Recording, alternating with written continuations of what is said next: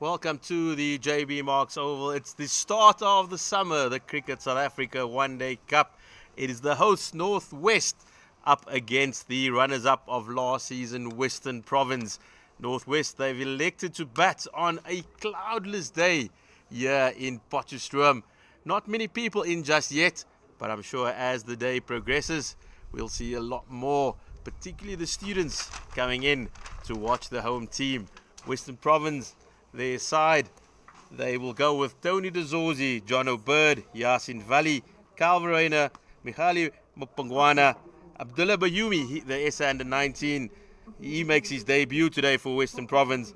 Carl Simmons, Bjorn Hendricks, Nandre Berger, and Metikiwe Nabi. My co-colleague alongside me today is none other than MP, and he'll run through the Northwest side. We've been waiting for this for a while now, Zahir, and here they are, Northwest, bringing in their people. Lesego Senokwane, who was their leading run scorer in last year's campaign.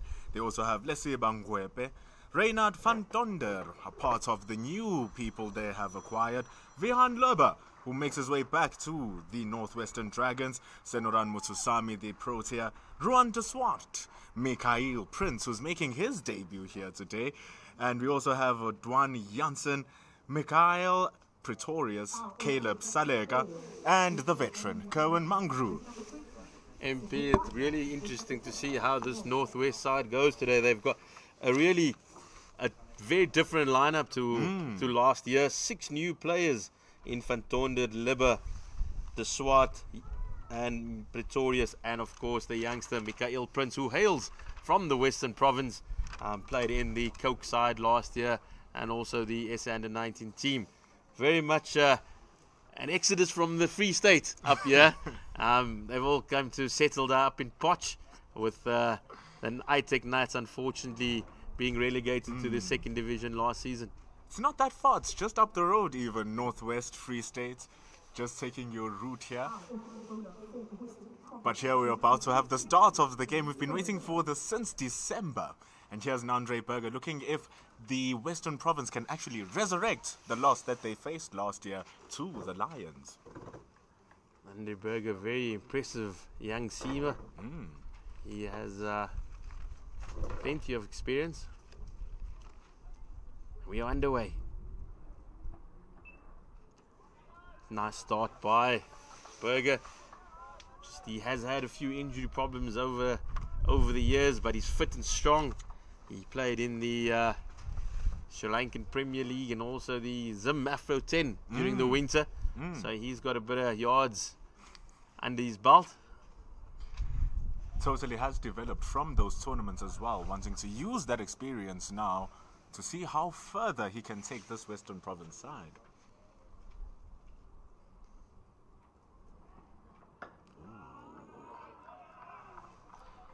Very impressed with Lesego Senkwani last season. He really carved a little niche for himself at the top of the Dragons order, and with the competition starting with the One Day Cup, he looked to kick on, and he's got a new partner in Lesiba Ngope.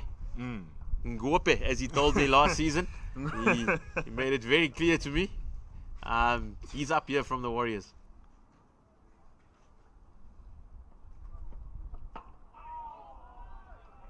We were looking at Nandre actually doing his warm-ups earlier on before the game started.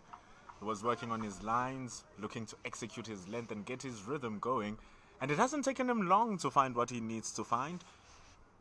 Getting the batter to play right early, which is what every fast bowler wants to do right at the beginning of the match. Get your batter to play.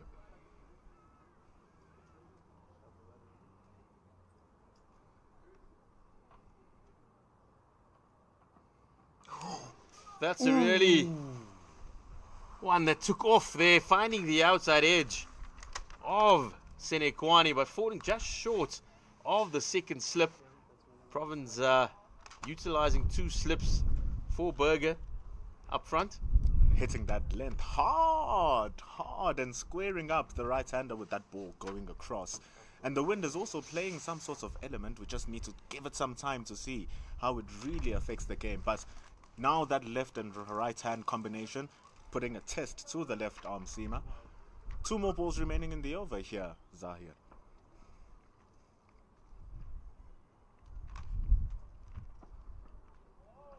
That's a little swing that Berger has towards the left-hander. He'll find that really promising early on, getting the ball to move away from the left-hander towards the slips. That's something he's worked on in the winter.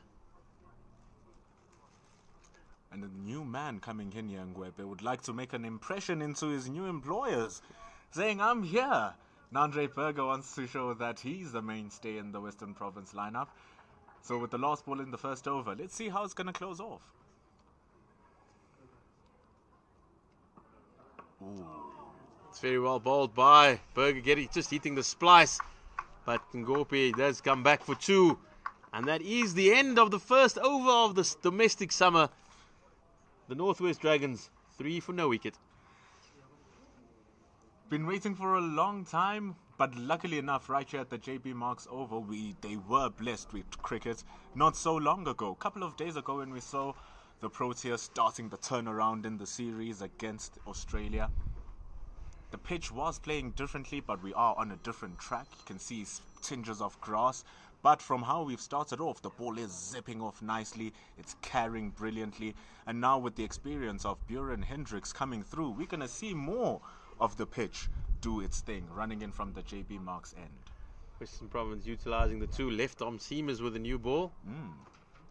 Buren Hendricks, a very experienced campaigner. He's been around for a very long time, and he'll look to strike in the absence of his long-time new ball partner, Wayne Parnell, who's just struggling with a bit of a shoulder injury at the moment. The Western Province captain of last season, which has kept him on the sidelines at the start of the season. The funny thing is that he's also a left armer. What is it with you Western Province people and left armers? Second over about to start. It's in the seawater. It's in the seawater.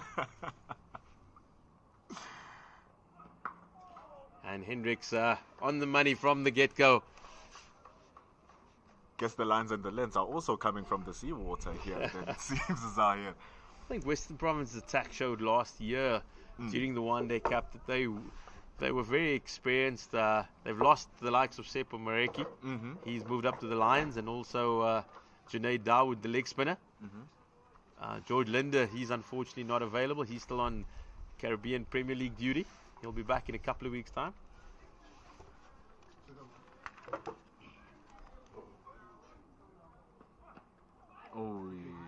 Just hitting the thigh pad and running down here. The outfield's quite quick. But so is Nandre Berger. He does some excellent work down on the fine leg boundary, but it will not count. As umpire Sean Harris just signaling no shot offered. So nothing will be added to the total. One of those intricacies of cricket that takes a while to understand if you're new to the game. But the batsman has to offer a shot, otherwise he cannot run through for any extras. Very hard to read, especially if the ball is coming down the leg. Was he trying to pedal it? Was he trying to let it go?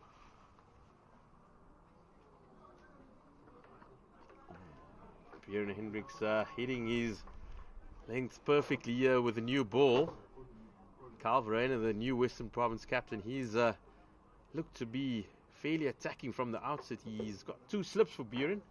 He had 3 in the last over, the last ball of the last over. So Western Province signalling their intent. They do know that they'd want to strike with this new ball. Jonathan Bird at second slip. Carl Simmons at first. That is a beautiful delivery by Buren Hendricks, and that's why he's always been regarded as one of the best left-arm seamers on the domestic circuit. Remember, one T20 competition back in the day, it was still the Ram Slam. Took a record 28 wickets in the CSA, the Ram Slam T20 competition at the time. Earned himself a nice little pay packet to the Indian Premier League with Kings 11 Punjab. That's why they're also offering him 2 slips, because of what he's doing.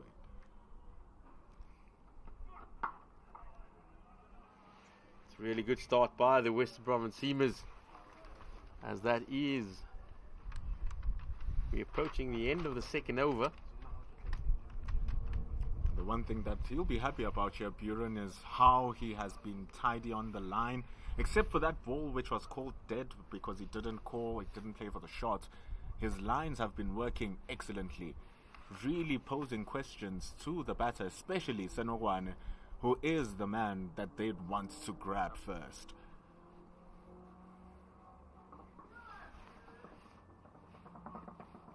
One Buren just going a little bit fuller, looking for the Yorker, trying to strike with the final ball of the over. It's a maiden. Wonderful start by Buren Hendricks. 3 for no wickets after 2, the Northwest Dragons. It's not the first time that these teams have played here together. The last time that they played here at the JB Marks Oval, it was again the very first game of that particular season in the 2020 and 2021 season. In that particular match, though, we saw the Northwestern Dragons come out with the victory, winning by 17 runs. But it's 2 seasons later with Nandre Burger running in.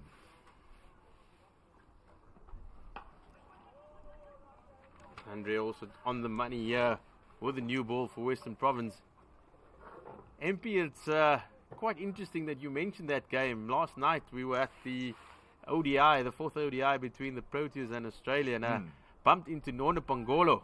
And I said I was coming down to Potchefstroom for Western Province Northwest, and he was the captain of Northwest, and he couldn't help reminding me that he sent the boys from Cape Town back to the big city with their tails between their legs. And is making you know for sure since you're a Western Cape boy. 100%.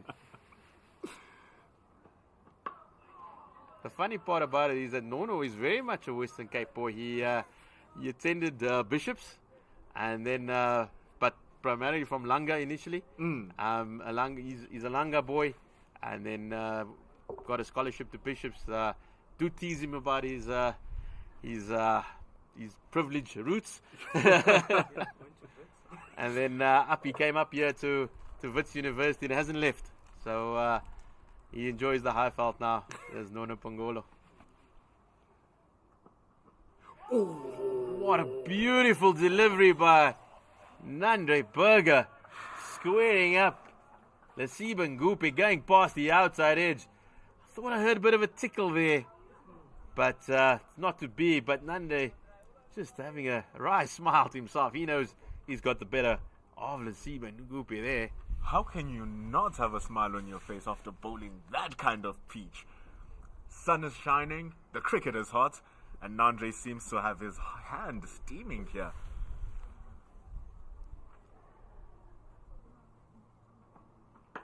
Beautiful. Western Province captain, they'll be very, and coach Salih Nakidin, he'll be very happy with the start of the Western Province team. Is remembering it is storming down there in the Western Cape. It is. These boys haven't been outside for much. They've been on a pre-season tour to Oudtshoorn, played the Warriors, also played the 6-gun grill Garden Route Badgers, and also the G-Bet Rocks down there. And that was the sum total of the outside activities. So to come out here in the sun on a rock-hard JB Marks pitch and to hit their lines right from the outset, that will really, really please Coach Salih Nakidin.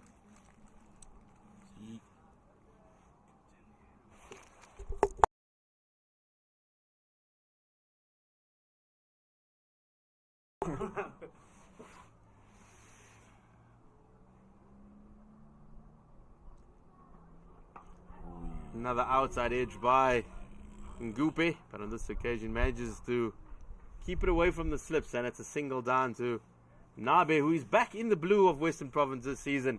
Another good over, an excellent over by Nandre Burger, as the Dragons are not breathing much fire at the moment. 4 for no wicket after 3. Like you said, Kyle Verreynne, the captain, will be very happy because these chains are being tightened.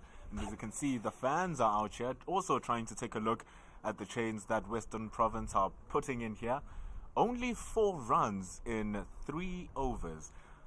Nandre Burger coming in with his second over and backing up what Buren Hendricks did in his first. So he comes back, the left armer. He's bowling to the left-handed. Lesiba Ngwepe was able to get off strike from the last ball. So here we are, Buren Hendricks versus Lesiba Ngwepe.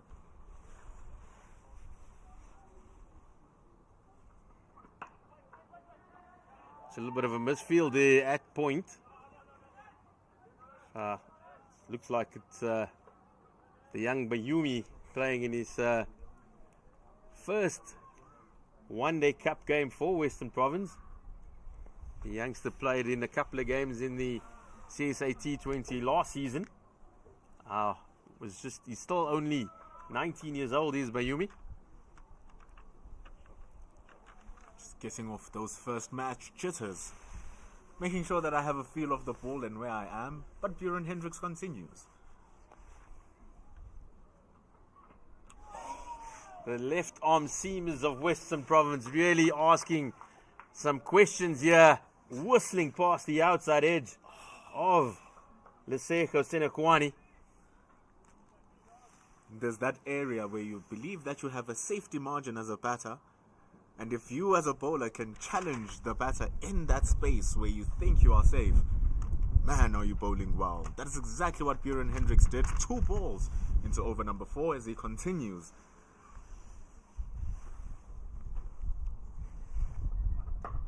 That's much better by Senekwani. Just overpitched by Hendricks, and Senekwani wasn't going to miss out. A really good shot considering that just gone past his outside edge. But the opportunity arose and he drove it through the covers for the first boundary of the new season. Buren Hendricks just getting a little bit greedy, pushing it further up, pushing it wider, inviting the drive from Senokwane. And how glorious was that, Zahir? That moves the score to 9 for no loss.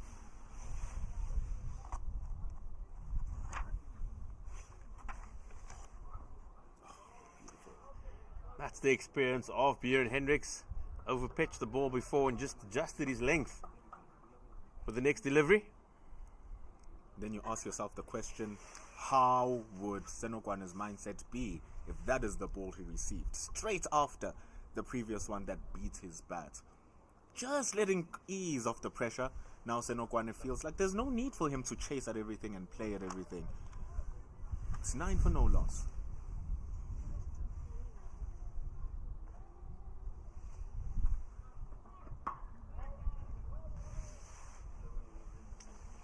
Senekwani just settling into his work here. He knows that the quality of Hendricks and Berger, they are going to go past the outside edge. But it's the next ball, the one that follows up, how he recovers, how he puts it out of his mind. And he's settling into his work nicely. Here's Senekwani.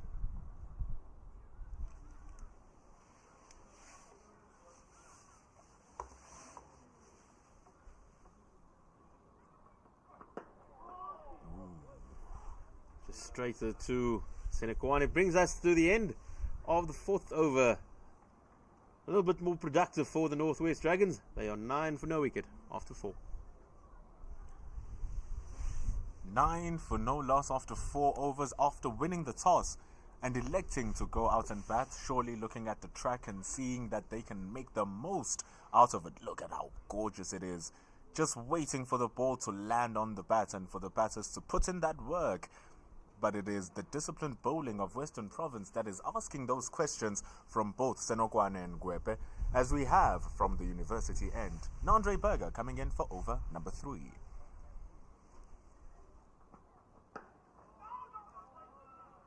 Important how when you have 2 new ball bowlers of this quality, it depends on how you run between the wickets as well. You're wanting to rotate the strike. You're wanting particularly the 2 left-arm seamers not to settle into a rhythm to one batter, considering that he's a left-hand, right-hand combination. So Senekwani, he should be very aware at the possible singles, just to keep the scoreboard ticking along and also disrupting the bowler's rhythm.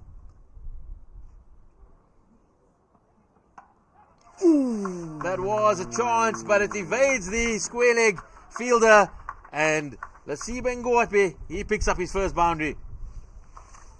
Very dangerous. very dangerous. The field placement by Calverenia in the Western Province put to the tee, but Ngwebe is just able to pop it over. Is that Carl Simmons? Able to pop it over Carl Simmons as it runs to the square leg boundary. Goes to 13 for no loss.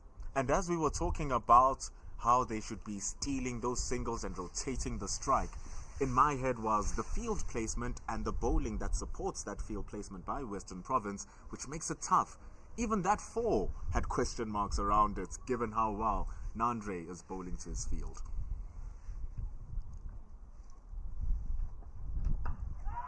And on this occasion, Nandre Burger, he strikes. He goes short again, but doesn't evade Jonathan Bird on this occasion.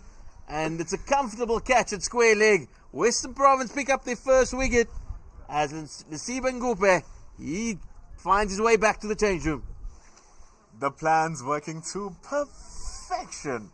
To perfection, Zahir. He couldn't resist going for the same shot again, but this time completely mistimed and into Jonathan Bird's hands. And here they are, Western Province flying high here in Port Shepstone. It's 13 for 1 after 4.3 with that pressure. Western Northwest are going at 2.9 runs and over. And now it has stalled. Leseben Ngupe, he departs for 8. The new batter is Rainer van Tonder. He also will make his Northwest Dragons debut, having come up from the Free State. But it was just reward for Nandre Burger and Western Province. They've been asking good questions up front with a new ball. Just changing the length a little bit was Nandre Burger, and was offered a comfortable catch to Jonathan Bird at square leg. Reinhard van Donder coming in from the Knights. The unfortunately relegated Knights saves himself a spot in Division 1. Comes in, young man, just 26 years old, turning 26 in the next 10 days actually. He comes in averaging 28 runs from his 33 first matches. His highest score is 66, and he only has 9 50s waiting for that elusive century. And how lovely would it be if he did it in his debut match, in his debut ground, with the team electing to bat first in a pitch that might work in his favor.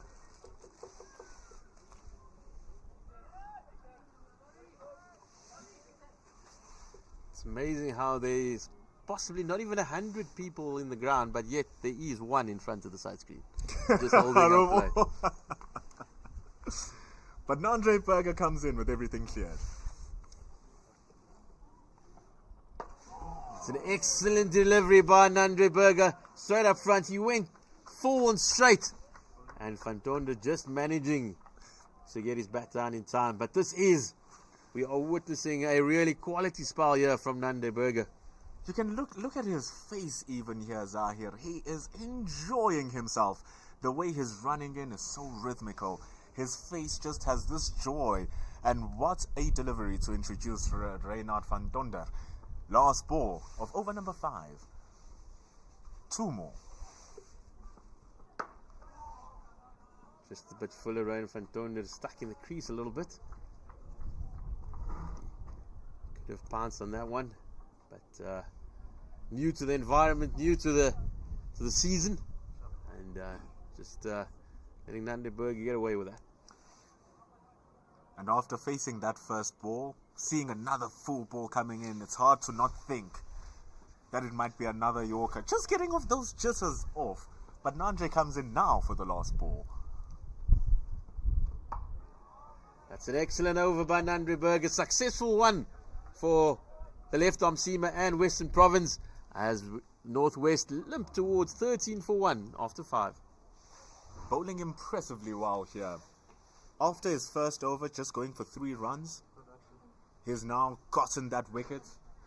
Only 8 runs from it. It's going that less than 3 to the over.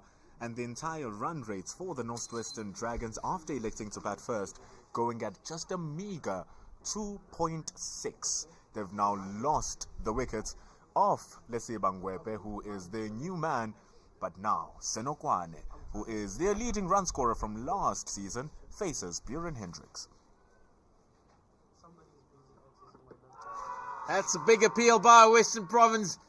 possibly just pitching outside the leg stump, which might have saved Senekwani.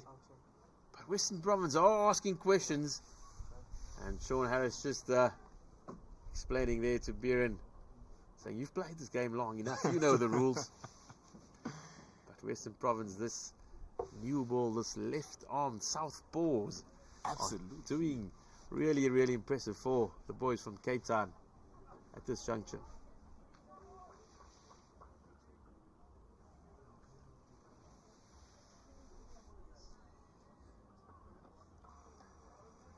Just going across the left-hander. Remember, you are watching this on the Cricket South African app or on the Cricket South Africa YouTube channel. That's where you can find all the one-day gap games this summer. It's just a game of patience now from the Northwestern Dragons, understanding that these opening bowlers are steaming in and they won't be bowling for a very long time. That's lovely played by Senekwani. Absolutely gorgeous. He stood up on his toes and threaded through the covers for his second boundary of the innings. Absolutely gorgeous. The balance through the stroke. Just standing up and meeting the ball and piercing the mid-on, who's actually squarer than how he normally stands, and through the covers as well. What a way to bring up his second boundary in the innings. It's 17 for 1 after 5.5 overs. Even the diving fielder couldn't stop that one, Zahir. Perfectly timed. And immediately it's prompted a field change by Calveraina. That's what happens when you play good cricket shots. The second slip goes into a short extra cover.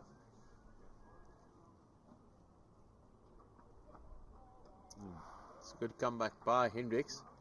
That just shows the value of good cricket shots. It transfers the pressure back onto the bowler and the fielding team. Western Province, they were the one making all the moves at the beginning. Calveraina having 3 slips at one stage. But once the batter just responds with such a lovely cover drive, immediately the slip comes out and the bowler requesting some extra protection in the covers. And the cool thing is that by putting that extra cover, they now have an attacking option as well, should they go for that drive. Just seems that Hendricks is struggling with just his landing at the crease at the moment. So having a look at the foot marks there. Just pulling up a little bit on the side. He'll not like me saying that, but the body, the age is catching up with Buren Hendricks. He's been around for almost a decade now, and also a couple of seasons in county cricket. That will do plenty of miles on those legs.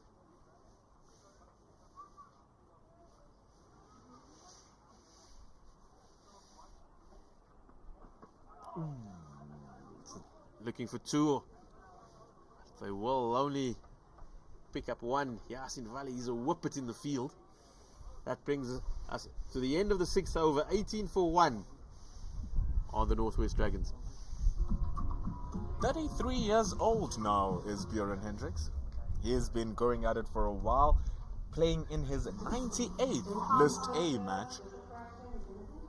Just around the corner from now, he'll be reaching that century mark of playing matches. Standing at a whopping 132 wickets. He's been playing this for a while, and now we see a change in the bowling lineup. All-rounder extraordinaire. Gonna be a big future name in South African cricket if he continues in this trajectory. The long man who resembles Jason Holder. It's Mihlali Mbongwana who will be replacing Nandre Berger here, Zahir. He's already developed a big reputation down in the Cape. Has also been spending some time at the Cricket South Africa Academy during the winter. Bulking up a little bit as the young man to add that extra yard of pace. Let's see how he goes. It's an important spell here by Mbongwana. The Western Province new ball bowlers, Berger and Hendricks, they've started really well conceded just 3 runs to the over for the opening 6, and also picked up the wicket of Lesibe Ngope. So if he can, his captain will want him to maintain the pressure. Was quite interesting to see that Carl Verheyen didn't opt for just one more from his spearhead, Nandre Burger, particularly after taking the wicket.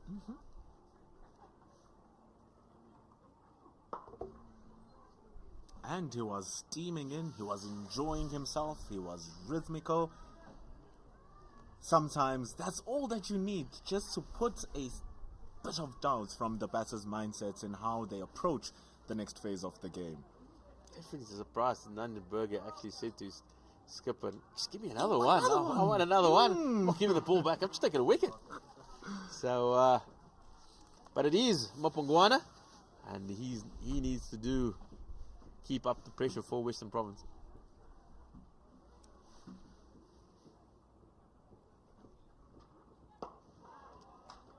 Does look like he's settled into his line and lengths here.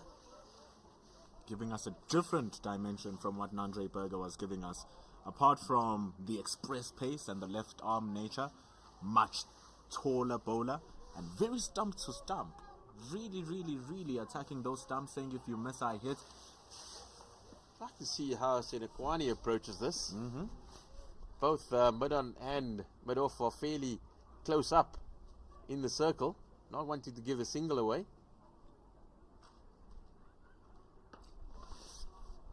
Finds the outside edge and runs down to third man for a single. Good start by Mopongwana. That single we were talking about, them trying to avoid. And it's funny that the only way that they could get that single is with a full stroke. Speaks to the quality of the bowling that we've seen. Normally takes like 3 to 4 balls for a bowler to really find what he wants to be doing. But already Mihlali Mpongwana is asking questions, inducing that edge, and is about to be bowling to Reinhard van Tonder for the first time.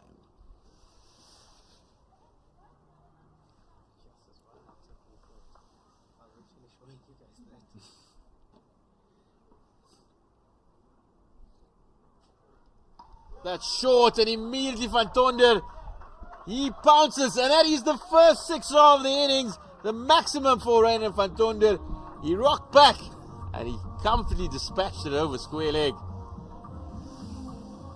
A gift given by Mpongwana. He's been bowling fantastically. Back of a length, full of a length, straight. This time just dropping it short, maybe trying to introduce Ryan van Tonder into the crease. Ryan van Tonder returns the favor and says, let me welcome you to my domain.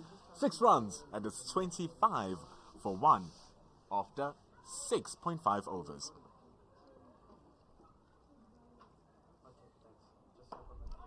That's where Mpongwana needs to be, particularly at the pace that he bowls. He cannot afford to drop it short, as Van Tonder showed in that over. The productive one for the Northwest Dragons. They are 25 for 1 after 7. Like you were talking about it when Mpongwana started his spell, the importance of backing up what the opening bowlers were doing. 3.6 overs have now gone on, and we were talking about the Zaire. Why is he not bringing Nandre Burger for yet another over? This is why you and I are the commentators and not the captains. 100%. 100%. Nandre Burger's just switching ends now, and he'll be running from the JB Marks end.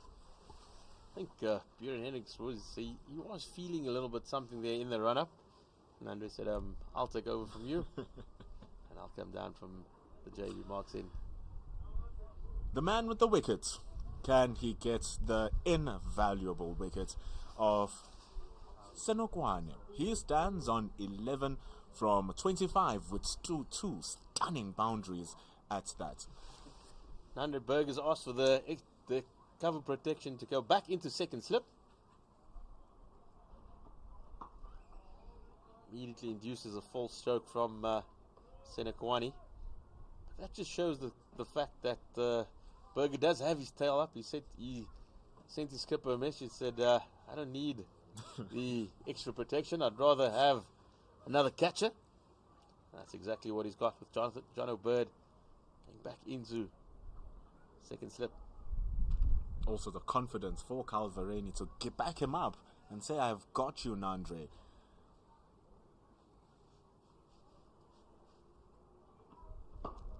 Nice and full, and Senekwane just leans on it. And on drives for another boundary. That was exquisite from the right-hander. Absolutely glorious. A straight drive from the textbook of cricket writers. Removes the short extra cover fielder, and then he goes for yet another gap.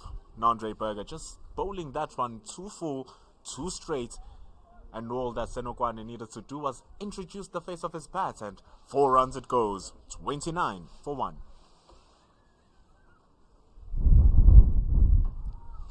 So now outside edge down to third man. Maybe just changing his length after being driven down the ground. Looking to change his line as well. Going a bit wider, introducing that drive. And remember, in order to make those slips come into play, you want to get your batter going to the ball and playing at the ball, which is what Nandre tried to do, getting the edge, but just running down to the third man fielder. Van Donder faces Nandre for the first time. That'll be an extra. Nandre Burger just slipping down the leg side, and he'll have to bowl that one again. Just overcompensating for the width that he gave away from the previous ball. Van Donder considered himself lucky. First ball from Mbongwana was a gift. First ball from Nandre Burger, a reprieve that he can just let go. Now he's about to face, hopefully, from Nandre, the first real delivery. That's better from Burger, just finding his lines a little bit better. The wind is blowing across the pitch, so helping the in-swinger. And he has, like we talked about when he was bowling to Ngwebe, the left-hander, how he has been working on that ball, going away from the left-hander, going into the right-hander. Another thing that Van Donder now has to consider, with the wind blowing, with Nandre steaming in, with him getting that movement, and with him only 6 balls into his innings.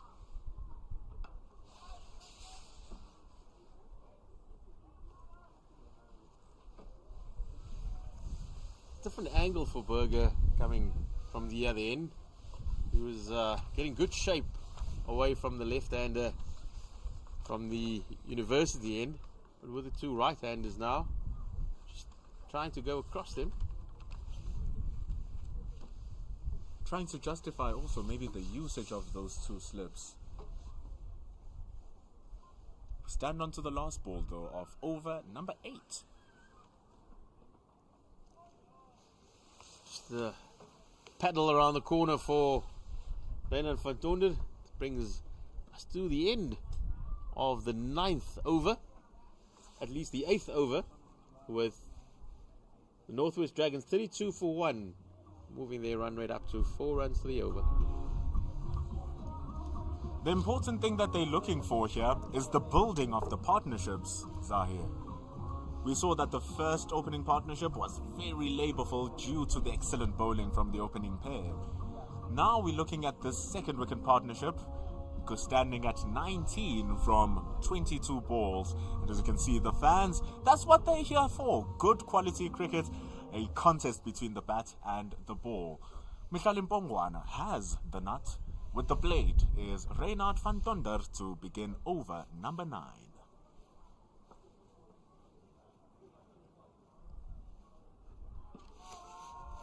Reynard van Donder just drifting across his stumps, and Western Province asking the question, but Mbongwana's big in-swing is missing the leg stump. MP, what do you think of, we know in football when a new side comes together, or rugby, that takes a little bit of time to gel.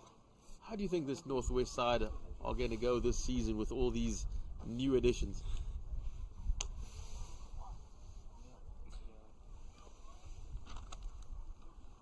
That is a tickle down the leg side there.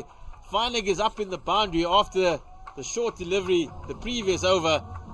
And Van Tonder, he seems to be rollicking along here with another boundary of Mpongwana.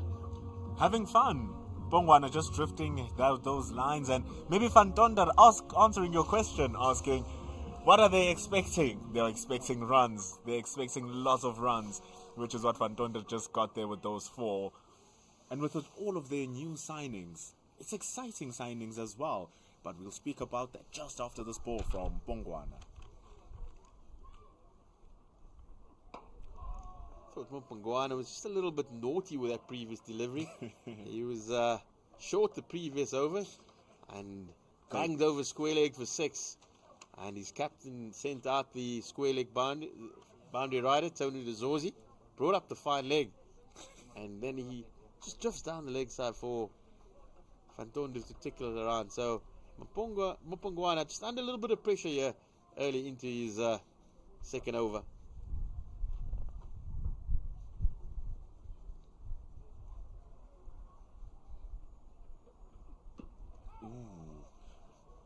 That's when he gets it right, when he's just short of a length.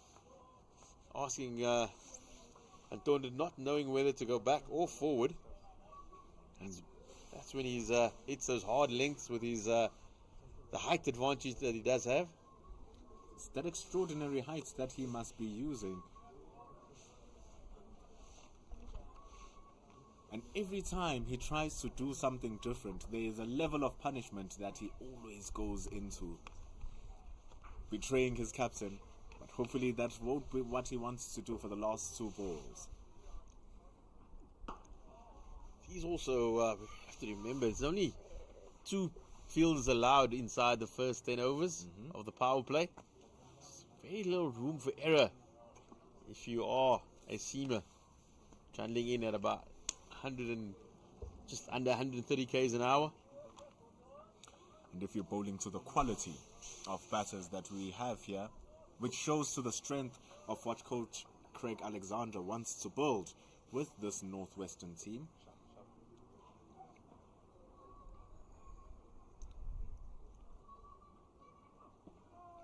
He drifts onto the leg side again, but on this occasion gets away with it. That is the end of the 9th over. The Northwest Dragons 36 for 1 after 9. MP, if you do remember Coach Craig Alexander, another Cape Townian, up here, coming to share his knowledge with the Northwest players. Really rapid fast bowler in his day. Played for the Highveld Lions and also the Dolphins before ending his career down up here in Potchefstroom. Actually saw him as without wanting to give my own age away, saw him as a 15-year-old playing in the Western Province in the 19th side, really running in, storming in at that time.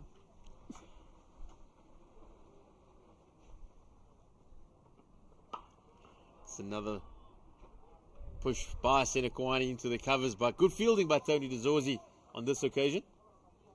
I think you failed quite drastically to show your age, to hide your age there, Zai.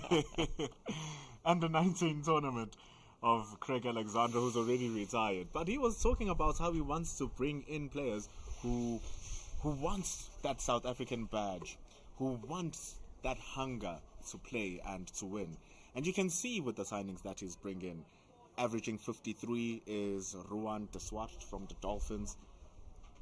Mikhail Prince is starting today as the wicket keeper.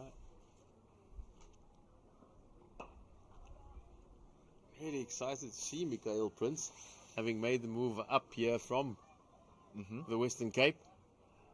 Played SA Schools and also S Under 19, was really good in that CSA T20 competition last year, which the S Under 19s actually won under now Proteas Test coach Shukri Conrad. Mikhail Prince provided plenty of impetus at the top of the order. He will bat lower down today.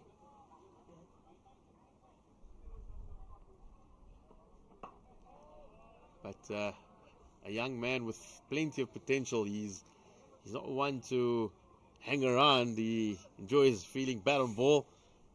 So lots of firepower down in the Northwest batting lineup. They've also got the young Ruan de Swart, who's moved from the Dolphins, a really promising all-rounder. Also from Division 2, they went on to take Ruben Herman. He's averaging 48 in his 30 matches. Not so bad. He's unfortunately not in the lineup today, but I'm sure we'll see him at some point during the season. I think that's what these Northwest batters, the Dragons, they do understand their roles. They do understand they've got the likes of Vian Libber, who's moved home from the Warriors. He's back at number 4. Senator Muntasamy, he's been in excellent form in the winter. He was one of the finds of the South African A Tour. Thought he was on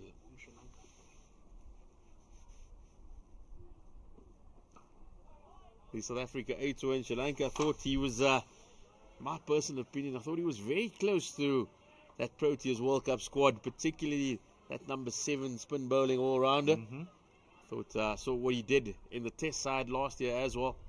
I thought he would have been somebody that Coach Rob Walter would have had a closer look at, considering Rob was in Sri Lanka.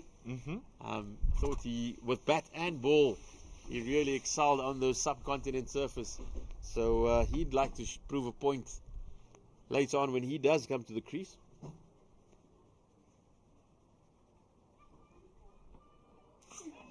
That is an excellent delivery from Nandriberger. He switched his angle to around the wicket and squared Ruan van Tonder up.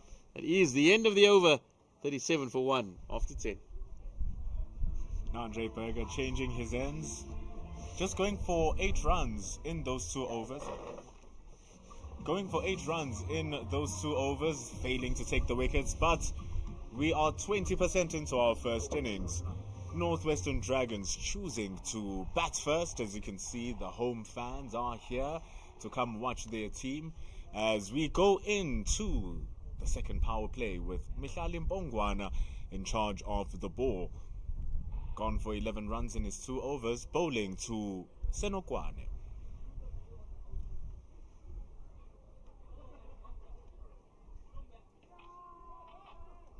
Oh my God, that's the first wicket we have here, Zahir.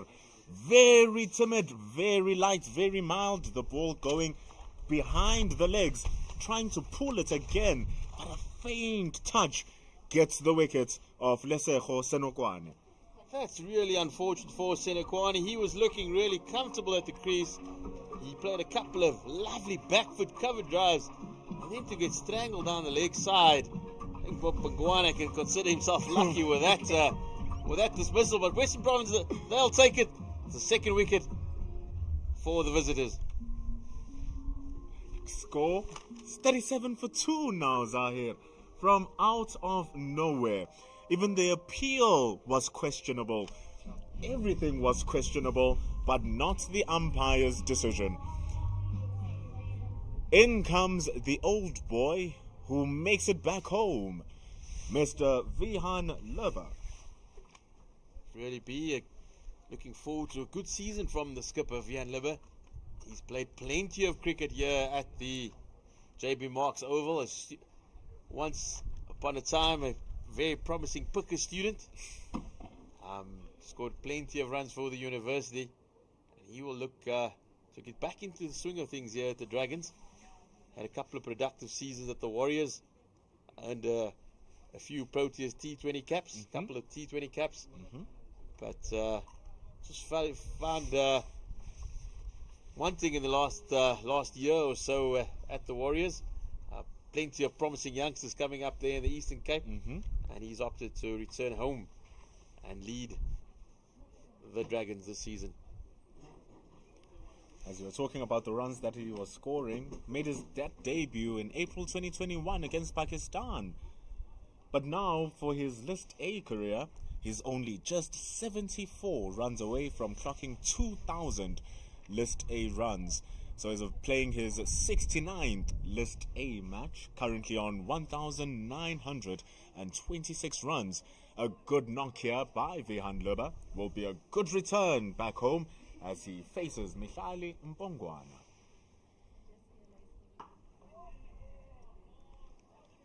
Immediately just showing that positive intent that was very much on display at the Warriors under Coach Robin Peterson and assistant coach Parker Abrams.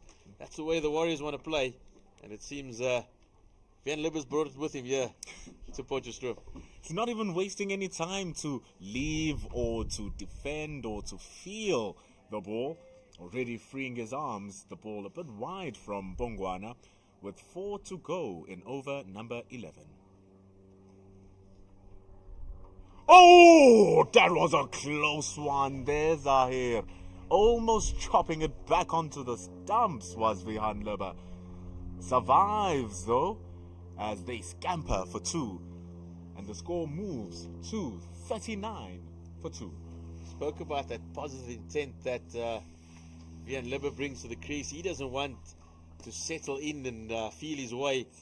He's played a big cover drive first up and then unleashed the cut shot. Fortunate just to inside edge, missing that off stump. So Province, they'll be aware that a chance could come their way. Goes way wider this time though, does Mpongwana. Opts to just let it go. He saw that he almost chopped it back on. He's maybe listening to us. I think that goes very much against the grain. He's come out and played 2 big shots. And he just allowed a nice little wide half volley to run past him. The one he should be going for when Mpongwana gives him the gift. But also, Carl Simmons at first slip has slipped down to be just a touch wider. 2 more balls remaining. Still using 2 fielders out of the circle. Just your fine leg and third man.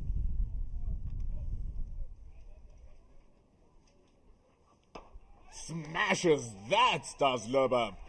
That's what you're talking about, Zahir. Over the top, through the covers. And the crowd is happy. It's 4 runs for the Northwestern Dragons. That's exactly the way Van Libber's going to play here. That was why I was so surprised. He allowed the half volley to pass him by, but not on that occasion. Immediately going on to the attack against Mpongwana and forcing Carl Verona to push the deep extra cover all the way to the boundary.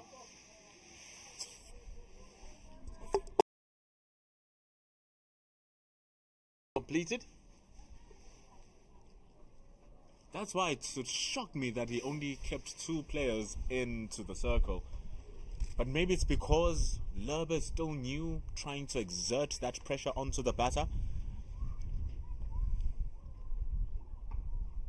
Last ball going again for that cut shot, completely mistiming it. Short and wide from Mpongwana, getting away with it to end over number 11. It's 43 for 2. Mpongwana has finished his 3rd over, gone for 17 runs. That run rate now is looking at a touch more healthier, Zahir, going at 3.9. I think the run rate won't concern the Dragons too much at this stage, but the loss of Senekwani, he was playing really well. And just to looked like him and Rainer van Tonder were building a partnership for the Dragons. But then just getting strangled down the leg side. So a bit of an innocuous delivery from Mpongwana. But he'll take it, and so will Western Province. Andre Berger wants to take one of his own now. Pulls it away with authority, does Van Tonder, and the crowd agrees. 4 runs in front of square, dropped short from Berger. That moves the score to 47 for 2. Rainer van Tonder has shown that anything that's going to be pitched remotely short, he is going to latch on it immediately. He put Mpongwana into the stands earlier, and on this occasion just kept it down, controlled his wrists, rolled his wrists, and put up another boundary. The timing was expert. There we have the square leg standing right next to the square leg umpire. And Andre Berger running in for ball number 2. Oh, wonderful, wonderful cricket. Even better fielding there at the deep, coming back for run number 2. And that is Northwestern Dragons moving up to 49. And it seems like the introduction of Vihan Lerber has all of a sudden sparked Northwestern Dragons into an attacking frenzy against Andre Berger and Mbongwana. It's excellent work, though, by Eddie Moore down on the third-man boundary. I thought, for all money, I thought that was another 4. But he managed to get around, and he's getting a few chips from the Northwest crowd.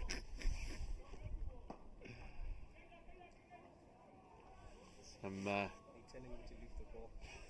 Leonard van Tonder is he's middling it and forcing Western Province. They've Calverain has taken out the slip now completely and pushed Tony DeZorzi back down to the extra cover boundary.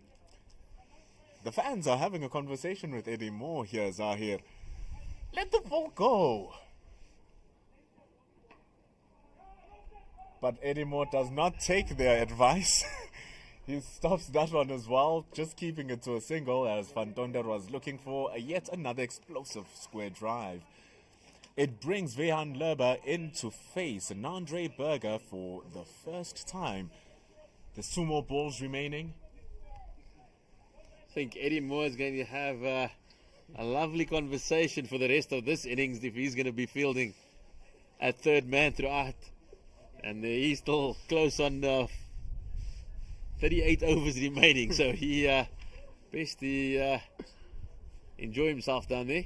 Makes himself home, and also Northwest Dragons make it to 50 runs.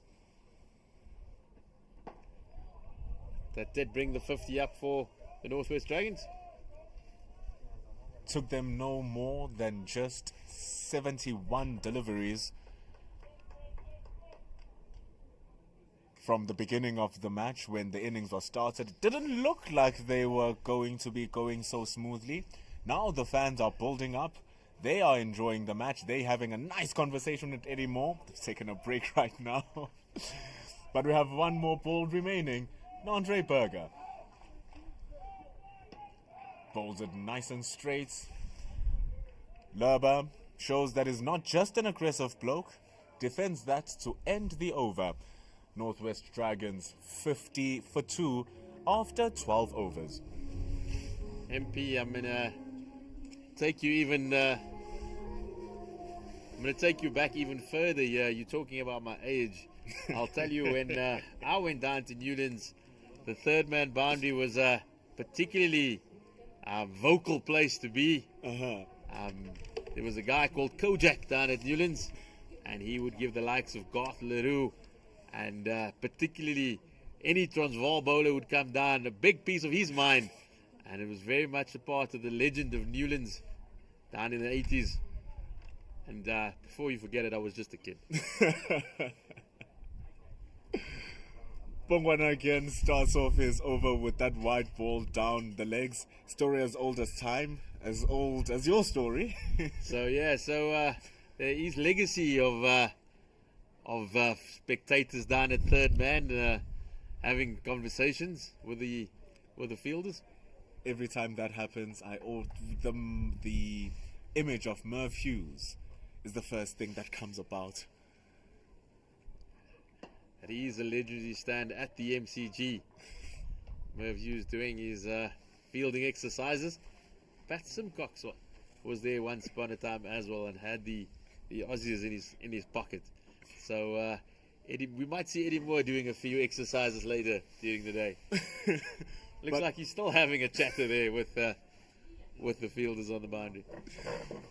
But when you remind me of the story of Pat Simcox, didn't they throw him a full chicken? They did, but that was at Sydney. That was at the SCG, not the famous Melbourne cricket ground. Mbongwana comes around the wicket now, bowling to Vihan Lerber.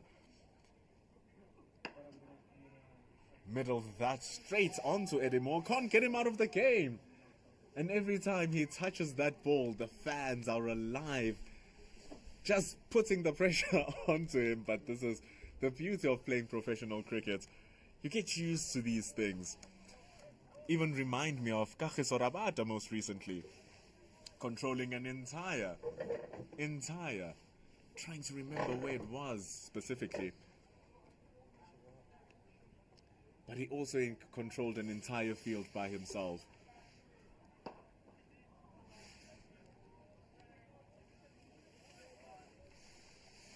It's a critical period here for the Northwest in their innings. We sometimes forget how long 50 overs actually is, and good cricket shots and need to be played to just build that base. It goes back to what you were talking about, actually, Zahir, the importance of noting when to rotate the strike, when to just keep the flow of runs relatively steady by the batting team. Because ever since the start of the game, it's been Western Province who've been able to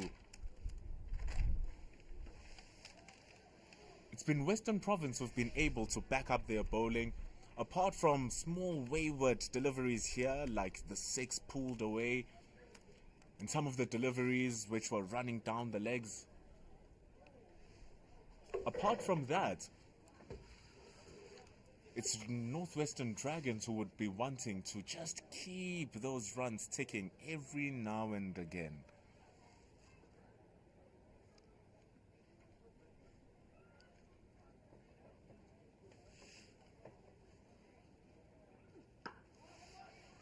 Good looking stroke there from Lerba. Tony Dazozi coming around in the deep, restricting that to being just 1 as we await the last ball of this innings. Tony Dazozi doing really well there to keep it down to 2. As we said, running between the wickets is key when boundaries aren't flowing.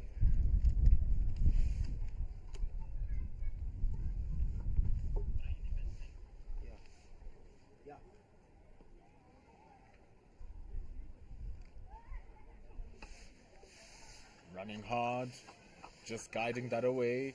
Tony Dazozi comes around, so does the fielder standing at the 3rd man. They come for 2, do the Northwest Dragons.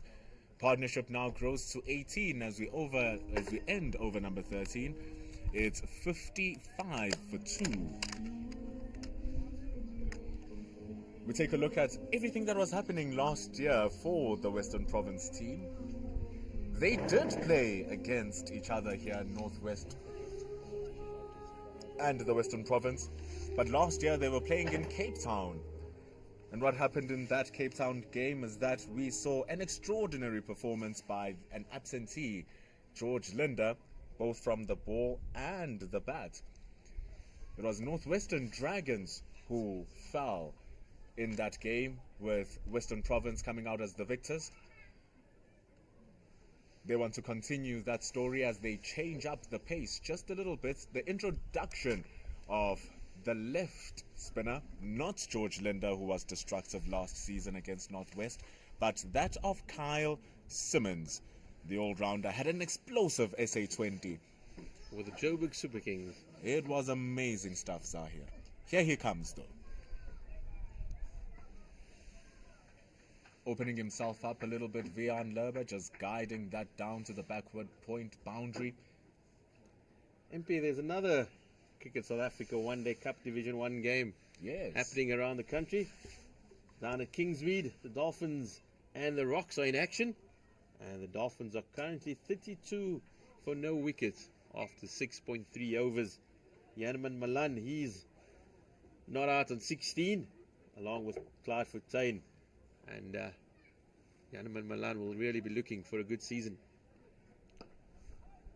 Both teams from the Western Province, you must be proud.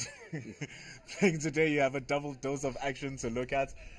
Just like we saw that extraordinary fielding coming from the Shaw's extra cover fielder. I think it's very interesting considering that Western Province and the Rocks are playing the opening games of the competition, considering it's been raining down in Cape Town for a while.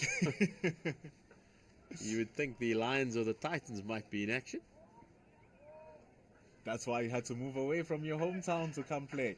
And I keep on thinking how it adds a different twist to the name Stormers now. Why you guys are called the Stormers. But 2 runs just exchanged there with that cut shot from Reynard van Tonder. Going at a run per ball in this partnership. Nothing to be mad about between van Tonder and Libba. Simmons giving that one a bit more loop. Seeing the drift happening. Simmons very much an underrated cricketer in the country. He always seems to be George Linder's understudy, but shines whenever he gets an opportunity. He was very much the MVP last season for Western Province. For those who are wanting to know what the MVP is, the most valuable player. But very tidy with these left-arm spinners, and then useful with the bat lower down the order. Could we count last season as his breakout season? I think he's been on the fringes for a while, and really just took that opportunity when that's the end of the over, 60 for 2 after 14. When George had a few injury problems, and ensured that even when George returned to fitness, Western Province actually played the 2 left-arm spinners together. So that's what he's achieved over the last couple of seasons. So he does have the confidence these days to flight it a little bit more. Used to dart it in a lot. We saw that plenty of that in the SA20. But particularly in red ball cricket, he has shown that he is willing to give it a bit of an air and a tweak. As we see, the turn of Ntinabi to Western Province. He's here marking it. Change on change. Mihlali Mpongwana takes a break. Mtiwekaya Nabe now comes on, running in from the university end, bowling to Rian Leber.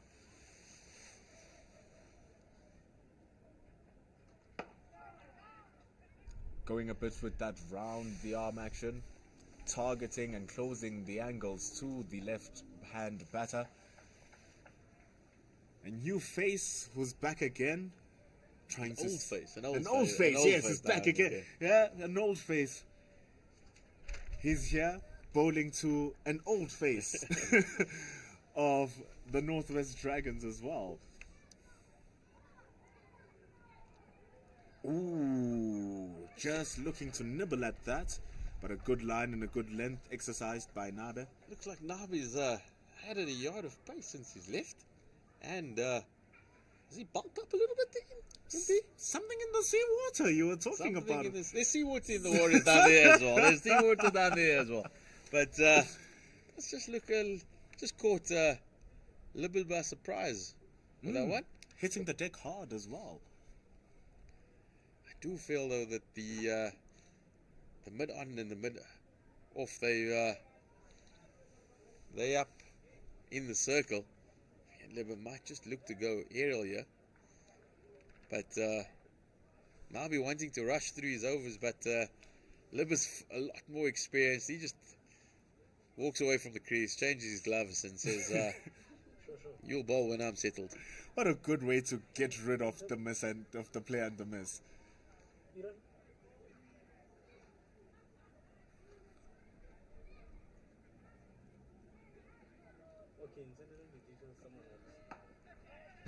That's that pace you were talking about, hitting that length hard. You can see the ball is coming to him before he expects. So maybe your observations may be accurate here, Zahir. Another young man, seen him play down at Montrose Cricket Club in Western Province when he arrived for the first time before leaving to the Warriors. And he now bowls to Van Tonder to see what he can do. Almost introducing Eddie Moore into the game. Tony Dezorzi doing excellent work in the outfield. Once more holding the batters to just the single. Now be hitting the splice here. He's getting that extra little bit of bounce as well. I think it's got something to do with the new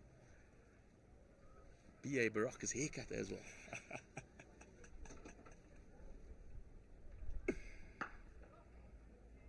Ooh, seems like everything is working in his favor.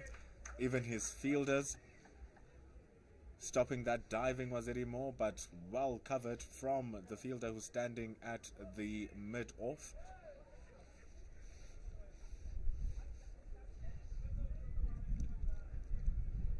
He's coming back in for his first over. He won't be too sad about how it started. Drifts into the legs this time, though, just well guided down to the man standing at the third man to bring the end to over number 15. It's the Dragons now, achieving a level of consistency here, Zahir. 64 for 2, this partnership at 27 after its existence for 5 overs. We are seeing now Dragons on 64 for 2. They're scoring at 4.3. It's a sunny, beautiful day here at the JB Marks Oval. Port Shepstrom is where we are at. The crowd is building up to a very healthy capacity. That's what we want. We want to see more people come to support the domestic game. Carl Simmons, who was a star show in the SA20, did a rough breakdown of where he is in his game right now. He continues.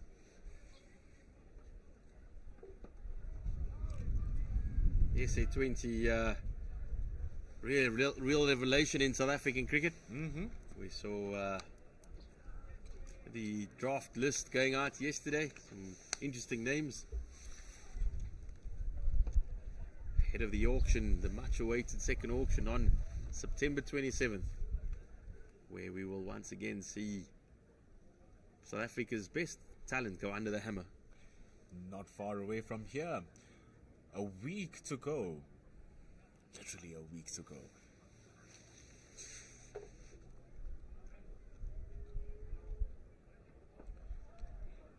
The excitement to see who will be coming to your new team.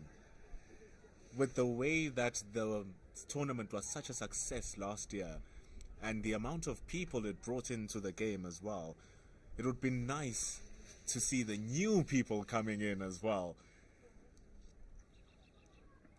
The fantastic thing about SA20, it brought people back into South African cricket stadiums. We haven't seen such excitement around the game for quite a long time. Whether you were young, whether you were old, male or female, everybody coming down to the cricket. And the thing is, it always brings a sense of discomfort when a big change is coming into a structure, into a system. A lot of unease. But once you see it start and you see it happen, and you see people starting to support it and grow into it, as we end over number 16 with the score at 67 for 2, it gives you hope that it's actually doing what South African cricket is hoping it will be doing. Absolutely, as that brings us to the first drinks break here at the JB Marks Oval. I think both teams will be fairly comfortable with where they're at. Rian Fantonda at 9 out of 28, Vian Leber on 12, and Western Province having picked up 2 wickets as the Northwest Dragons are on 67 for 2.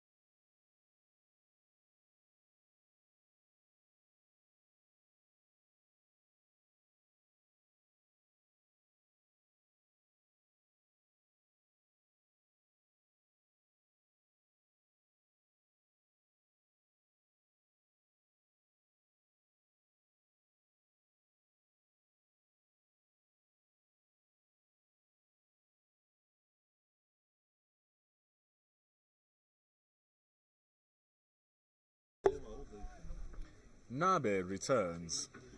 Bowling to Reinhard van Tonder. Charged up after having some drinks. Charged up after refined strategies. We can see now the field. 4 fielders now have gone out. We have your man standing at the deep point and deep square leg, and both your fine leg and your third man standing out.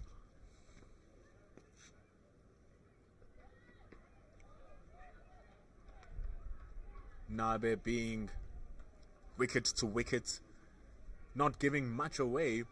These are the times in a 50-over match where gamecraft is so important, and being able to structure your innings and build the necessary partnerships, as we see this one on 30 from 38 deliveries.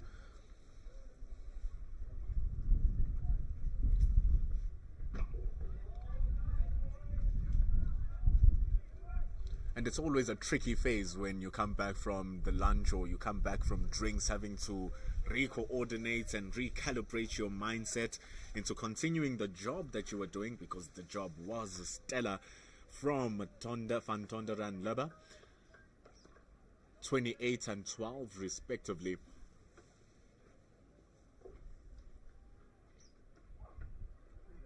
Nada goes down the legs. They go for an appeal. They think they heard something. Not umpire Spelele Casa. Signals wide. Nabe looking to go shorter, hitting the deck harder. Just drifting behind the legs.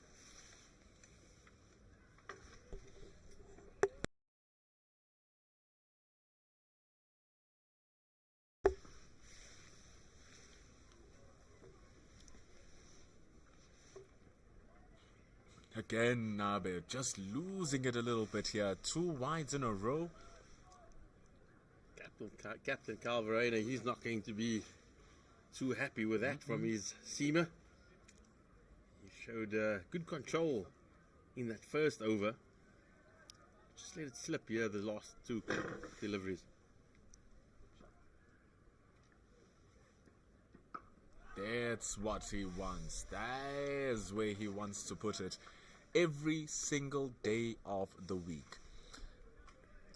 And it's pretty interesting, because you'd think that she wants to bowl a wicket-taking delivery every single ball. But we, like you said earlier on, we tend to underestimate how long 50 overs is, and how much you must just keep consistently be boring to the batter. Glorious stroke. That is beautiful.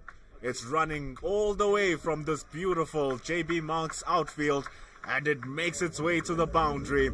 Stunning cricket shot. That is 4 runs for Reinhard van Tonder. Mayumi there on the cover boundary, chasing hard and then putting in the dive, but unfortunately this JB Marks outfield is like a billiards table, just sped to the boundary. Ooh. Introducing yet another ball that's playable. Tricking the batter this time, getting a thick inside edge. That's how we end over number 17. Northwest Dragons will be happy with that one. Couple of extras, going for 7 runs. It's 74 for 2 here, Ziazahir. Definitely Northwest just laying a platform here for the more free scoring batters down the order. The likes of, as we said, Mutasami, the Swart, Prince. And also we've seen Dwayne Jansen hit a long ball just like his brother at this very ground a couple of days ago. But back into the attack is Carl Simmons over number 18. The Northwest will be hoping to not reach Dwayne Jansen, actually. But should the case come, at least they have some healthy hands and very long levers to cover them. Carl Simmons now bowls to the left-hander. Turning it back in, using his legs is Vihan Lerber. 75 for 2.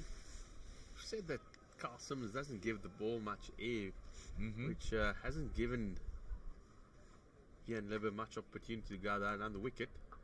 Reverses the stroke though. Who needs to go down the wicket when you can reverse it? However, the fielding is pure. Can't get Bayumi out of this game now. Just a single.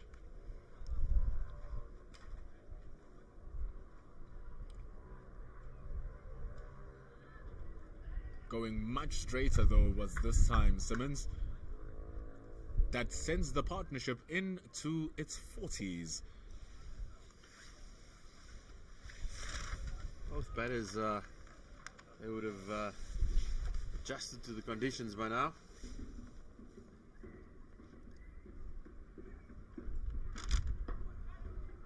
Speaking about adjusting to conditions, they've also starting to read the game pretty well. Can see Van Lerber starting to use his feet a little bit more against Simmons just to distract him from his work. He's been operating very well as the left arm spinner. Last ball, wonderful cricket shot from Lerber. That is brilliant as it runs down the wonderful JB Marks oval. And that's how we end over number 18 with smart cricket. It's 81 for 2, and how gorgeous was that? Carl Simmons just darting that one in due to the previous delivery of where Libber went down the wicket. Just opening the face and running it delicately for another boundary. The spirits are lifting here at the JB Marks Oval. If you are in the area, do come down. Still plenty of cricket for the rest of the day. The music is pumping, the fans are dancing, and so is the cricket ball, because now the Northwesterns are in it. Guiding that down expertly, you can hear cheers from the fans even now. They are really in it. Third man putting in the work to just stop that to a single.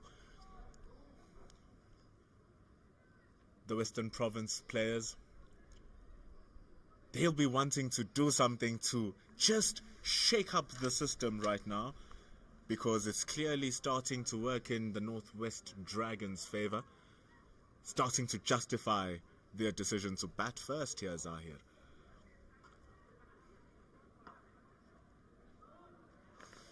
He will be disappointed there. He was short enough. He was ready to unleash that cut shot, but not getting it past Yasin Valley. We know he's a very good fielder at backward point. And given how he's been pouncing at everything, Lerber,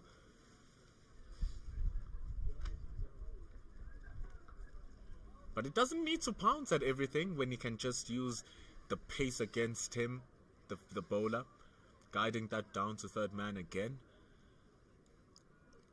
I think there are a few questions for Carl Verheyen, the Western Province captain, now with both batters looking to have settled. What does he have in his arsenal to break up this partnership, this very blossoming partnership for Northwest? Ooh, maybe mistakes like those are what he needs. It's a shy to the stumps, but he makes it back home. You almost brought the wickets for Western Province here, Zahir. We just said how good Yasin Valley is in the field, and he saw an opportunity and missed the stumps by a whisker.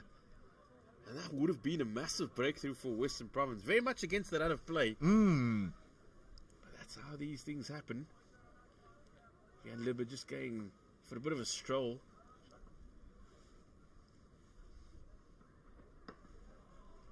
Goes in nice and straight, does Nabe. And nothing we've seen so far until that last time where Lerber chopped the ball almost onto his stumps. We really haven't seen any threats coming from the West Province bowlers. And it seems as if even the energy is just shifting towards the Northwest. Cracking shots, that is. Asking a lot from Tazorzi, and Tazorzi answers with a fantastic fielding effort. He has been a leader in the field, the man with the dreadlocks, stopping a certain boundary. Definitely saving at least one run there. There's Tony DeZorzi as the Northwest Dragons move to 86 for 2 after 19. The partnership just one away from 50 between Libba and Van Tonder. Western Province have been brilliant in the field. They haven't been letting anything go to waste. Nandre Berger diving down into deep. Eddie Moore flying and having a big conversation with the fielders. Tony DeZorzi has been everywhere. And we also saw Yasin Valley doing the best. Now we have a new bowler though coming in. Jonathan Bird comes in from the JB Marks end. He will be bowling to Reynard van Donder for over number 20. What do we expect with Jonathan Bird here, Zahir? He's going to look to dart it in very similar to Carl Simmons with his left arm spinners. Jonathan Bird, very much a part-timer for Western Province. But Carl Verena wanting just to rush through a few overs here in this middle period and hopefully burgle a wicket. That'll be a real bonus for Western Province if Bird could deliver the breakthrough. He did take the catch from Nandre Berger's bowling.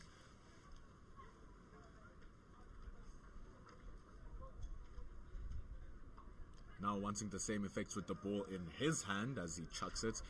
Played for a dot ball. Just going back to the SA20 auction, Jonathan Bird is one of the new rookies on the draft list. That's a new introduction.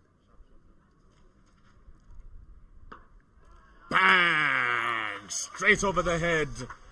And a couple of bounces to 4. What a cracking stroke that is from Vehan Lerber. And not what he wants to see his future SA20 employers see. That moves the score to 91 and the partnership past 50 runs. That does bring up a 50-run partnership for the Dragons.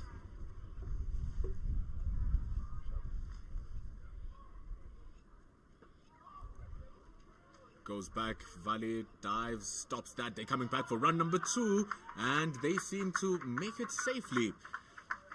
93 for 2 as they near closer and closer to that 100-run mark. That delightful stroke down the boundary by Vehan Lerber. Thought we'd have seen a little bit more of that today, thus far. Once again, short. Man stationed perfectly there as well. What I've been liking here a lot, Zahir, is how the bowlers have been bowling to the field that has been set by Varane. And you can clearly see when they miss that plan and they get punished for it. But much like the wicket that Nandre Berger got, you see when the plans work and the batters lose their heads as we end over number 20. From a dire start, Northwestern Dragons have made it back. They are now on 94 for 2 with this third wicket run partnership really doing the most for them, currently at 57 runs, recovering the score at now to 94 for 2. Western Province, Bjorn Hendricks having only bowled 3 overs in that opening spell. Calvera might look at him to bring back one of these strike bowlers to break this threatening partnership here by Northwest. But right now that's been left with Nabi.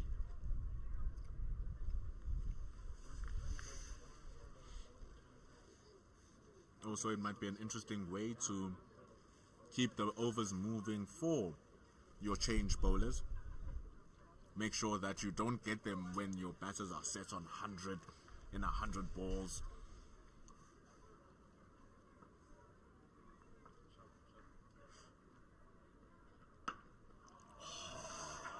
That is gorgeous. That is just picture perfect. Leans into the shots, full face of the bat, and Van Tonder moves the score to 99 for 2. Basically, carbon copy of the previous one, but just a little bit sweeter. Out of the middle, does Ryan van Tonder thread that through the covers. It's the second one that he's dispatched Nabi to the boundary now. Goes in straighter, sharp single. Are they coming back for 2? They will not risk it against Mihlali Mpongwana, but that is how the Northwest Dragons make it to 100 runs. The fans approve. It has been an interesting start to the innings, but man, are they recovering well. Really is a good platform being laid here by the captain, Vian Libber, and the new man, Ryan van Tonder.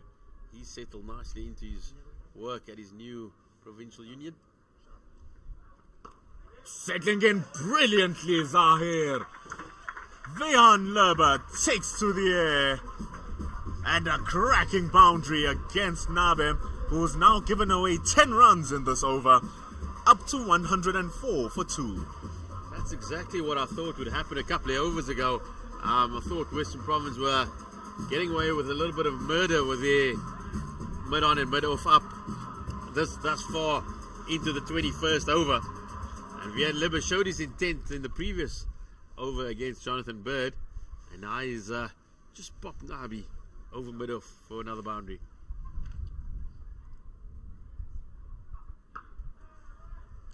Still not changing the field, keeping it as it is. Using Tony Dazozi right at the deep point area. MP, it's very much the modern way to put the bowler under pressure, and that's what Vian Libber, he's going at 100% strike rate. He will look to do the longer he's at the crease.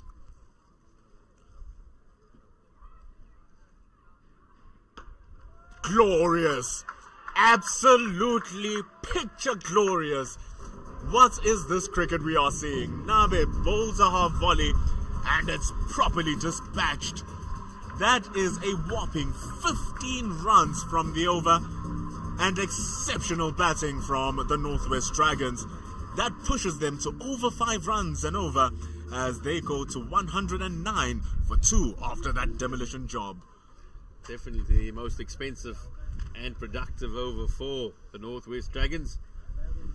Nabi over pitching, and Van Tonder just showing that he has all the time in the world to thread it through the covers. He now moves to 48, very close to that 50 mark. It seemed very close. As if he was laboring, but all of a sudden, he's just got that stride back. Here's Jonathan Bird.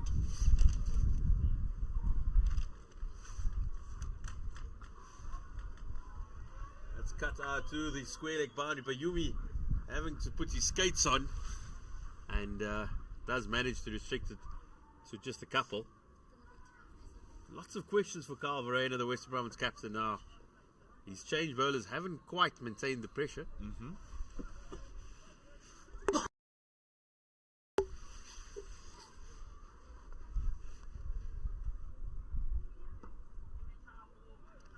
Be another single to Libber.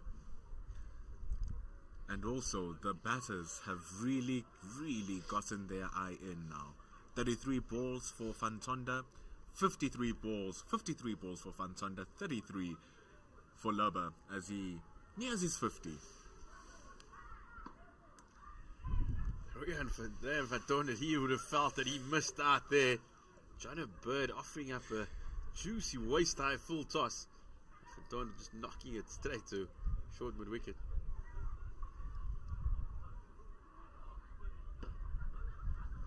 On this occasion, he does go down the ground.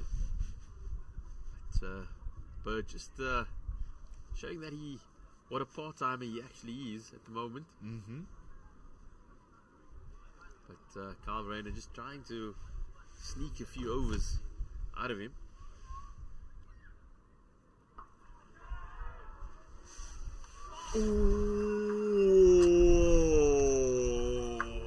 looked like Jonathan Bird had burgled the wicket with arguably one of the worst balls of the game. And it appeared that Vian Libber had hit that straight down the throat of Tony de Zorzi. But the Proteas, test number 3, not making any movement and allowing the ball to just bounce in front of him.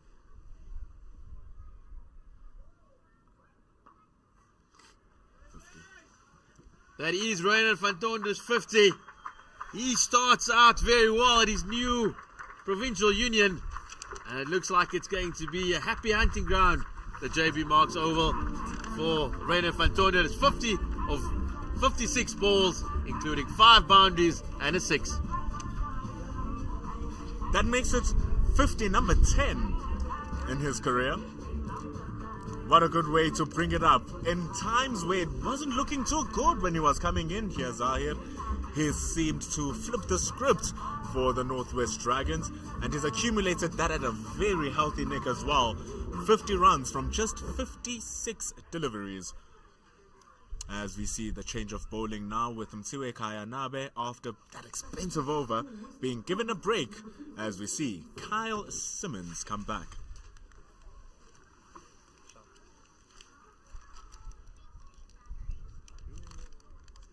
Varane trying to use as much as he can now to get this wicket.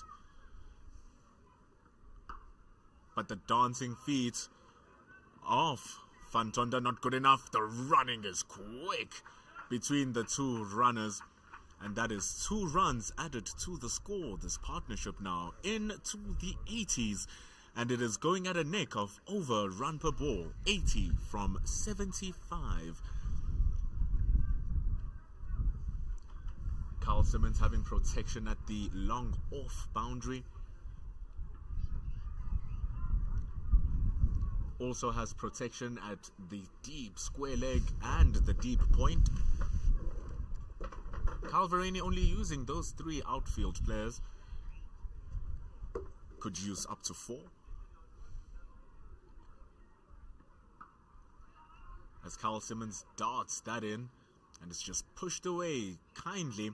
And what we were talking about earlier on, Zahir, about having these boys who are batting just control the strike and rotate it as often as possible to shift the pressure. That is exactly what they have gotten into doing now. It's an interesting period of the game with Northwest. These 2 batters very much settled at the crease.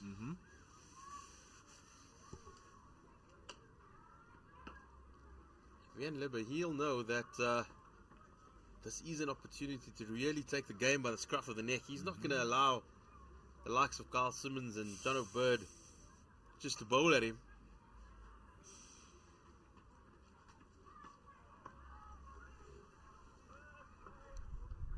Western Province have put out a long off. Hendricks is manning the boundary down here in front of the commentators. It's also a deep square leg.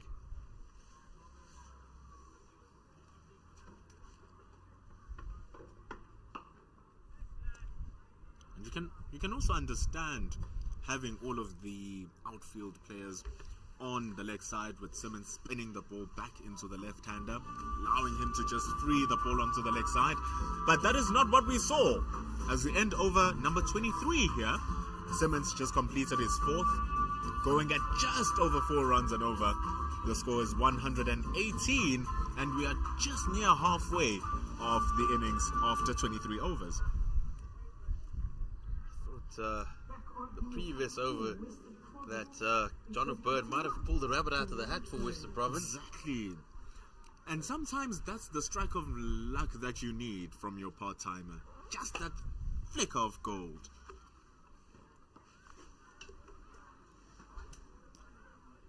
But back into control and running very hard as they come back for run number 2.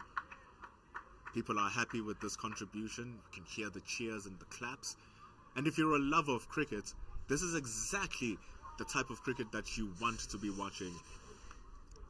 Quality being displayed by the 2 batters. Extreme temperament. And playing the situation expertly well. gentle guide down to the man standing at the long on boundary.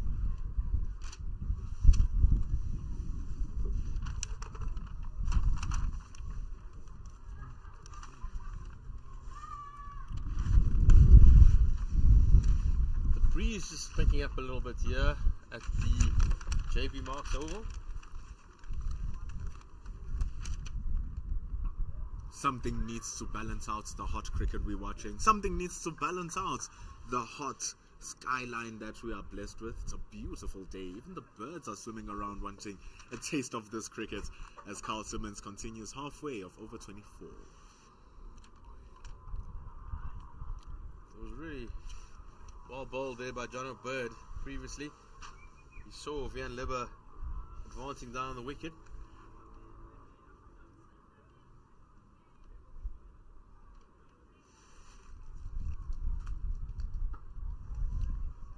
Stretching his arms freely, but the man is stationed right where the ball was played. Takes the score to 122. Dragons are happy with this rate at how things are going. This is exactly what Craig Alexander is hoping for. Impy, at this stage of the game, where do you see at least where do you see Northwest finishing up, as they are 122 for 2 after 24, just under the halfway stage? The way that things are going here, they wouldn't mind a score of 300. They elected to bat for a very specific reason, firstly, and they have a very powerful batting lineup, should we say. Vian Lerber, Reynard van Donder are guiding this, and should they stay there for long enough, a score of 300 should definitely be on the cards here. I think that will set us up for a really intriguing game. Western Province also boasting a really power-packed batting lineup.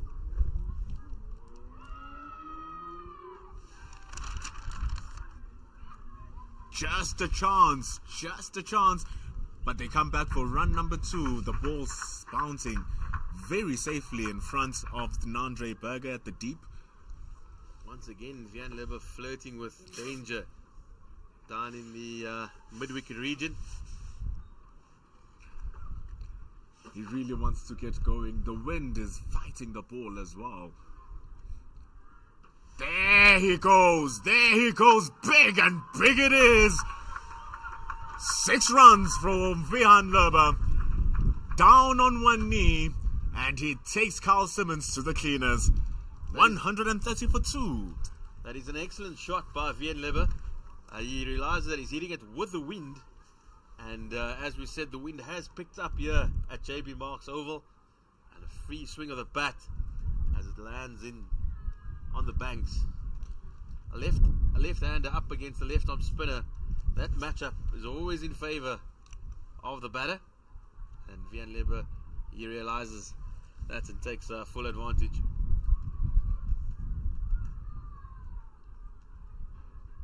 Dances down again, but this time a false stroke going to the protection. The most amazing thing about that sweep shot was how effortless it looked, and it cut the 2 fielders standing in the deep perfectly by half to get those 6 runs. Reynard van Tonder, though, continues halfway through the over. He's on 56. And he cuts that with authority. But they're running back for 2 as the fielder fumbles just a little bit. And it's incredible pressure from the Northwest Dragons. Keeping the score ticking. Even as much as Western Province try not to make it happen.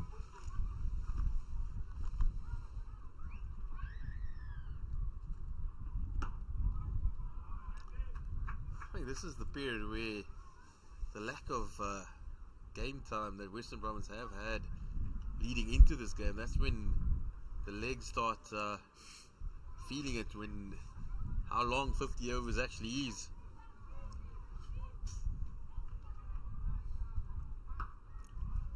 It's another lovely shot by Van Libber out into the deep, and Eddie Moore does well to keep it down to a single. But another very productive over for Northwest. 13 runs from it. As they move to 135 for 2 after 25. We're exactly halfway through into the innings.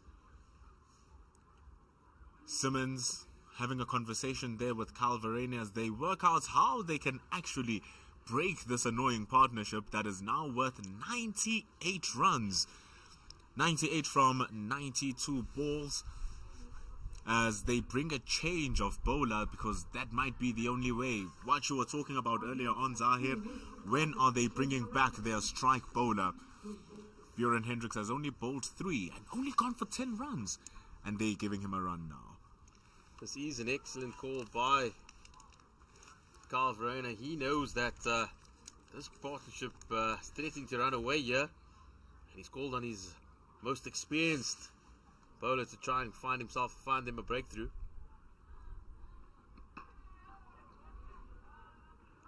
Beautiful lengths to start off, beautiful lines as well. Yeah, the chatter of the Western Province team that we heard up front, it's gone a little bit quiet for the boys from Cape Town. As Northwest, through their captain Vian Libbe and also Reino van Donder, just take control of proceedings here. The field has become more defensive as well. Not much attacking impetus from it.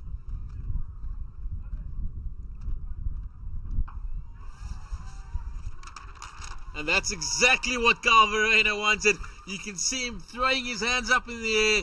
He brought back his big strike bowler, and Bjorn Hendricks has taken him just 2 balls, and he's picked up the big wicket of Vian Libbe, the Northwest captain.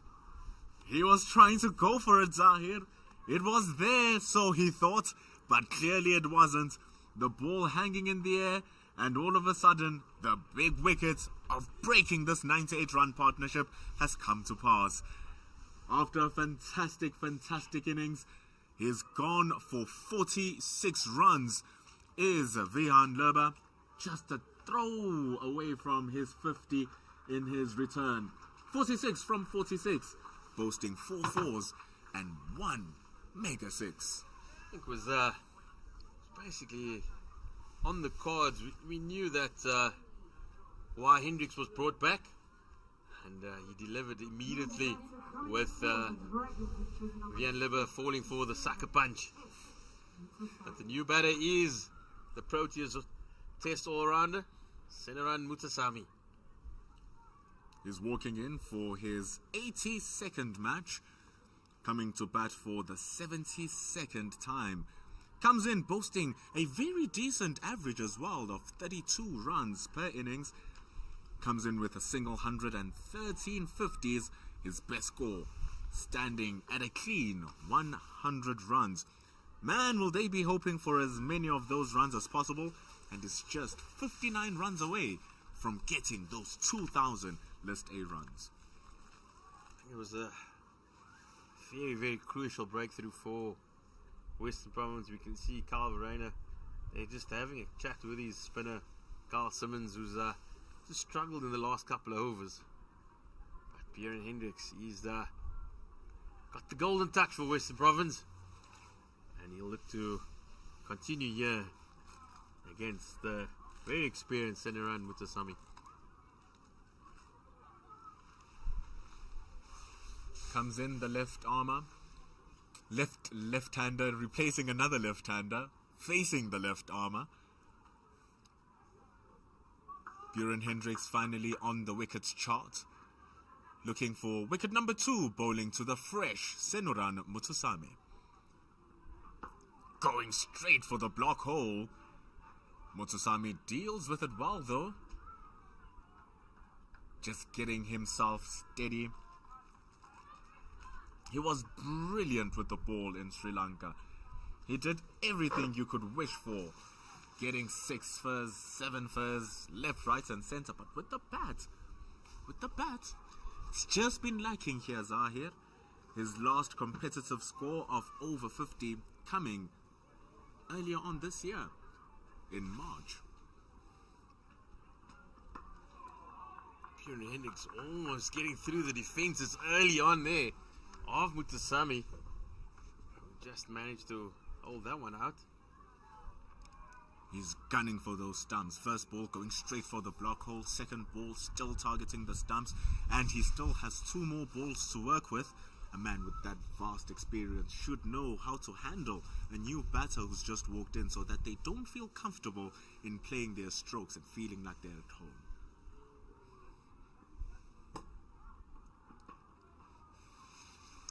They'll look for 2. Mutasami, he always runs hard. But it's good work from Mopangwana.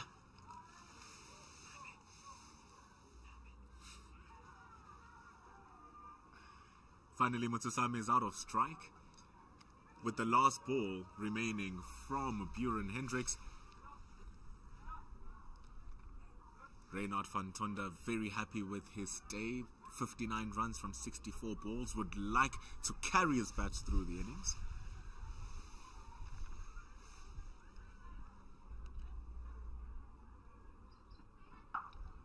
Another short delivery from Bjorn Hendricks, but we've seen how good Van Tonder has been all day, and it required some excellent fielding from Bayumi in the deep to keep it down to 2. That is the end of the 26th over. A successful one for Western Province, the big breakthrough of Vian Libber as Northwest moved to 138 for 3. That is exactly what he was brought in for. Isn't Calverani a happy man right now? Aren't you a happy man right now, Mr. Western Province? As we see the wicket fall. We were neutral up in the commentary box, MP. That is young Daniel Smith walking along the boundary there, promising youngster. But getting that wicket for Bjorn Hendricks was a big win for Calverani and Western Province, because where else was that wicket going to come from? Here's Jonathan Bird, though, continuing with his bowling spell, bowling to Senoran Mutasami for the first time. Western Province will look to just keep it, put the squeeze on Mutasami as he just enters the crease. Mutasami, not like Libber, to take on the bowling from the outset. So they'll see an opportunity just to get a few dot balls in and all in that run rate again. Let's move to 5.3 now.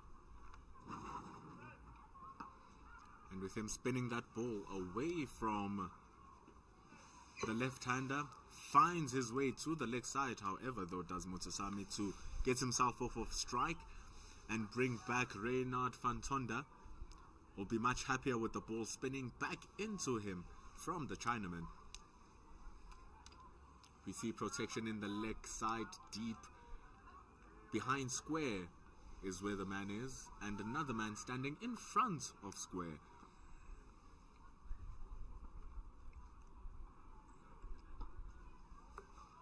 This is exactly what Calverani wanted. A wicket in the previous over and just a single of the first 3 deliveries of the next.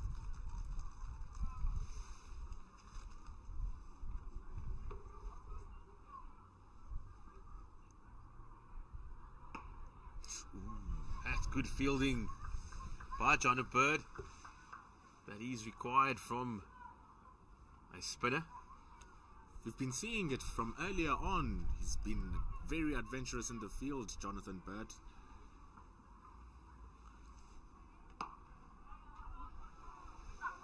Given that more flight and is able to be driven by Reynard van Tonder, but cleaned up as well in the field. Keeps that for a single as we head on over to the last ball of over number 27. Carl Simmons backing up his bowler in the field. Mutasami facing ball number 6 of over 27. Paddles, beautifully paddled, and it runs all the way. Fast outfield here at JB Marks Oval. Green, and it's a green light for yet another boundary for Northwest Dragons. That's possibly the worst ending to the over that Jonathan Bird would have wanted. He had done really well to contain both batters leading up to that final delivery. But Senator Mutasami, he might not play with the power and freedom of a Vian Liber, but he does have these deft little touches that he produces so often. Keeps the scoreboard ticking. Keeps the scores ticking as the crowd keeps on ticking into the stands. Remember, make your way down to Potchefstroom. CSA One Day Cup action is live with us here at Cricket South Africa. And what you'll be watching is the experienced Buren Hendricks taking charge of his fifth over. The score is 144 for 3 after over 27. Reynard van Tonder on 62 is on strike. And Reynard van Tonder looks to cut that away, but it's mistimed into the hands of Tony Dezorzi. Just a single as they look to rebuild again to the Northwest Dragons. I think we've said it earlier what an underrated cricketer Senaran Mutasami is. And just over the last couple of years, since moving to Northwest, he's moved out of the shadows of someone like Keshav Maharaj.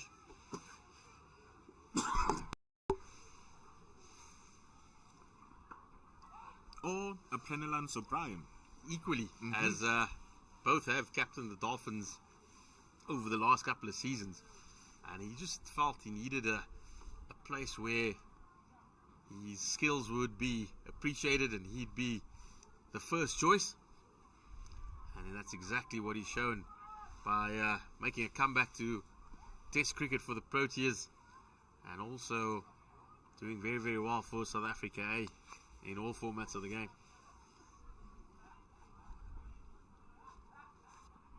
He's very much considered a leader in the Northwest Dragon team.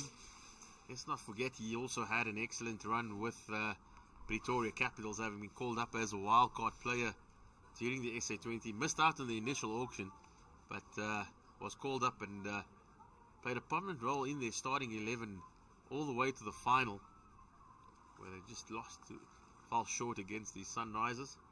But a very good package cricketer. It's one of those players who doesn't do anything too flashy. You won't say he has that X factor, but he does his role so well. He's also one of the few cricketers who possesses a degree. He has one in marketing. So definitely life after cricket is something that he will consider. But right now he's trying to build an innings here with Reynard van Tonder, who's been excellent this afternoon at his new provincial union. From the moment he walked to the crease, just looked organised, looked comfortable. Whenever anything was short, he latched onto it. Also unleashed a few glorious cover drives as Mutasami tickles that one around the corner. Thought about 2 for a while. Nabi does some good work down its fine leg. You would think that Van Tonder has been playing in this ground since he started playing cricket. I think it's very similar to the Mangwan Oval in terms of the conditions, in terms of the batting conditions. And it's a lot smaller, the outfield, so so he will enjoy that. But we've seen how much runs he scores up on the Highveld before, and also down in Bloemfontein. Mangaung is massive. He also answered a question last season with there has been a few questions around whether it is the end of the over. 146 for 3 after 28. There have been a few questions whether he can score runs on the coast. Because as we know, the wicket's just a little bit slower, ball holds up a little bit more. But he did answer that with a fantastic century in the 4-day game against Western Province at Newlands. The same one Tony Dezorzi got 300. So definitely a batting wicket that both would have liked to take along with him. But the conditions here are equally good for batting, and he will know that he's going to be the cornerstone of this Northwest attack, at least batting effort. This kind of bird comes in from the university end. He's going to have to be the glue. He's going to have to get a big 100 here if Northwest are going to get to that 300 mark and allow the likes of Mutasami to chip in. It's really dragged down there by John O'Bird, and Mutasami just helping along for another single. And with Fantonda already facing 70 deliveries, he's already seeing himself as he is already the anchor in the innings. He's already established that role for himself.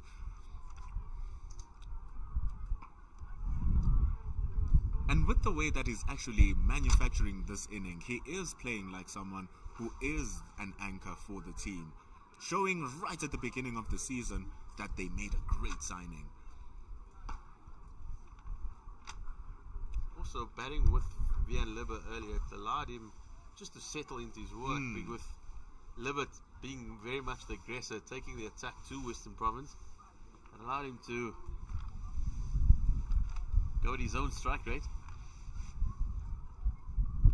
And those are the batting partnerships that we keep on talking about.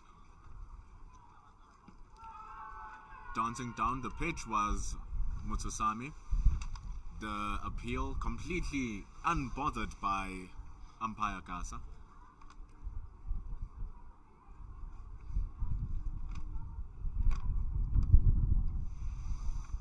It's a nice little paddle around the corner once more by Mutusami. He is once again the fifth, at least the sixth ball, final delivery of John Bird's over, goes for the boundary, as in the previous over. Just a little bit of loss of concentration, and Mutusami cashing in on both occasions to spoil really good overs from John Bird. 152 for 3. That also brings up that 150 total. And both of you and I know, normally when we reach over number 30, you tend to double that score, and that's what you get. So as we speak, we're talking about getting to 300. It looks very safe, like it might be the way.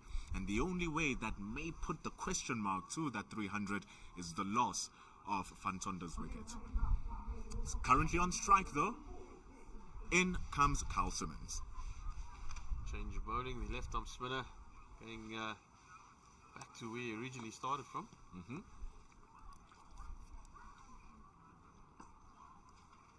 Carl Verena hasn't been afraid to swap the ends with his spinners. And the spinners have actually put out the very same output. Both have bowled 5 overs, and both have gone for 30 runs. No wickets either, no maidens either. As to whether or not that's a good thing or a bad thing, that depends on the captain.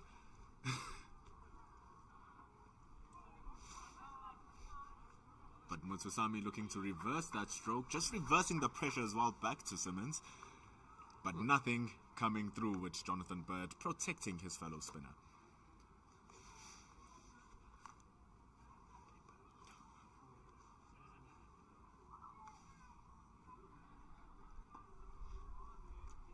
Senator Mutusami, he'll do that all day. He'll look to rotate the strike, and when he's in his scoring options, he'll sweep, he'll reverse, he'll carve it out.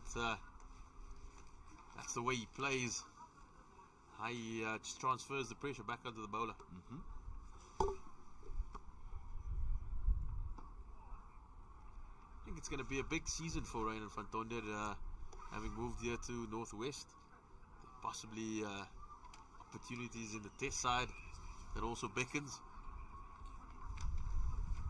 particularly with the tour to New Zealand coming up.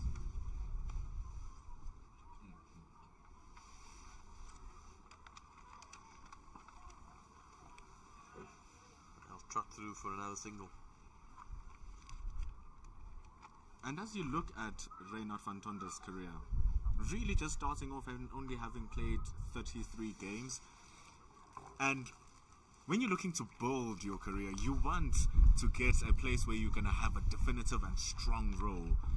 And nothing better than finding yourself in a team that is in that rebuilding phase, that wants that high ambition like Coach Craig Alexandra has been wanting.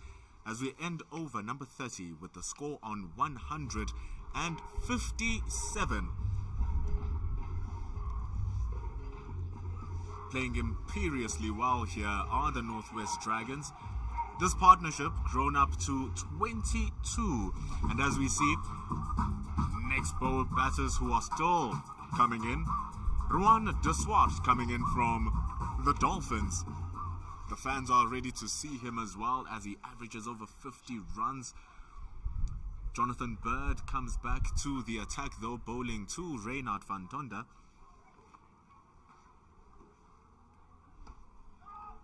Mikhail Prince, on his rookie contract, will be making his debut. He's also up into the mix. Poor Jonathan Bird, almost putting the batter into problems. Going for a drive, just missing that completely. Haven't seen much go past the bat since that opening spell from Berg and Hendricks.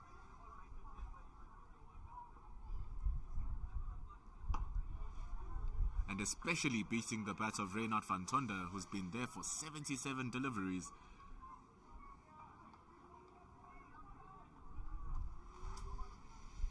Jonathan Bird once again starting well. How's he going to finish?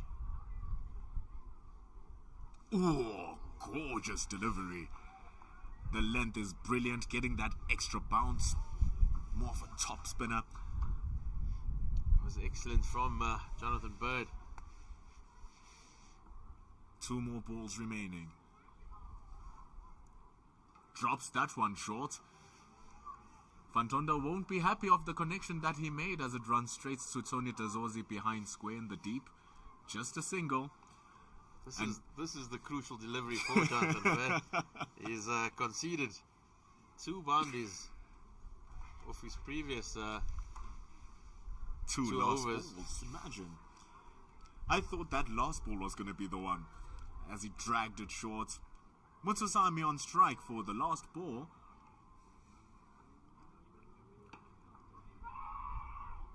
On this occasion, he does get out of it. An excellent over by Jonathan Bird. Just the single as the Northwest Dragons move to 158 for 3 after 31. I think Jonathan Bird is very much a part-timer. He doesn't bowl very often, but due to the surface and also the game situation, Carl Verena has had to call on the young opening batter to deliver a few overs, and in all fairness, he's actually looked the most threatening, more threatening than his senior partner Carl Simmons, who's into the attack again. Opens himself well there, Reynard van Tonder.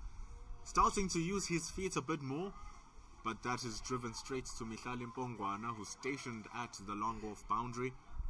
That right-left combination again, putting a test to the bowlers.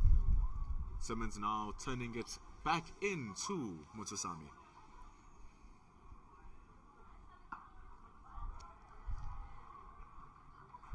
Mutsasami really giving that one the kitchen sink, but just a single with a deep square leg on the boundary.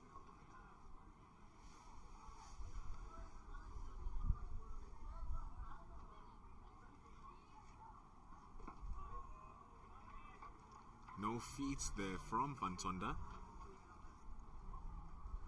Don't want to give the ball anything he believes that he can work with. As you can see, the spirits from Western Province have slowly gone down since the wicket. That's because this partnership now, Zahir, with 25 runs from 38 deliveries. Very patient build-up. Northwestern Dragons understanding their game plans very well here. They're not rushing, they're not doing anything out of the ordinary, but they are keeping the score ticking. Just like that. Very well played from Van Tonder, not really rushing, understanding that it's a single, understanding the game situation. And we have one more ball remaining in over number 32.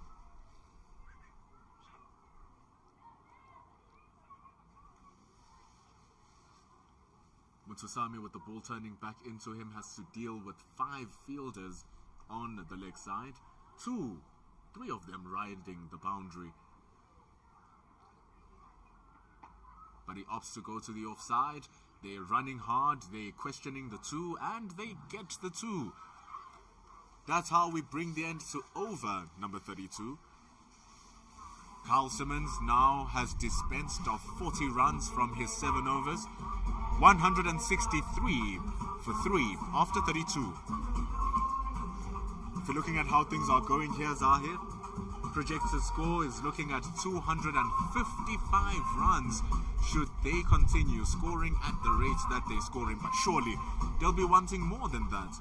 I think the Northwest batters, they'll be minimum of 280, considering the start that they had. And it's going to very much depend on how these two go, because for all the potential in the Northwest batting lineup, the likes of De Swart and Prince, it's a very young batting lineup and inexperienced middle order that they do have. Prince, of course, playing his very first game, and De Swart just moving up here from the Dolphins. So a couple of quick wickets by Western Province could put this Northwest batting unit under pressure. But they seem to be riding the pressure while picking. The problem is they're now picking their gaps very well. They're understanding where they can extrapolate more of the runs. That one was expertly put into the gap for an easy single.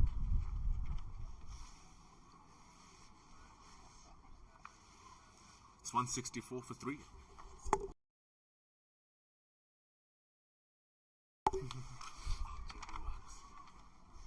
What a beautiful stadium. What a beautiful ground. First thing we talked about when we got here, Zahir, was how green it is. How gorgeous it is. The cricket from Mihlali Mpongwana.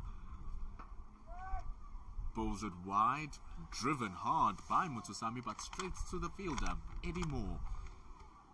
One of these iconic South African stadiums, the JB Marks Oval. The grass banks, very much a South African feature, with the chalets interspersed.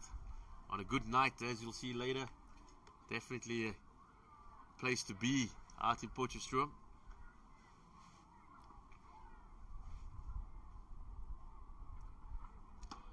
Bowls it very straight, does Mpongwana. We talked about this when he started his spell, that he is a wicket-to-wicket bowler, using his heights to his advantage, using lines and lengths to his advantage. But right now, he's looking to get his second wicket because he's already claimed one.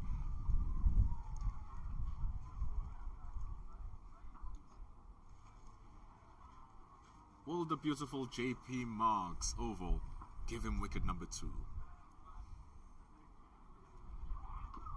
Oi. Just going, wandering down the crease. They're going on a little bit of a walk, but Mpongwana sees him and immediately digs it in short. But just coming back to the JP Marks Oval, in the build-up to the ODI against Australia, Henrik Klaasen was asked, what is the reason for South Africa's proud record, having won the last 6 games here and in Potchefstroom at the JB Marks Oval? And Klaasen responded, well, it's not much to do here, and the visitors don't quite enjoy it. I think the locals might take offense to that, but Klaasen definitely meant it with the best intentions. A man of the bush himself, he enjoys coming out this way, and he said the South Africans' familiarity with the surroundings, unlike the bigger cities where the visitors find themselves a little bit more comfortable, very much a key to South Africa's success. That's what the Northwest Dragons are hoping to utilize to their own advantage today.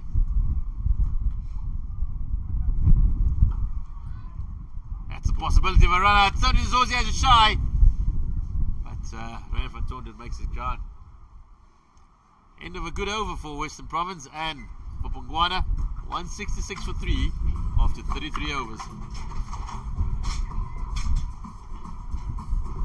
The wind is really starting to blow here. I question whether we are in Potchefstroom or in Gqeberha. But what we aren't seeing is the score at 166 for 3. Fantonda on 72 runs. How beautiful would it be coming back with a century? Carl Simmons will want to stop that, coming in for his 8th over. He'll be running in from the JP Marks end. See a change in the field.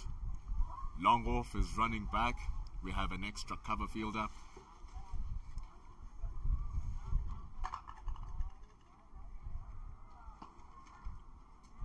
With the ball spinning away from that right-hander, could induce the drive.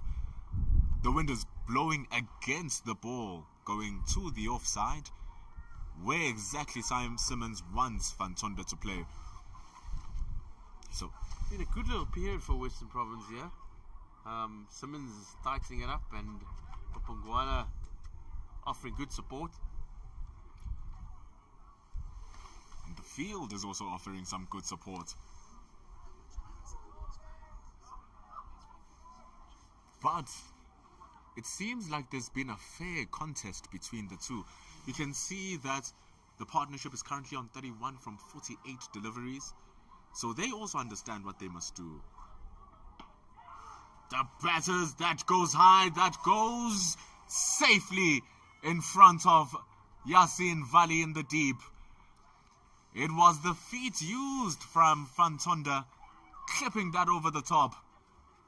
But like we said, the wind stops the ball from going onto the offside. And then he couldn't get to the ball.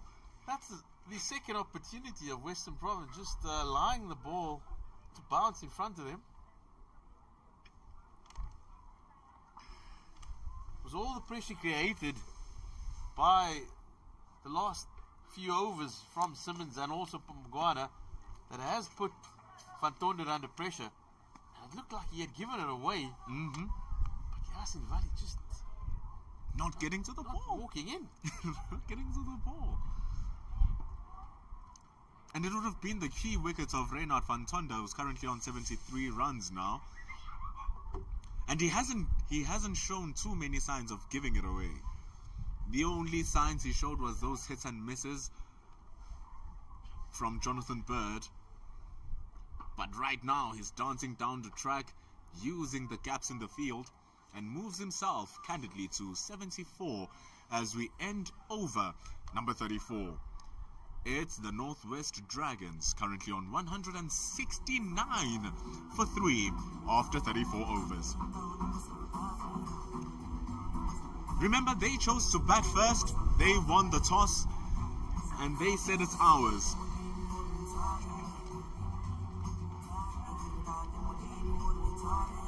And as we stand here, Northwest Dragons, the partnership is on 34, 52. They seem to be going well at 5 runs and over. Mehlali Mbongwana wants to make that to 169 for 4. Here he comes.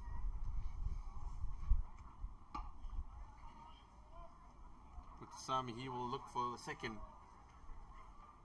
Just before the ball that went out into the deep long off, the Northwest Dragons had managed just 21 runs in the last 5 overs, and Western Province had built up the pressure, and that's what squeezed Fantonda into thinking he needed to play the big shot.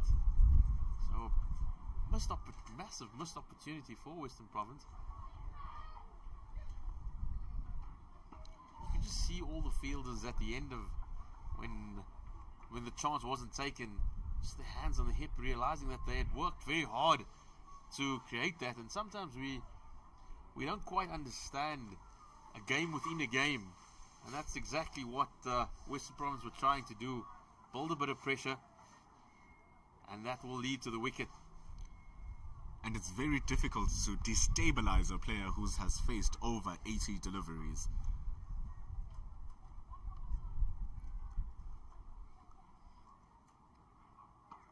Mbongwana comes in, drifts it just a touch wide. Mutusami has cut that down to the third man fielder. Just an easy single now. And what's happening with Calvareni? Seems like he's tripped, but why Does he not seem like he's in a good way? Calvarena slipped on the edge of the pitch there and wasn't able to take the return. Ooh. And I think he's just that ankle just a little bit tender. That could be Western Province will be holding their breath. Their captain is the mainstay of the batting lineup, and hopefully he hasn't done too much harm, and more just embarrassed to not get up after failing to take the throw.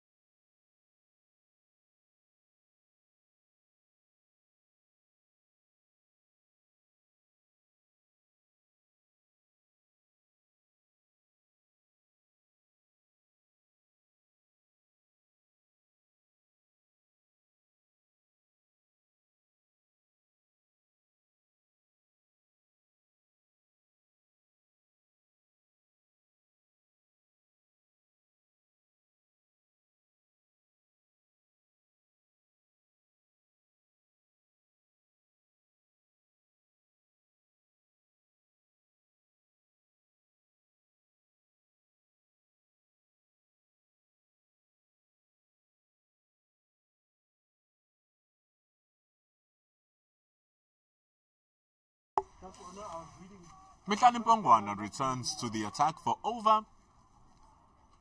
Number 35, its continuation. Bowls it wide and full. Driven into the deep just for a single. Glad to see that Calvarena is back up. Didn't need a change of wicketkeeper, didn't need a change of player.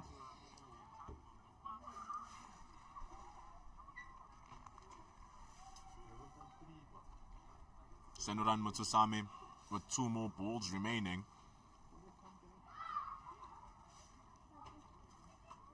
Western Province might still be lambasting over the chance created by Reynard van Tonda.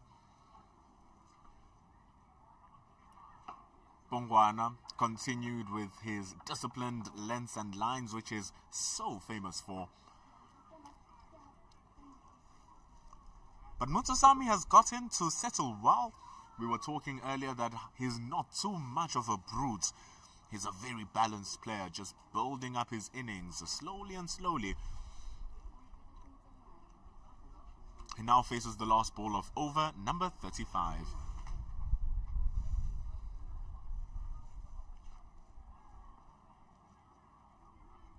Oh, gorgeous delivery from Pongwana straight into the block hole, but well fended off by Senoran Mutsasami. It's 172 for 3 after 35.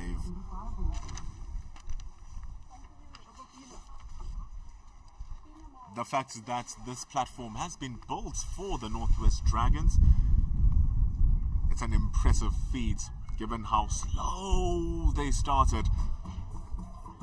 But they've limited the damage to just 3 wickets, which is what they'll be happy for, because there's still the last power play coming for the last 10 overs.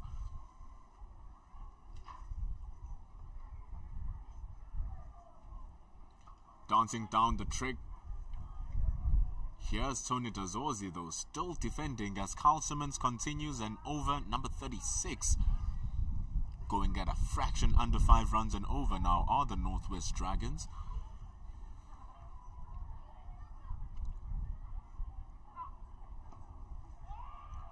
Oh, there's a chance! Running back! Turns back, does Fantonda, and makes it back home. There's a slight appeal saying that he might have obstructed with the field. But everything seems normal. All seems well. A slight scare. And what a terrible way it would be to lose a wicket after such a great innings.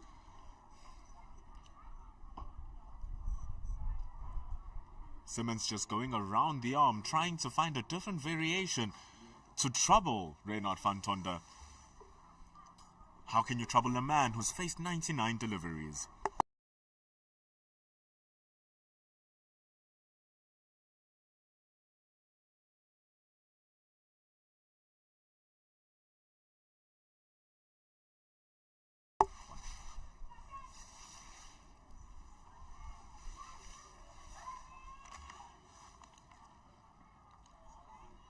Another delightful sweep by Senoran Mutsasami. Just a single though on this occasion, as the partnership continues to grow. Seeing some of the comments on our YouTube channel, they saying that 270, just under 280 might be the score here. But when Fantonda is playing shots like those, you seem to question. But the great fielding there at the deep for Western Province renders the shot just for 2 runs. I think Eddie Moore was afraid of that dreaded spin on the delivery. It happens to the best of us. Could easily have just passed him by for a boundary. But he goes again. Yasin Valley might be under it, but it does not matter. Because how stunning is that from Reynard Fantonda? Dancing down and effortlessly punches that over the JP Marks stunning oval. 6 runs to end over 36. 182 for 3. Carl Simmons is pulling out all his hair at the moment. He's seen one bounce in front of Yasin Valley. This one go over the head of Buren Hendricks. So, Then Fantonda is just playing cat and mouse games with that long on fielder. Not afraid to hit the ball into the teeth of the wind. As he's benefited on both occasions. But Carl Simmons, I think he's going to be plenty of thoughts running through his head over the next couple of overs. It's going at 6 runs to the over. 53 runs from his 9 overs. Michael Pongwana, here he comes. Mutsasami wanting to slash that, but mistimes it. It was a great shot to end the over. Shows the confidence from Reynard Fantonda.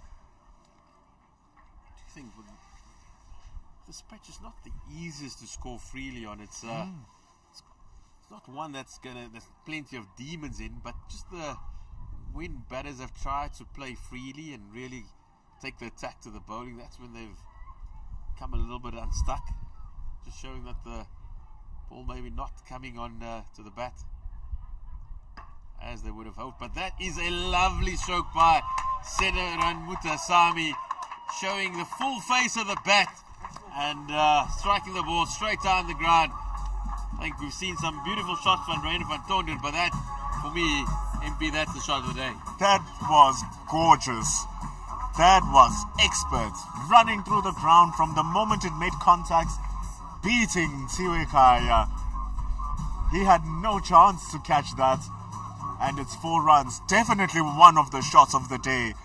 And did you see how simple he made it look? It's not as easy as it looks. But this is a man who's on form. Senoran Mutasamy moves to 25.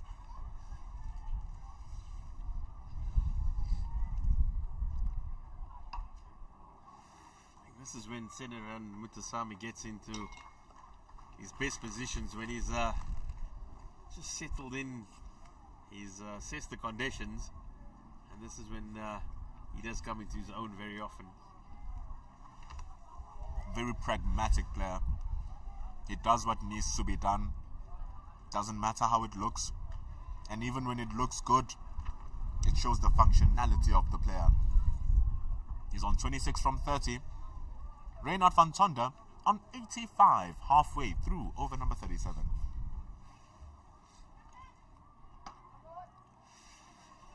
That has very much been the feature of Reynard van Tonder today.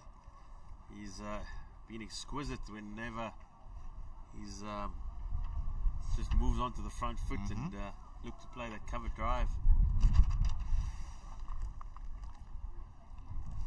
And he plays it all so well, almost all the time. Especially against the pace bowlers. He hasn't had any problems when facing the pace bowlers. He enjoys their company. Bongwana runs in. Goes into the block hole again against Mutasamy. But for the 3rd time now, Senoran is able to deal with the delivery from Bongwana, which is gunning for his toes. I feel that is very much a go-to delivery, the Yorker for Bongwana. Very good to see young fast bowlers still utilising that in this modern day and age. Not afraid for batters to ramp and lap.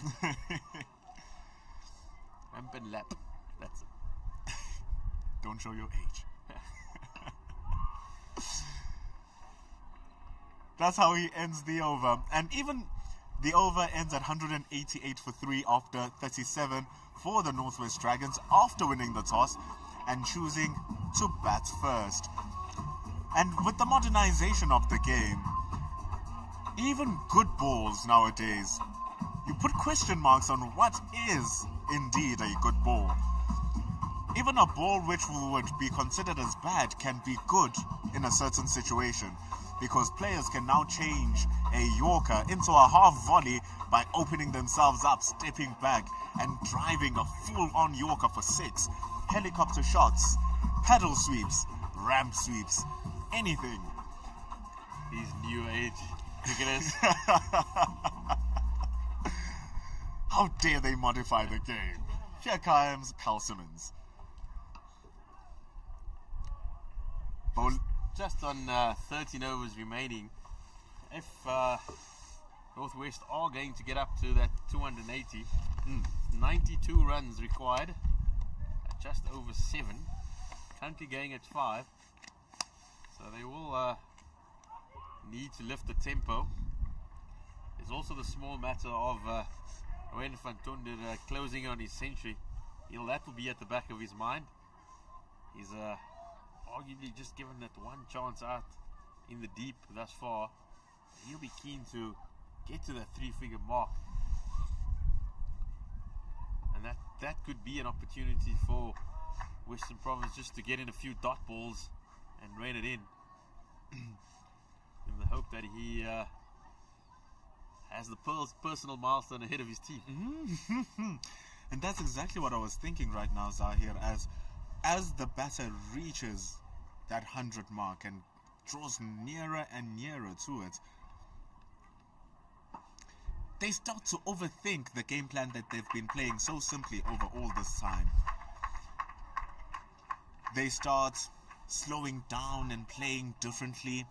The same attacking strokes that they play them differently. And just like you say, that is what presents the opportunity for the bowling team to get that wicket. What Northwest will be hoping for is that they signed a player with a big match temperament. A lovely cover drive by Van Tonder. It's 191. That's 12 overs remaining. It's the last ball of Kyle Simmons' spell. It's gone for 56 runs so far. And he might go for 60 as Mutusami goes onto the back foot and rocks that for 4 in front of square. Dropped short from Kyle Simmons, and he will not be happy with the end of his spell. Wicketless, going for a run per ball. It's 195 now for Northwest Dragons after 38 for just 3 wickets lost. That was the clinical efficiency we saw there of, once again, of centre run Mutusami. Carl Simmons just dragging a little bit short, and Mutusami realising where the 2 fielders were on the deep square boundary and just piercing it perfectly between the 2. It's absolutely amazing to see. Fans are here, looking good, dancing well, enjoying their drinks. Kids are also here enjoying their cricket. This is what cricket is about. Coming into the stadium, it's the CSA One Day Cup, the very first match of the season. Mhlalimpongwana bowling to Van Tonder. Van Tonder going down the crease as this partnership is now worth 60 runs. Northwest Dragons having a succession of very good partnerships. The previous partnership between Van Tonder and Lerber going for 98 runs. This one now very healthy on 60 from 77 deliveries.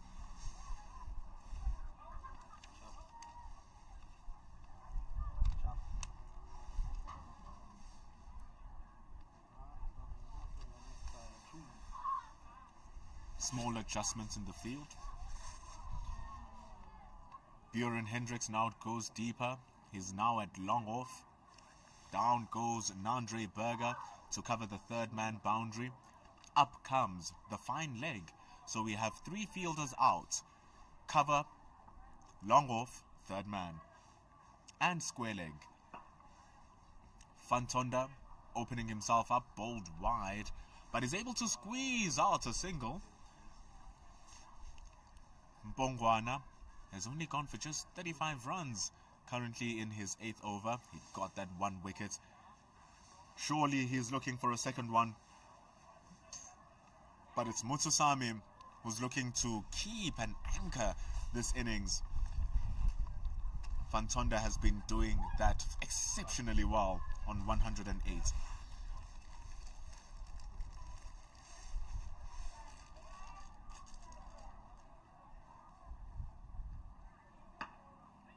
Well bowled, running hard and running well. And the crowd agrees. That's the beauty of Mutusami. He identifies that Buren Hendricks is arguably not the quickest on the park for Western Province. And the moment he struck it, however firmly, he was on his bike and ready to make his ground. He has a way of hurting you without you even noticing. 32 of 35.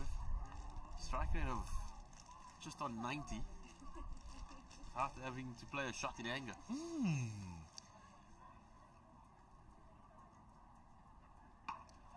It feels as if he's one of those players that you don't know you want in your team until you have him in your team. Until he's not there. Until he's actually not there. That's an even better one to say it. because now we're seeing the true value. Even the time when he was called up for South Africa, people were questioning what is happening, only to see him really start and take his own and make his mark. So it's a happy thing for those of us who want to see the growth in our local game, seeing a man hustle and work hard through the system to finally catch his break.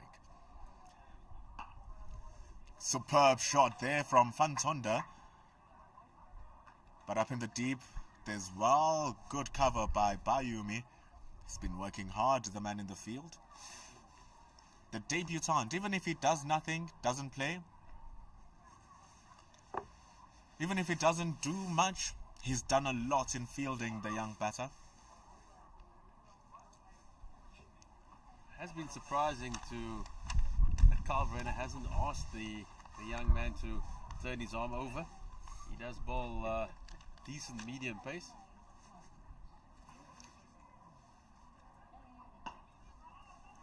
He was selected for SS Schools as an all-rounder, very much in bowls seam up, keeper up, ring field. That is the end of the over. It also brings up the 200 for the Northwest Dragons, 200 for 3 after 39 overs. As West Brom's 12th man, Valentine Katime, another former SA under-19 youngster, he trots off the field. 200 up at a pretty decent nick as well for the Northwest Dragons, just before over number 40. Mathematics says that they need to be scoring at just under 10 runs and over now, should they want that 300 mark to be on their scoreboard. Fantonda has now reached his 90s, 92 off 111. Motusami, very sneaky, Zahir, like you said. 32 from just 35 deliveries. Buren Hendricks comes back for over number 6, who has been so well, going at 3 runs and over. Drops that one short. Fantonda's running hard. He's running very hard, but he calls Motusami back. That's a good call from Fantonda. Bayumi was there, like we said, very, very, very active in the field. Buren Hendricks was brought back earlier on, Zahir, to do the damage that he was supposed to do, and he got the key wicket. Now the partnership has grown again, getting the wicket of Vihan Leba with the partnership on 98. Partnership is on 66. Calvareni wants the same as he bowls to Motusami.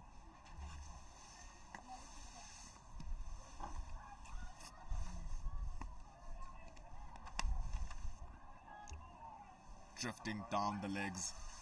There's no more movement like he had earlier on, and it's a wide delivery.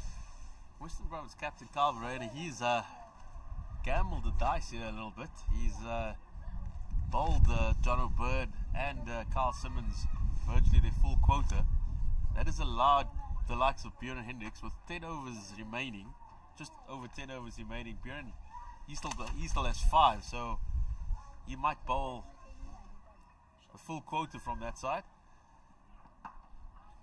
So that's the gamble that at least that Verena was taking early on, bowling those part-time spinners, at least of John O'Byrne. So he does have Buren Hendricks to come in and deliver the last 5, and also Nande Berger from the other end. And these are the two who have been bowling exceptionally well for the Western Province.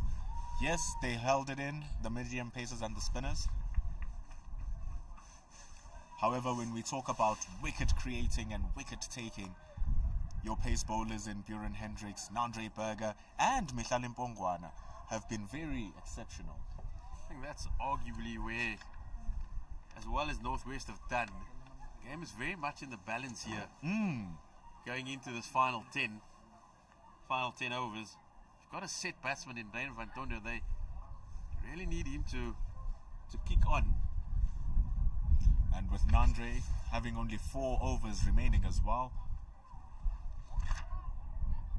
it's Buren Hendricks who decides to bowl a slower short ball. And it works. first first bouncer for the over. You're talking about the usage of the bowlers. Buren Hendricks has 4 more overs after this. Nandre Berger has 4 more overs after remaining in his spell. Mihlali Mpongwana has 2 overs remaining in his spell as well. And those are the 10 overs remaining, which I would assume Calverini would use smartly, because those are your 3 main bowlers who've been bowling the best in this innings so far.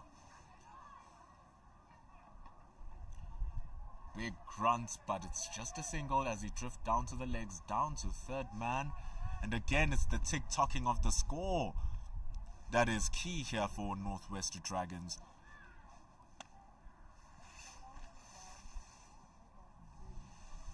It is a critical period in the game, as we said. Daniel van Tonder getting closer to that 100. It will be very much on his mind. He knows that the likes of T. Nabi still has to come back as well.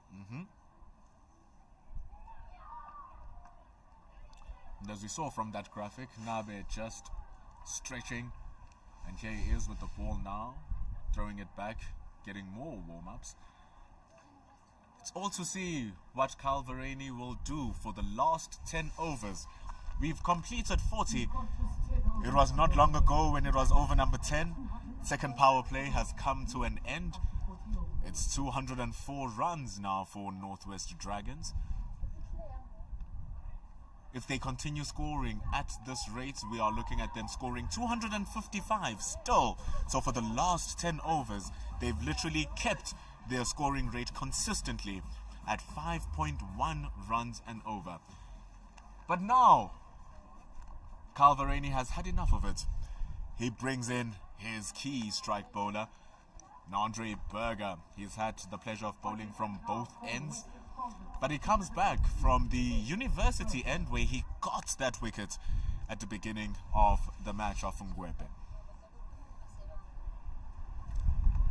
He'll be bowling to a very set Reynard van Tonder. Van Tonder looking for his very first List A century. It's well guided. Quick run! Oh, the shy at the stumps from Yasin Valley would have had Mutusami in a slight bit of trouble, but he makes it home safely. Van Tonder moves to 95. Nandre Berger into his 7th over. It's 205 and the partnership now moves to 70.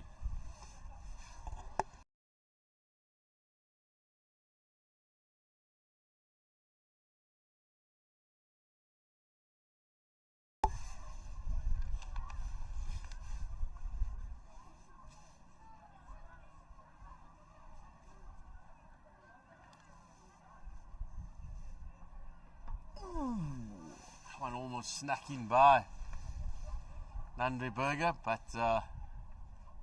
Mutusami just getting his bat down in time. With 7 wickets remaining, you would think that the Northwest Dragons would start to put their foot on the accelerator. But it looks like they're still wanting to take it a little bit deeper before really going on the charge.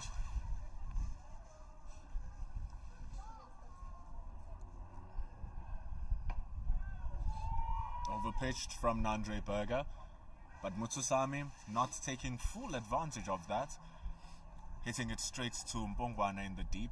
And we were talking about, in addition to your point actually, Zahir, about them building up a great platform so that they can start unleashing. They have an entire 7 wickets in hand. It's a lot to have in hand, given the fact that they still have Ruan de Swart and Mikhail Prince and Dwan Janssen to come in. Impy, I feel though very much as they look to push through. Throw's going to come back, and that's when you put the fielders under pressure. Van Tonder now just 1 stroke away from that maiden List A century. His previous best score, just 66, not out. But he has scored serious amounts of 50s, 9 50s so far. He's currently on his 10th. Will 50 number 10 be the one he can convert. Nandre Berger to Reinhard van Tonder.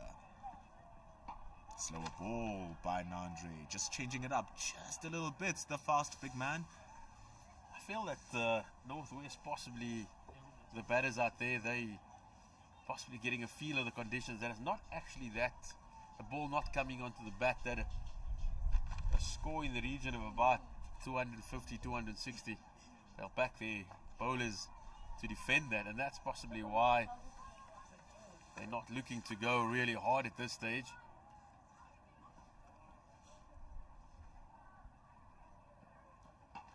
But you also think about the attacking lineups of the two respective teams. You look at the firepower that is carried by Western Province, and you look at the firepower carried by Northwest Dragons as we put the end of over number 41. It's 208 for 3 as the country's national anthem plays in the background to see if the fans will react to it. And we've seemed to build up a very good crowd here.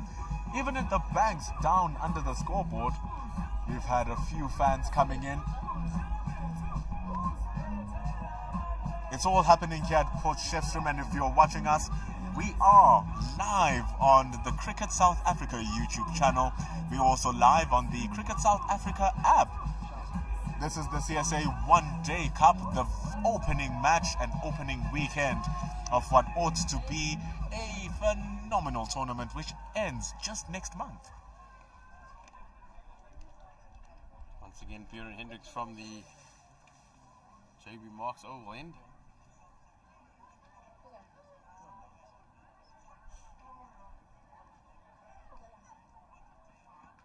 Goes short, it's up in the air, settles, and that is another wicket for Bjorn Hendricks. Eddie Moore in the shade, not very easy to judge the delivery, but he takes it comfortably as Bjorn Hendricks picks up the crucial wicket of Senderan Mutasamy. He departs for 34 of 42 balls, which included 4 boundaries. He did exactly what was needed from him. He's not the man you would trust to go big and close an innings. As he was trying to go big, the ball resisting, and Eddie Moore completing the catch, getting the praise that he requires. 34 from 42 deliveries. A fantastic innings being played by Serulan Mutusami, and again Bjorn Hendricks killing and stopping yet another great partnership for the Northwest Dragons. As we see the new batter walking to the crease for the Northwest Dragons, Ruan Deswat.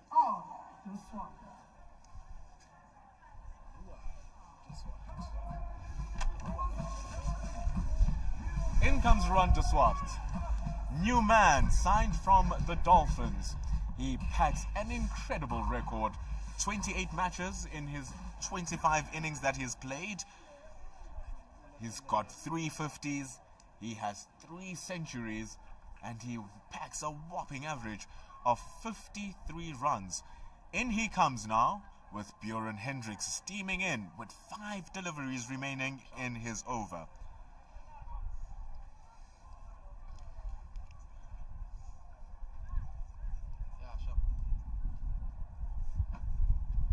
Starting off his career for the Northerns, then going down to the coast, and now he's back up to the Dragons. Into the block hole, big appeal, and it's Bjorn Hendricks striking once again.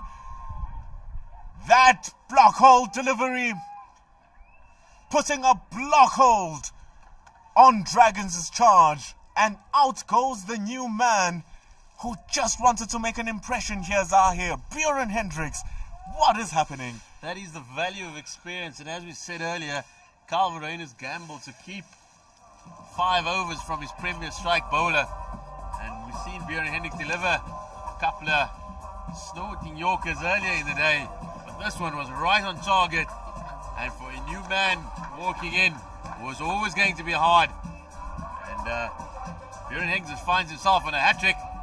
And with fantastic opportunity with a young man, Mikael Prince, making his debut, having to face arguably one of the most senior bowlers in the country, who is now very much has his tail up. It's going to be a big one to ask, coming in for his very, very first professional knock, and seeing a man who is so good with such a record being dismissed right in front of your eyes. There's a lot for him to work with in his head. Bjorn Hendricks, he's been in this position so many times. It doesn't bother him whether he gets the hat-trick or not. Weather would be nice though. And here he has a chance. I think he wants that hat-trick desperately. Definitely. Particularly for, as we can see, Carl Verena, he's going to back his big fast bowler. He's bringing in the slip in Jonathan Bird, bringing up the cover fielder. Bjorn's also MP. This is going directly at the stump shot. Bjorn Hendricks has gone round the wicket. Oh. And he went immediately at the pads. That was exactly where he was going. But young Mikael Prince, he was up to the task. And he's underway in his professional career. There is no tenser situation than that. Hat-trick ball, last 10 overs where the team needs to score, and an experienced man running at you. And he makes it well, bringing in the man who's also in his own sort of cloud on 97. It's the first time he's in these waters. How will he navigate? I can tell you though, Mikael Prince, he's a young man who is full of confidence, and he would have backed himself walking out there. He doesn't shy away from a confrontation. Seen him grow up down in Cape Town at Ottoman's Cricket Club.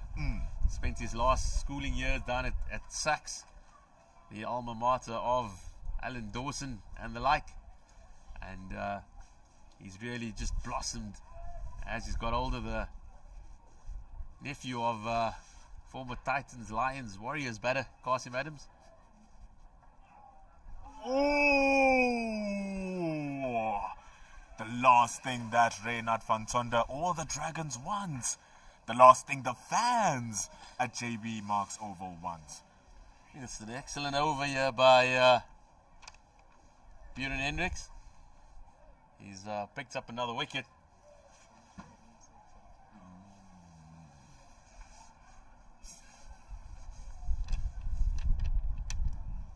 They really want this wicket. It's Van Tonder on 97 with the last ball of over number 42. Bjorn Hendricks running in. Oi, opening him up. Tony Dazorzi goes for the shy. But it's Van Tonder who makes it home for the first time. Van Tonder looks streaky, but he makes it home nonetheless to end over number 42. Bjorn Hendricks will be happy with that one, Zahir. I think it's an excellent over by Bjorn Hendricks. He picked up 2 wickets of successive deliveries as he's bowled 7 overs, 3 for 21 here. And Western Province, they realise that this is a big moment in the game. They've just picked up 2. And that's what we said with 2 wickets at this stage. And it does expose this fairly inexperienced young middle order of Northwest, which was probably why Mutasami and Fantonda just looked to take it deep.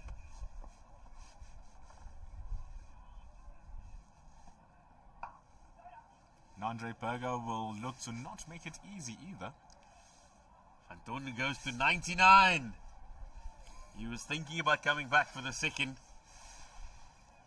He's got enough time as Berger will go up against Prince.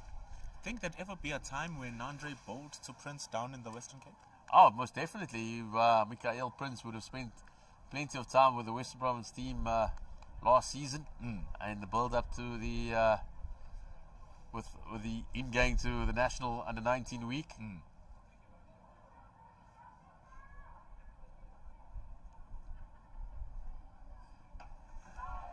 And it shows here with the ball going up, and what a great catch! What a catch by is that Eddie Moore.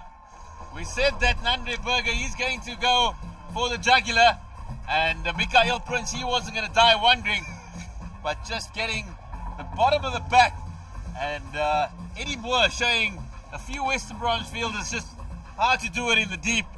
He ran in and hung in the air just long enough for him to dive forward, and that's the end of Mikael Prince's first innings for Northwest. He departs for one, and Western Province pick up their third wicket in just 2 overs. It's 211 now for 6. And this is bad news for the Dragons, losing those 3 wickets in these last 10. But Nandre Berger strikes. Aggression versus aggression, and only one can win. And it was the experienced Nandre Berger who this time had the meal and wasn't the one eaten. Coming in now, though, for number 8, it's Dwan Jansen, the exact replica of South African all-rounder.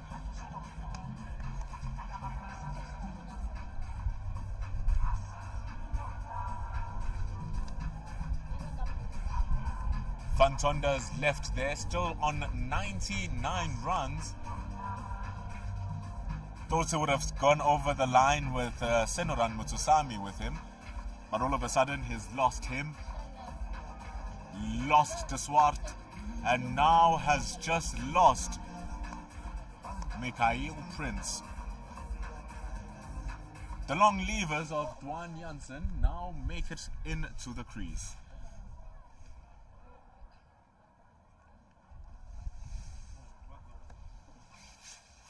Suddenly from a really promising position, the Dragons have lost 3 quick wickets, and Van Tonder playing the lone hand, the unbeaten 99. But it's Dwan Jansen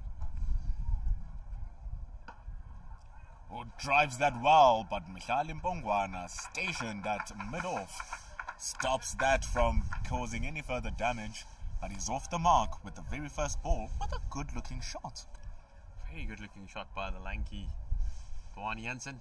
But this is the moment that Rainer van Tonder and this crowd here at Senwest Park have been waiting for. JB Marks Oval.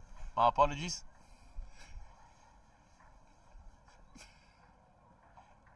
And that is the moment for Rainer van Tonder. He runs it down to third man, and he gets the single, that most valuable single. He takes off his helmet in appreciation of the crowd, as that is the first century for the summer. Rainer van Tonder, take a bow. Day 1 of the CSA One Day Cup. Day 1 for Reinhard van Tonder in the colors of maroon. And in day 1, he raises his helmet and raises his bats to the sky and to the appreciative fans of the JB Marks Oval here in Potchefstroom. The new boy brings up 100, and it has been a super inning that he has created here. 100 from 122. Now he can set himself free because his team needs them to pounce on this bowling lineup. Here's Nandre Berger. Oh, peach of a delivery. Beating the outside edge of the very tall man. Beating him on the back foot. I think we cannot take Carl Verena's captaincy for granted here. He's brought in a slip for Dwan Jansen, realizing that his 2 strike bowlers are really operating at full throttle. And a further wicket could possibly see Northwest not even reaching 230. And that's exactly what he was looking for, but just evading the first slip into the gully region. And another successful over for Western Province, but also for Rainer van Tonder, who's brought up his first list A century as the Northwest Dragons slipped to 214 for 6 after 43. What a well-constructed innings. Few flashes of chances that he created, but that was well into his 70s and into his 90s. we're reading some comments on YouTube. People saying that his innings reminds them of a Kane Williamson's style of batting. Very, very textbook. Very well put together. But now we have Ntiwekaya Nabe, who is returning to the strike. He will want to continue the mark that both Janssen, both Andre Berger and Buren Hendricks have been putting together. But he's been expensive so far. Just a touch under 8 runs and over. And he'll want to tidy that up. Or at the same time, the Dragons will want to take advantage of that fact.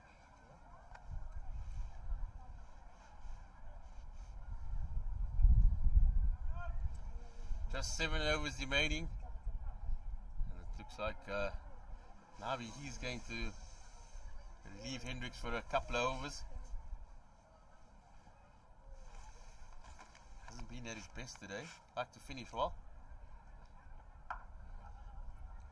Not the greatest of starts, but at least he has protection down at the backward square. Dropping it short to a man who's that tall is asking for punishment. Especially at the pace that Ntiwekaya Nabe delivers the ball at. Now it's no longer about getting wickets. That's not the main priority. Main priority is making sure that the runs are not damaged. That's how I always look at this, because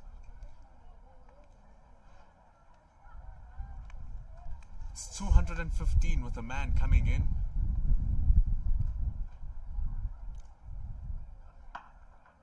Slashes that in front, does Reynard van Tonder. Coming back for 2. You'd like to think now that Van Tonder has reached his 3 figures, that he'll just open up a little bit more, play with a little bit more freedom. Although with wickets falling at the other end, he's thinking might have to bat through here, otherwise we could possibly get bowled out. So MP, I might have to disagree with you on this one. I think that Province were very much still looking for wickets and wanting to bowl Northwest out before the 50 overs here. That's a good change of pace by Nabi. I think he's shown that despite him getting 100, that wicket is not been able to be it's not a free-flowing type of surface. So it will be hard work for West Province later, particularly with the likes of Mutasami ball in hand. They'll run hard, look for 2. It's a nice little push. And Dwayne Janssen just takes 3 little gallops and he's across for the second. Does seem that the pitch has gotten slower as well as the day progressed.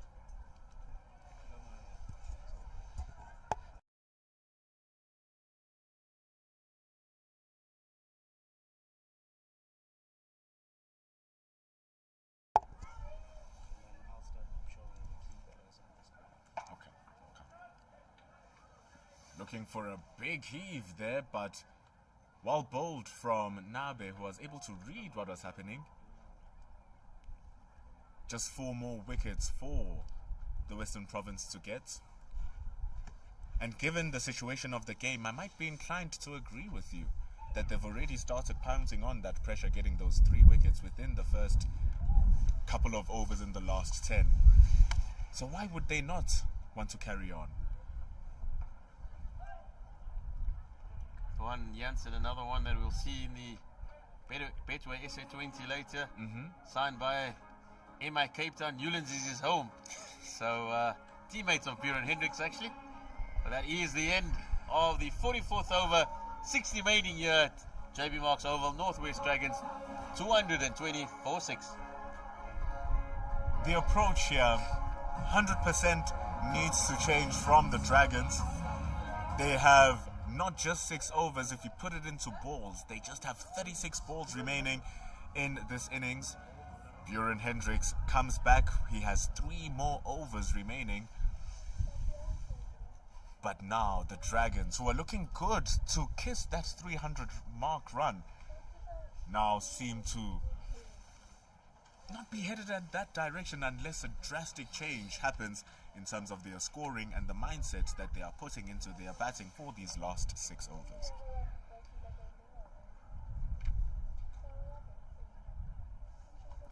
Da, da, da, da, da, da.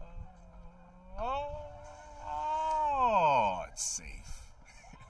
He's an interesting fella. We've seen Verena swap ends with his bowlers throughout the innings. There's no favourite end definitely here for any bowler. With Hendricks now bowling from this commentary box end for the first time. He's bowled the majority of his spell. An excellent spell thus far from the JB Marks end. Just a couple of changes for Dwan Jansen. The point fielder, he comes up and the fine leg drops back. We've got a long off, deep extra cover and Eddie Moore on the square leg boundary.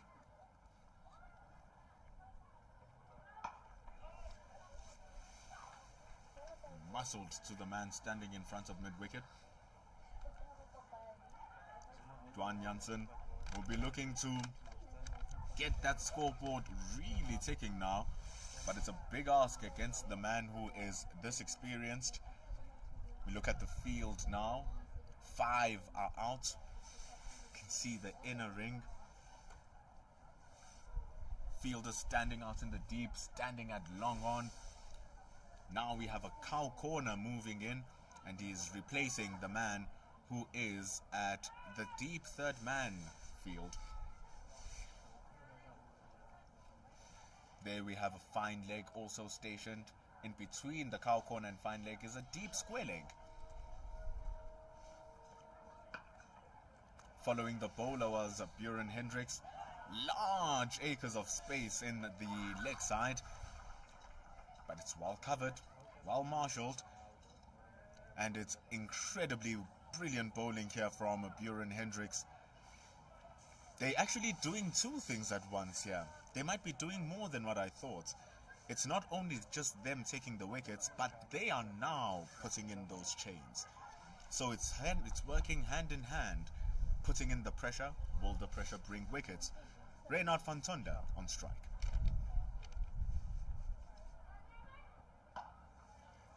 It's arguably the ugliest shot that Reynard van Tonder has played for the day, but that is where we're at in this final 10 overs. However, they may come as he picks up another single. That's another man who's looking to see how this pitch is playing right now. Tony Dazorzi, one of the lead batters of the team. A Protea now is Tony Dazorzi, a leader in that Western Province side. He'll be looking to take notes on how everything is working out. Dwan Jansen will looking to show him how everything is working out in the pitch. Buren Hendricks says rather not, because he bowls a wide delivery based on height. How short must the ball be if it bounces over Dwan Jansen? That is true. That's stairway to heaven to get it up there. So Buren Hendricks can't have much complaints about that. Trying to bounce him all the way to more even for more. 224 for 6. Bouncing him up all the way to the floodlights. Buren Hendricks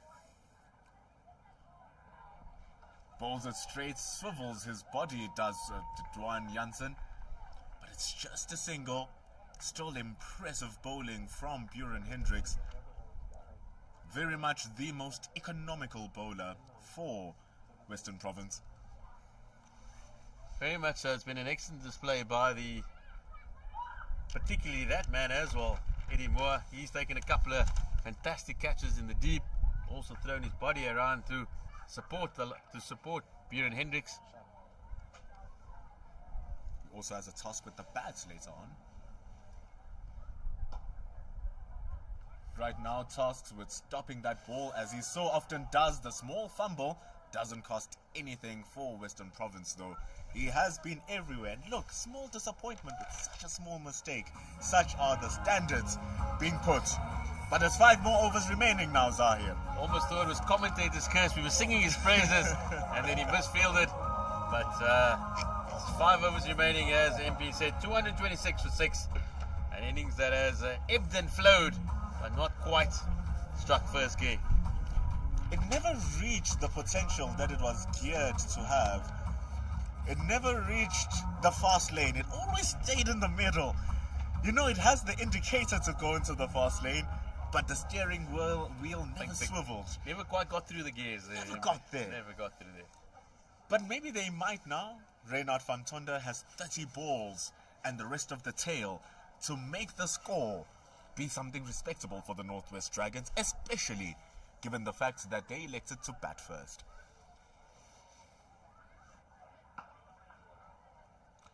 But Mtiwe Kayanabe keeping it steady, so is Tony Dazozi in the field. He hasn't given away anything, has Tony Dazozi in the field, except for that questionable effort where we rate he could have dove forward or put more to get to it. He's been stellar in the field.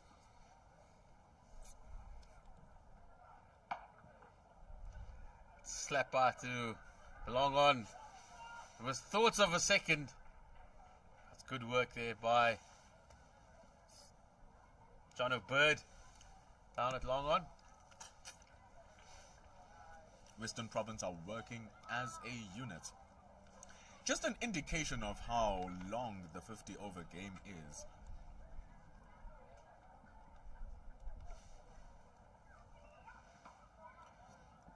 They're taking a quick single. Dwan Jansen might be in trouble. But what was in trouble was the aim from Nabe, which never made it to the stumps. Jansen had to execute the dive. Seems like he's injured that left hand. That is not the hand that Jansen wants to get hurt. Not at all. Because that's his bowling hand. Eddie Moore has been excellent in the field, as we said, celebrating his 50th List A game today, along with Western Province captain Carl Verena, who will no doubt want to put in a big performance with a bat later on this afternoon in the chase.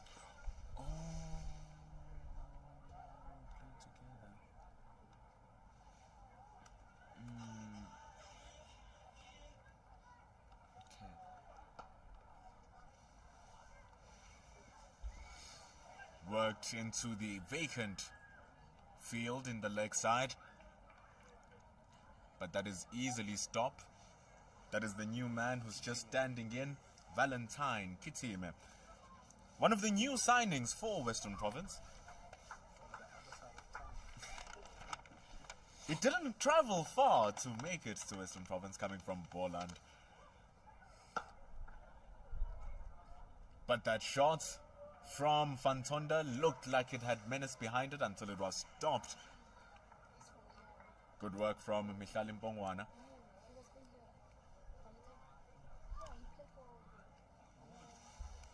But Kitime standing in. Dwan Jansen on strike. Scoring rate, not something that the Dragons will want to write home about. Bam! Over the top goes Dwan Jansen. And just as we speak about that scoring rate, he picks it up. And he picks that ball up. And he picks up maximum runs for the Dragons. 237 for 6. That is an almighty hit there by Dwan Jansen. Those long levers coming to effect as he put it over onto the banks. And as he struck it, Tinabi just held his head, knowing that he's let a good over slip out of his grasp. And suddenly, the Northwest Dragons are looking good for 250 again. It's amazing how one over can change the entire landscape of the innings. It was a great strike. And on top of that, it's not just the scores going up, it's the confidence that Dwan Jansen will get. And that's where we are. It's JB Marks Oval. This is Northwest Cricket. And the Northwest fans will be definitely happy now. Here comes Bjorn Hendricks though. Van Tonder, he frees his arms as well, but Nandre Berg in the deep at long on has that covered easily. Bringing back Dwan Jansen with the levers. Oh, that was a fantastic strike. What will he do now? The ball still angling into him. Will he find ways to help it along? 4 fielders covering the leg side boundary. Fine leg, deep square leg, cow corner, and long on. He goes to the offside, but Bayum is there, stationed at the cover point area. It's just a single. Bjorn Hendricks has been excellent so far. Currently in his 9th over. I'm sure everyone watching us on our YouTube channel will agree. Everyone watching us on our CSA app will also agree that the experience is showing its experience here from Hendricks.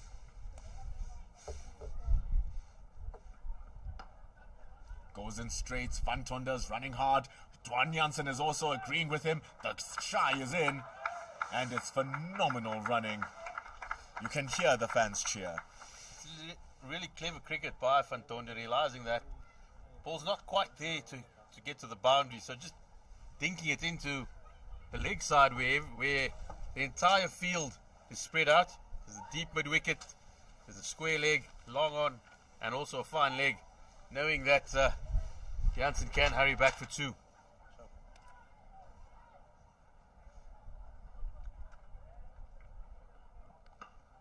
Goes hard again, but this time the fielders are aware. It's just 1. That run rate still very slow for this part of the innings. Nothing that Western Province will mind though.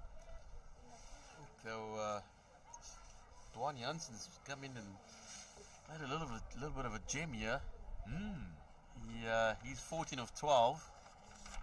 And with Van Tonder also picking up the impetus after reaching 3 figures. And once again, it's up in the air. It's Eddie Moore, but on this occasion, he's not going to get there. Bjorn Hendricks, he's utilized the short ball to really good effect today. But on this occasion, it was just out of the reach of Eddie Moore. He's put in some good yards. Top edge, flying out into the deep. As Western Province look to pick up a crucial wicket pick. As suddenly the Dragons are eyeing 265 again. For a while, in the beginning of these last 10 overs, it looked like that has gotten away from them. Not when Van Tonder is dancing down the track like that though. It's just a single, and it's 7 runs off that Bjorn Hendricks over. We end it 47 completed. 244 for 6 after 47. Reynard van Tonder currently on 116 from 136. But Bjorn Hendricks bowling a gem of a spell, going at just under 4 runs and over. Taking those 3 crucial wickets, breaking 2 big partnerships. One between Vihan Lerber and Reynard van Tonder, which was 98 runs. And then bowling and ending the partnership between Reynard van Tonder and Senoran Mutusami.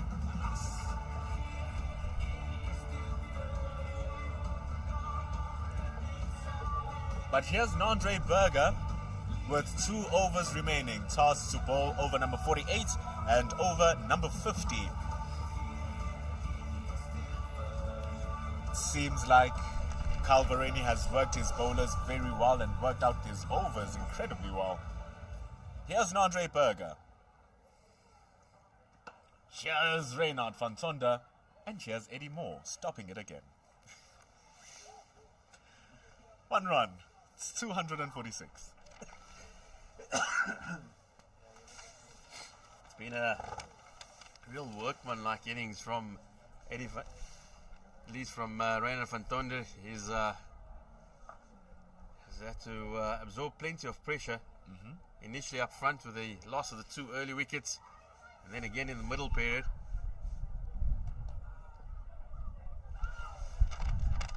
Juan Jansen just trying something out of the ordinary there, looking to lap Nandre Berger with the 3rd man up in the circle. Something I've never quite understood though. If you're that tall with levers like that, why would you want to hit the ball behind you? Modern day cricket that we were talking about. Don't show your age, Zahid. The same rules apply. Stand up straight, hit the ball down the ground, and you'll get a boundary. And that is exactly how he hit that 6. Exactly. Stand and deliver. Exactly my point. Just like that. Pulls that, but behind square where we have Bayumi. On this side of the stadium, we have Eddie Moore. On the other side of the stadium, we have Bayumi. Everything is covered for Western Province. Nandre Berger will bowl with freedom. Reynard van Tonder is on strike. 117 on his name.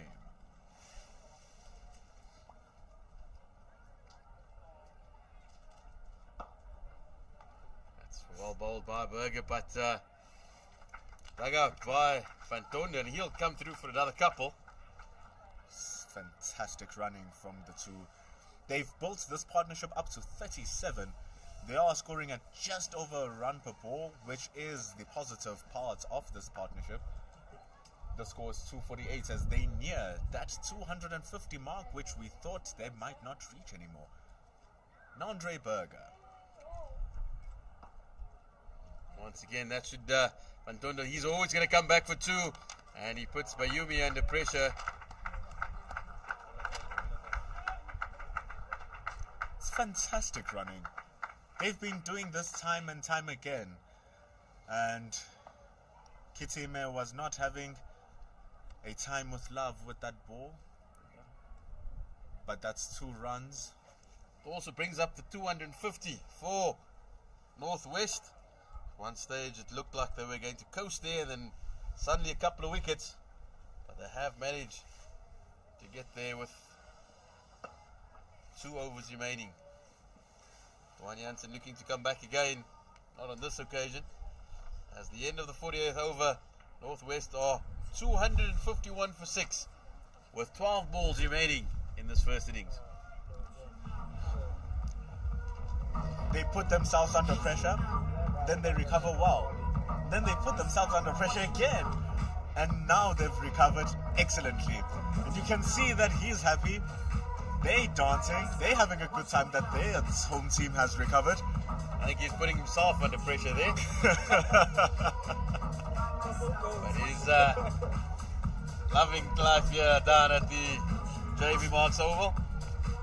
Who wouldn't enjoy life here at the JB Marks Oval?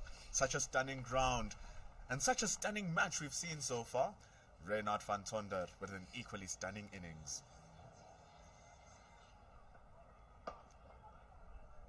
Claps that straight to Tony Dazorzi though. Dot balls. We are Reynard van Tonder's boundary options. On the leg side, it's fairly covered. There's a fine leg, square leg, deep mid wicket, and a long on. I think it favours his favourite shot over extra cover. That's his. It's been his go-to today. And, let's see if he's going to take on Bjorn Hendricks.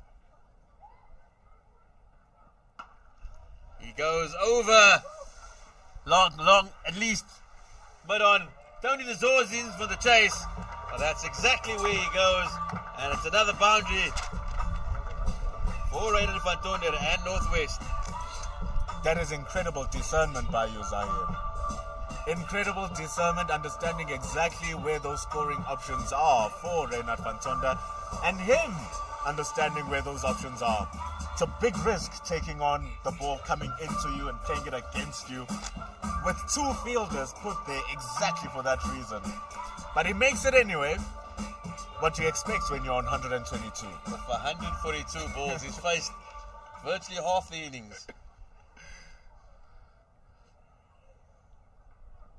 Goes again this time, it's a bit of a mow down to long on. That's another single. I think Bjorn Hendricks has been the pick of the Western Province bowlers thus far. By far. Just looking to close out his spell. Does get harder and harder to come back for that second and third spells at the age of 33. As Bjorn Hendricks is finding out now. And we saw that he had a little bit of a problem with his very first spell. But it's wonderful that he keeps on running in and running in hard. Ooh, Gets it up in the air. Valley goes for the opportunity, but it just evades him. And that's another 2 to Dwayne Jansen. That's what Hendricks is relying on right now. It's his skill. The skill factor. Valley making a much better attempt on this occasion. Unfortunately, not going to hand. Having a conversation with one of our producers. It's like, yeah, he's gonna score these runs. And indeed he shall. He is that quality of a player, Yasin Valley. It's 258 on the board. Has a lot to work with. That is a fantastic hit by Dwayne Jansen. Just into his pads and a free flow of the arms. And he adds a maximum. What a stunning way to bring up that 50-run partnership. Like we said, stand and deliver with 2 meters of reach. Just stand and swing for the heavens. And didn't he do just that? Hitting it against the wind, but it flew away for 6. This 50-run partnership has been a game changer for Northwest. At one point it looked like they had lost their way. The Province were thinking of bowling them all out. Dwayne Hansen has had other ideas. And that's exactly what he's done to Bjorn Hendricks. He's caused him to change his plans.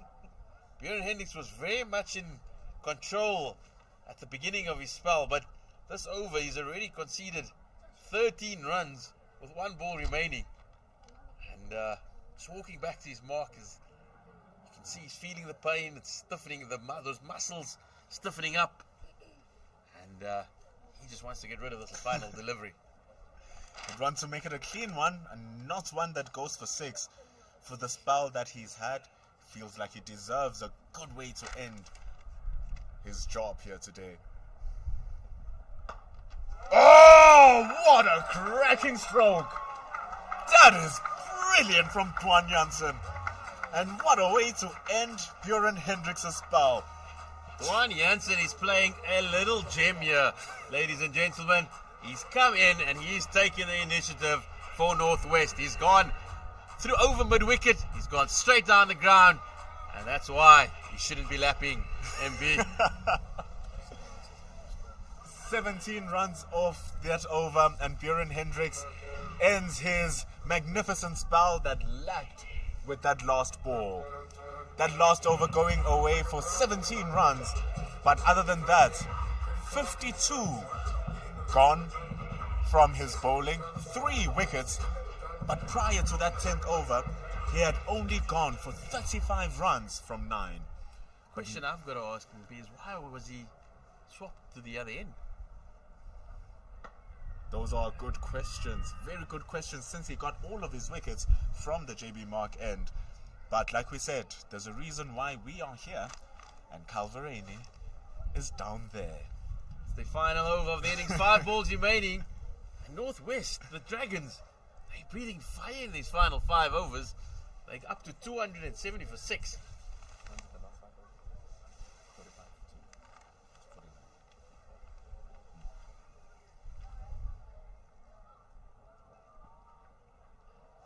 That's your favorite shot again, Zahir. I've got no words for that, MP.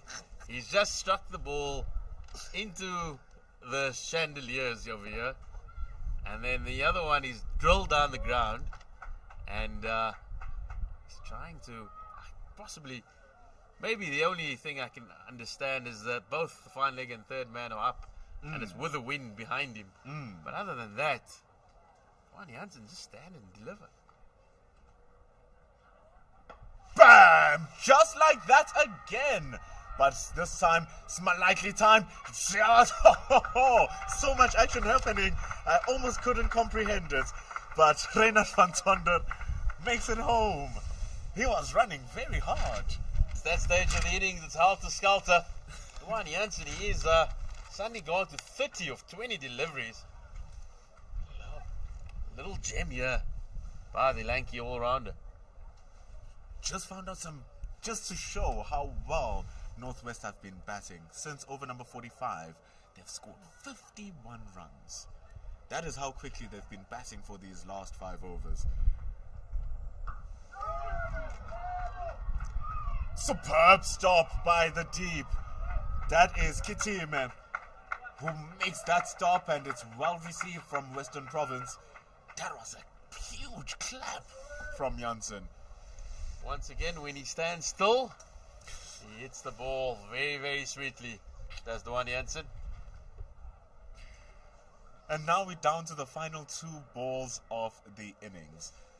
Funny enough, his brother has the same problem. He also gets dismissed reverse sweeping, and when he has all the strength to hit the ball very far down the ground. And the thing is, they are beautiful batters. Clean striking of the ball, you can hear the cracking sound and the echo when you are in the stadium of how well the connection is. But that single brings about the last ball, Zahir Adams, with Reinhard van Tonder, who has been phenomenal ever since coming into the crease, taking on Nandre Berger, who has been equally phenomenal with the ball. Northwest should be looking for a little bit extra here on the final delivery. Well bowled by Nandre Berger. He finishes well with the Yorker. That's what Western Province would have liked. But nonetheless, there has been a fantastic innings by the Northwest Dragons. It ebbed and flowed, but eventually it finished with a absolute skelter as they have set Western Province 277 when it's their turn at bat. Reinhard van Tonder, he's been the star of the show. His maiden list a century, 129 of 145 deliveries. All the Western Province batters, at least fielders, coming across to him to congratulate him. But Marco Janssen, at least Juan Janssen, has played his part with 33 not out of just 22 deliveries. As Björn Hendricks, the most successful bowler, 3 for 52, leaked 15 runs in that final over. As Juan Janssen just congratulates his mate, Reinhard van Tonder. Welcome to Northwest. Umpire Spelele Gaza and Sean Harris walk out of the field after what has been a fantastic first innings. We'll come back to see what's going to happen in the next match. Not many controversies from the umpires, clean handling of the game. But that 100 from Van Tonder, that 40 from Vihan Lerber, that 30 from Senuran Sobrat from Senuran Mutusami, and of course that Juan Janssen end at the end. Fantastic match that we've seen so far, and we'll be back for the second innings right here on our CSA Cricket South Africa YouTube channel. And if you're watching us on the app, we'll be back equally enough. It's been me, Pendulo Makubane, and Zahir Adams. See you in the turn of the innings.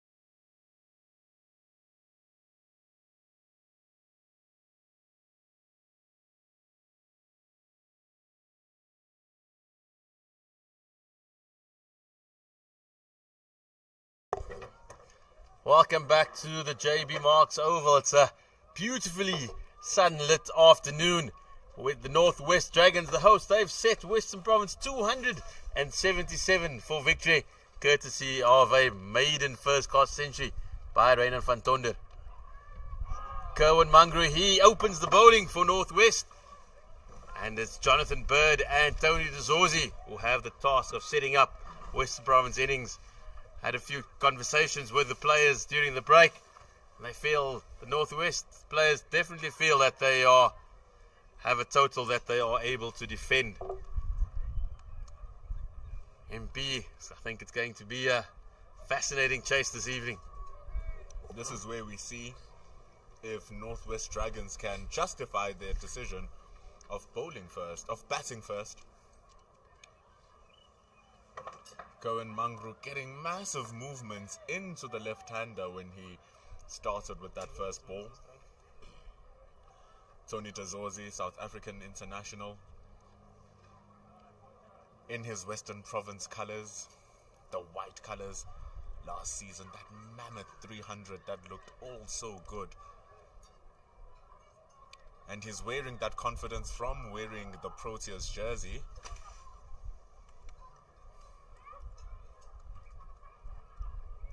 Cohen Mangru pushes that very wide outside the off stump. That's the first runs on the extras. Really is going to be an exciting afternoon into the evening if Western Province do manage to start well. Tony DeZorzi had an excellent one-day cup campaign last season. Ooh, Kerwin Mangru looking to end this start very quickly. He was the third leading run scorer in the tournament last season. And right now, to try and restrict his run scoring, we are still within the first power play, where we are only allowed 2 fielders out of the circle. But as you can see, Northwest Dragons are only using one of those options.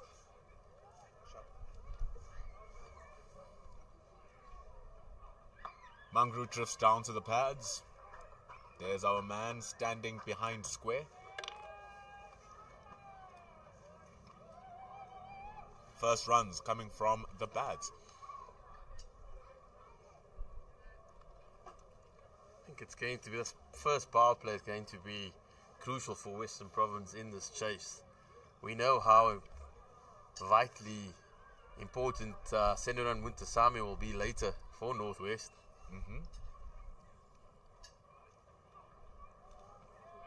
Pushing that ball past that red line. It's another wide delivery. Getting gifts like that was something Western Province are not fighting at all. And this is the difference between the starts of Western Province and the starts of Northwest Dragons. When we saw Buren Hendricks and Nandre Berger take the ball, they were relentless. They were absolutely disciplined. Didn't see an extra right up until we saw Mihlali Mpongwana come into the attack. Karen Mangru now decides to change his angle just to make sure that he gets his lines working, and indeed he does. Eddie Moore is off the mark.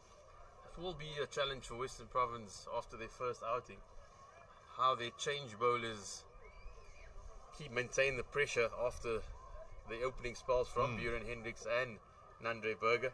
And that's where the loss of somebody like Tsepo Moreki is already visible for Western Province.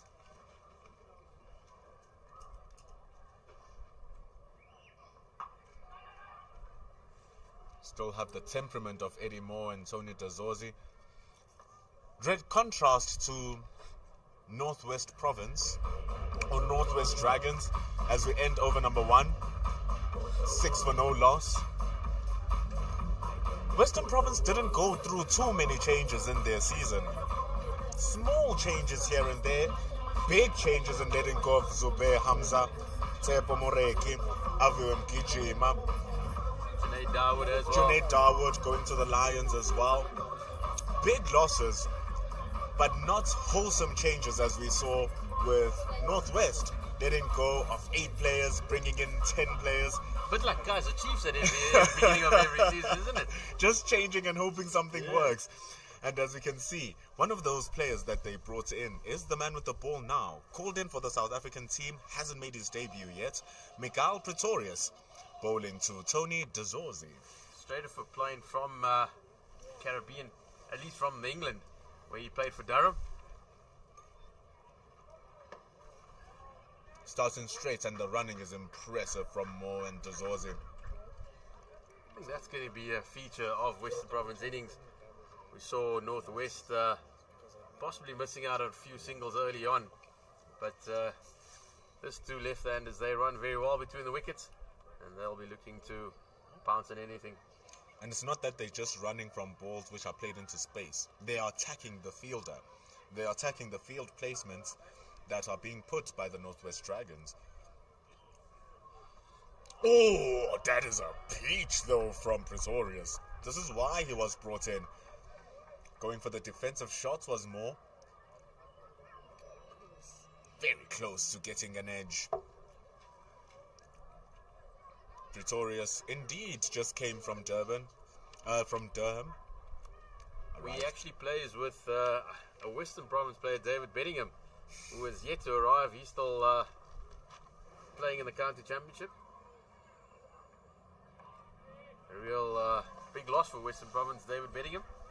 He's been full of runs in the English county, and at least in the One Day Cup. Just recently, a big 162 against Warwickshire. So Western Province would have loved him to be on the same plane as Miguel Pretorius. But it's always nice when we see our local players come back and contribute back into the local game, building the teams or the games as repertoire. Pretorius drifts that one down the legs, but it's well covered by Dwan Janssen. It's glad to see that he's in, because when he was running, we saw that he had a little niggle onto his left hand, which he uses to bowl. So it's good that he's back. 2 more balls remaining from Miguel Pretorius. You can see there's not even strapping on his left hand. That is good stuff. The big 3 of Kerwin Mangru, Miguel Pretorius, and Dwan Janssen will use to do the job that they'll look to do the same job that Western Province did with Nandre Berger, Buren Hendricks, and Michal Mpongwana.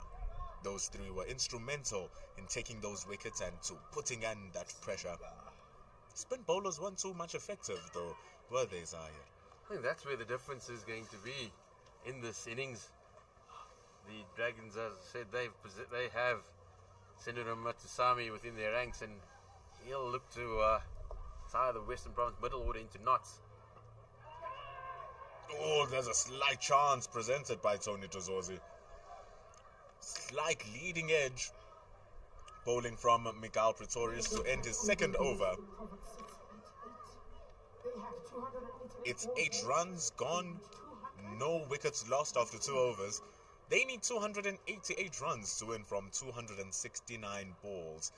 The partnership between Jonathan Bird and Tony Dezorzi looking to start the platform for Western Province. See how far that they can go.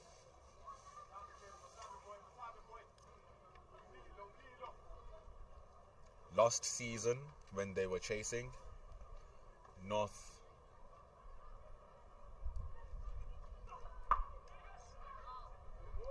there again with that running, Zahir. There it is, and that's exactly what's going to maintain the intensity at the crease. It's very much disrupts bowlers' rhythms when they have to bowl to somebody. Might be 2 left-handers, but they're very different in style. So where one might enjoy the fuller delivery, the other one enjoys the shorter one. So definitely Province maintaining that intensity here. Cracking stroke from Dezorzi, but cracking field placement from Northwest.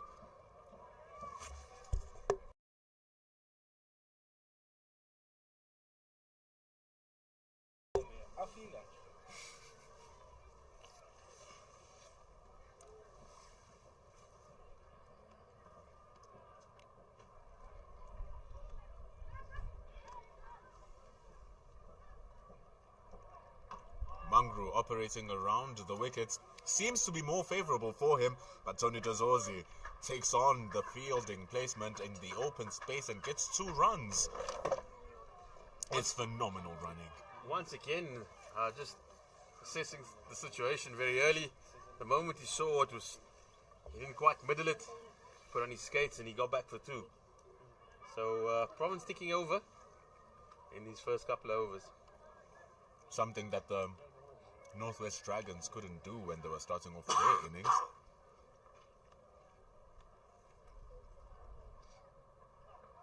Bam! By Tony Dazorzi. Crunches that over the boundary.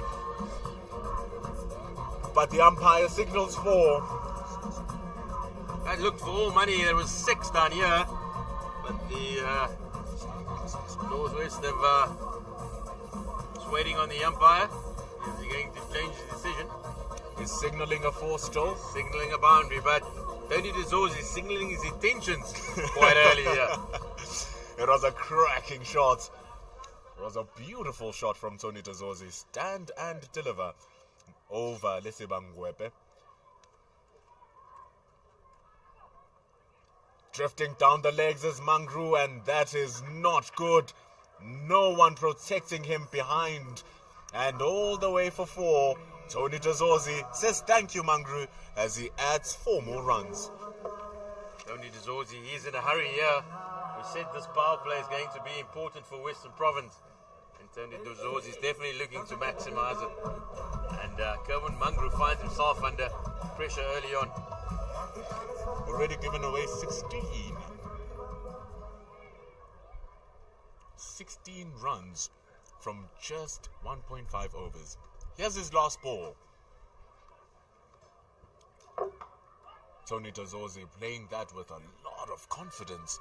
He's standing there in that crease and he's already made it home. That's how we end over number 3. It's 19 for no loss for Western Province, still needing 282 from 258 deliveries.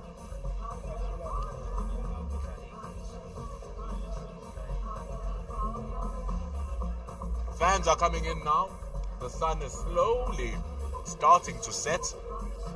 You can see people enjoying their time, kids playing cricket, wearing Superman shirts, sitting in batches. You can see more walking in. Pretorius running in, just down to the legs. The third man, who's standing extremely square, is able to stop that and bring in the man who just looks like he's got it on here today, Tony Dazorzi. The floodlights now are starting to come on. We are lighting it up here at JP Marks Oval. We just saw the one-day international being played here where SA were able to change the tide. Getting that first victory against Australia in that series where Australia just seemed like they were running away with it. But it all changed here, going into that fantastic performance. 416 runs.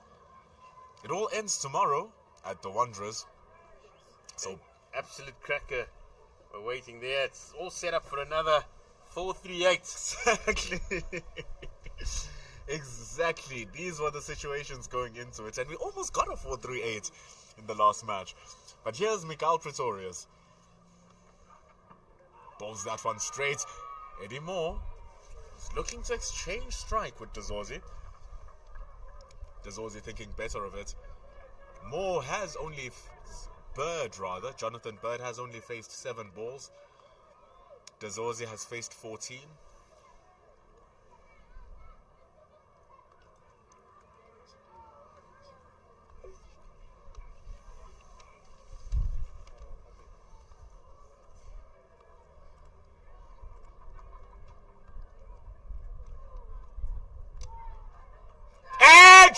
Gone!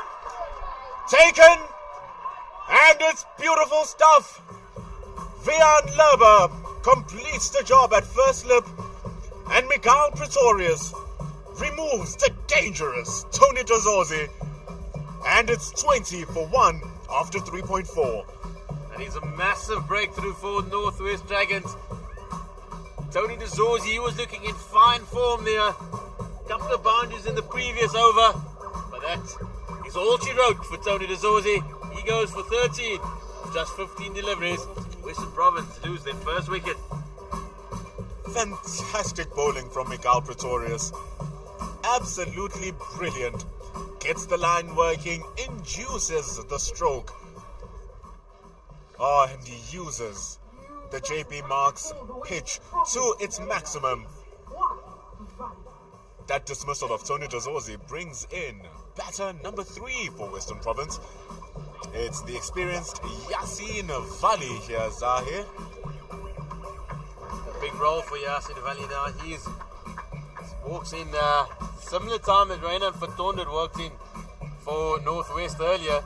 And we saw the young right-hander previously from the ITEC Knights, how well he played for his maiden List A century. Western Province will be looking for a similar effort from Yasin Vali.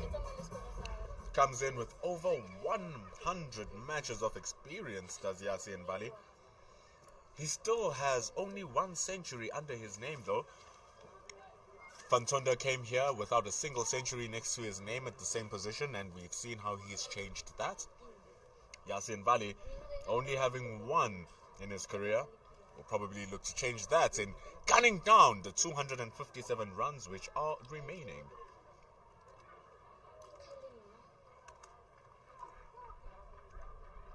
Faces the first ball from Pretorius, and he negotiates that well, going to the man at backward point.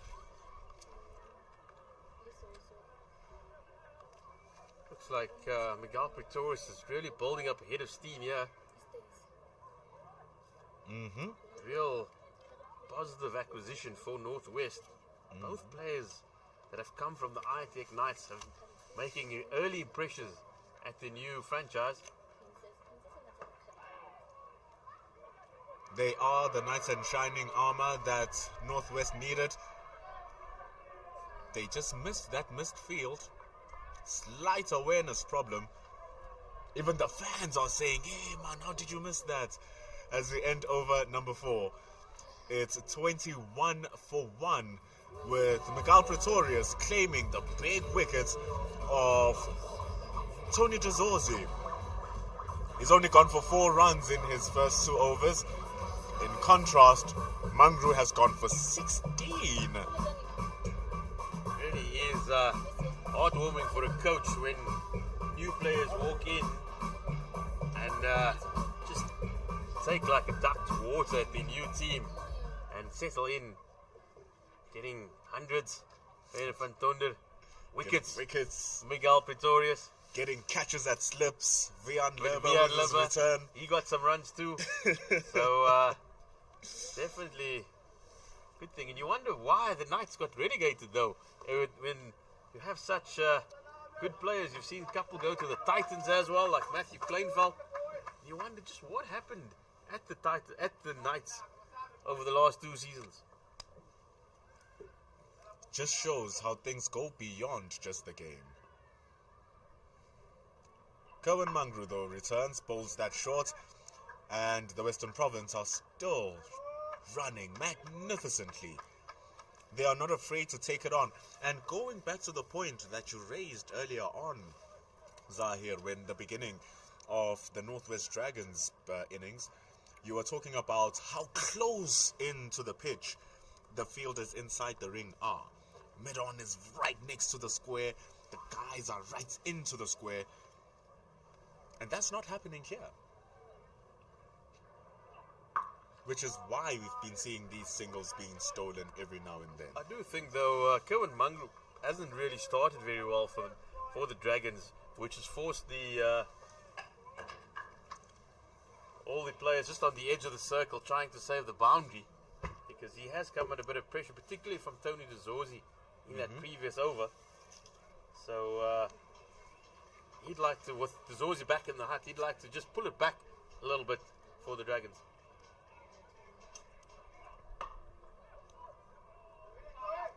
You can see that both Valley and Jonathan Bird, they're not haven't been afraid to just go walking down the wicket to Mangru, showing him that they're willing to take the attack to him. It really messes with a bowler's psychology as well. You look at your partner, he's going at 2 runs and over. You look at yourself, you're going at 9 runs and over. You look at how the batters are reacting to your bowling, how they want to charge you up, how they want to attack you. That is sure to throw off some sort of game plan that you've written down for yourself.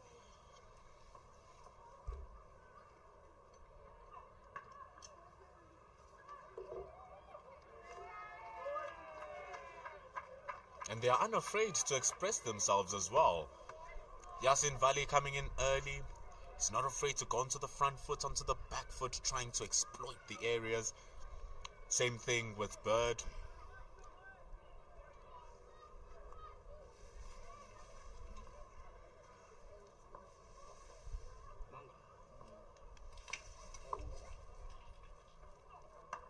Oh!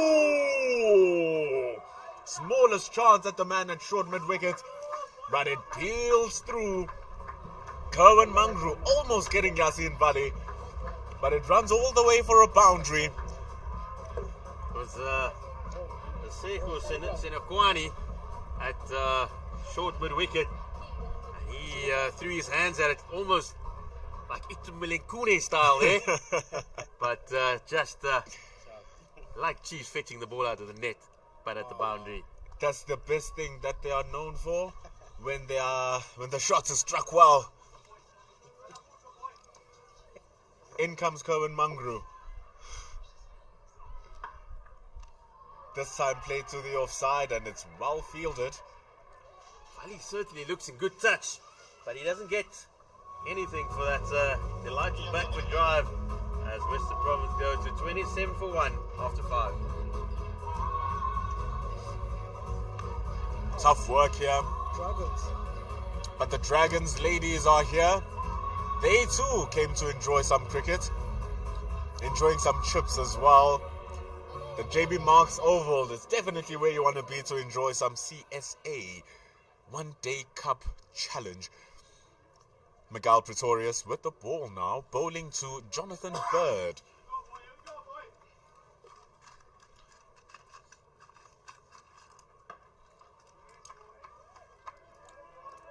Pretorius hitting hard lengths here. They're charging in there from the JB Marks Oval end. That is what he was brought in the team for. His accuracy, his pace, his consistency, showing through his figures right now. 1 for 4 in 2. Showing in his bowling again there. Hitting it hard indeed. Hitting the bat hard. And the thing is, both Jonathan Bird and Yasin Valley haven't fully settled into the game. And it's worse because we are reaching that zone where we changing from daylight, going into the sun, allowing the floodlights to take over. Very tricky.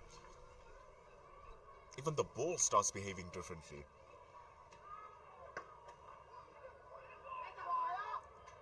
Once again, Jonathan Bird not afraid to use his feet, even to the pace of Miguel Pretorius, forcing Yasin Valley to scamper through for a single.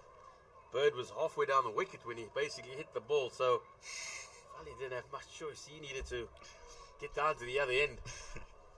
Fortunately, he's a bit of a whippersnapper between the wickets.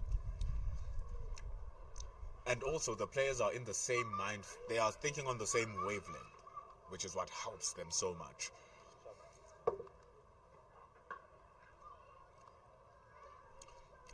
And the sounds coming from Yasin Valley's bat are so pure. Like we said earlier on, he's going to pay back all of those runs. And here he is coming. He's already on 6 from 7 balls. Looking at that field where we have that short extra cover. We have that point. We have the man standing behind point. And we have Yasin Valley playing the ball into those men, which show the planning that is being put here by Vian Lubber.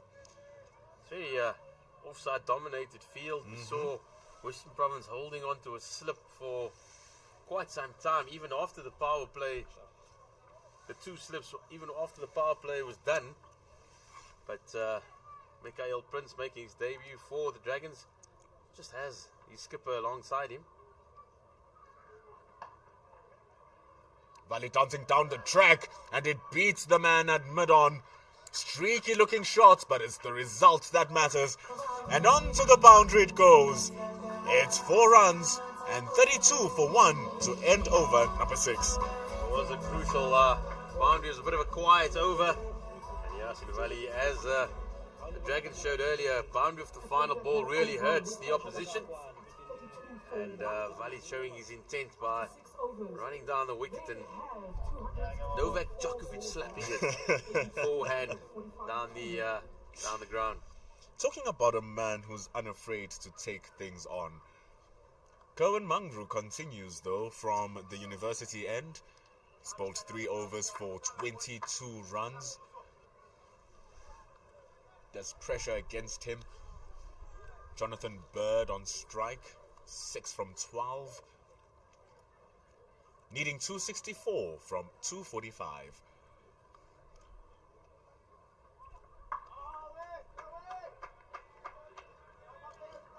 Keeping the batter true is Kerwin Mangru. Seems like his around the wickets tactic is working for him, because he struggles starting his inning from over the wicket. And the fact that Vian Lubber still has the trust of putting the slips in for him. 2 slips like our 2 gentlemen, and the rest of our fans who are here to enjoy the game. Can Mangru actually give them something to celebrate? But the Rocks only managing 32 for no wicket after 6.3 overs. And that was all she wrote at Kingsmead. But we've got plenty of action here for you at the JB Marks Oval. The sun is setting beautifully, the high-felt sun. What is said to be another glorious evening here in Potch. It feels like we are enjoying cricket in another country, in another province, in another world, the way it's so calm and serene. I definitely feel like that, not going home to Cape Town very soon. Here comes Mangru. Boom! Going for a big swing was Jonathan Bird. Hitting his back pad. I think Jonathan Bird would have felt he missed out there. He had lined up Kerwin Mangru for big swipe over mid-wicket. Just not making contact, and Mangru realizing he's skating on thin ice, just moving his deep square leg a little bit squarer for the next delivery. What makes Mangru happy here is the fact that he hasn't conceded a run in this over. Finally finding his rhythm and what he needs to work with. Oh, that is a streaky one. Mistimed from Bird. Stayed in the air just for a little bit. But it's survival. The Grey College, looks like those Grey College boys up here for the North-South Festival.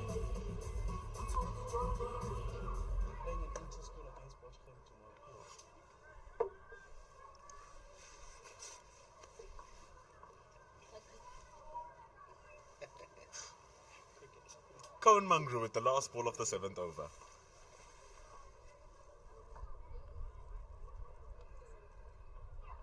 Oh, swing and a miss. Lazy legs. Lazy body for Yasin Valley. We end over number 7. It's 33 for 1 here. They need 258 runs from 244 deliveries. It all seems like it might be in reach, but the game is so long, Zahir. The innings from Western Province took us through a roller coaster ride. Starting off slow, losing wickets, partnerships saving them, losing those big partnerships, looking like they won't reach 250 anymore, and here we are, 276. They would definitely have hoped to restrict them to less than eventual 277. Pretorius, though, still hitting the deck hard, running in hard, and so are the Western Province batters, keeping the score ticking very well.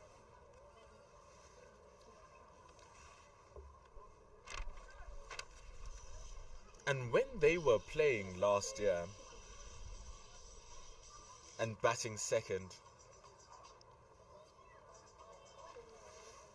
they didn't chase a score this big.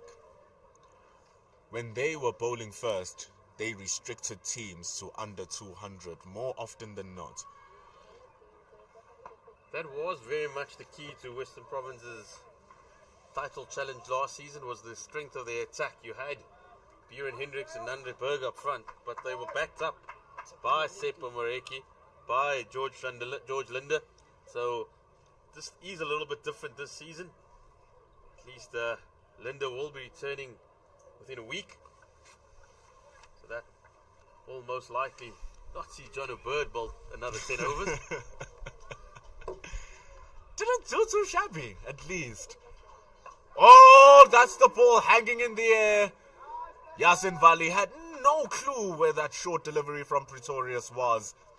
Left the bat to dangle, but the ball dangled into a safe space. It's 35 for 1.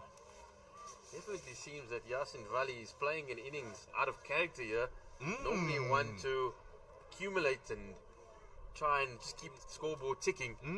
But he's looked to be one to play the big shots.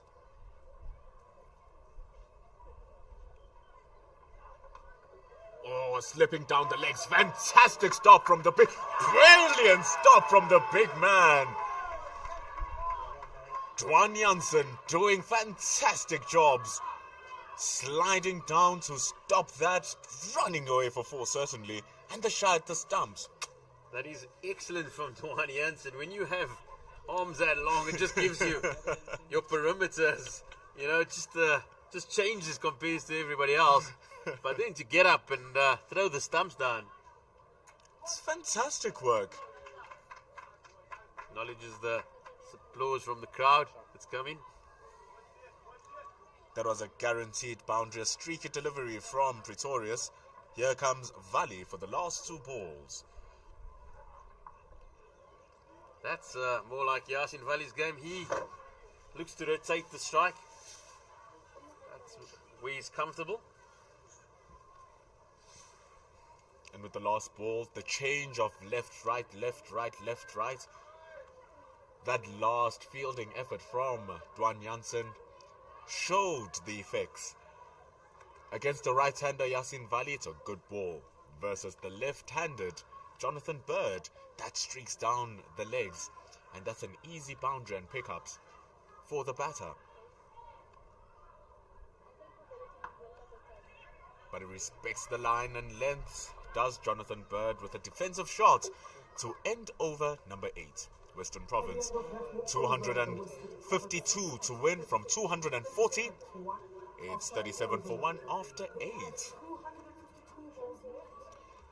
It's a bit of a helter-skelter start by Western Province. Tony Dzorzi came in and he played a couple of attractive strokes before being dismissed by Miguel Pretorius. Now Yasin Vali's just not found his rhythm quite yet. Not just yet, as you're saying. Maybe he's still trying to figure out what his game plan is. One moment he's looking like he's going hard, almost losing his wicket. Here he's facing Kerwin Mangru to see what he's going to do. Mangru goes down the legs. It's a wide delivery by umpire Gasa as he signals it. Mangru not having a good time coming from this end, coming from the over the wicket. And the cool thing is that Western Province actually, as they are chasing this 277, did not lose a game chasing last season up until the finals.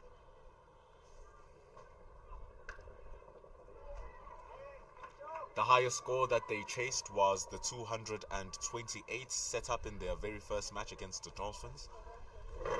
After that, If I remember correctly, that was made quite heavy weather of that as well. So definitely not a side that enjoys chasing. For putting on the pressure. then it was 155 that they had to chase. Then 172 that they had to chase.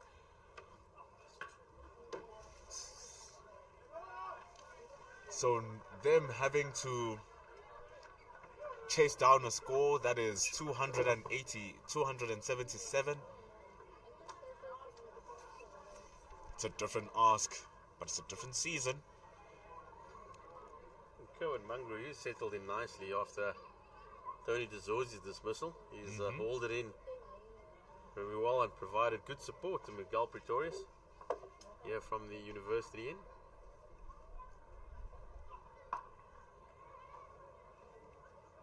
Even trying to take him on is no longer the same. Ball severely mistimed from Yasin Vali, still looking to go onto some sort of an attack.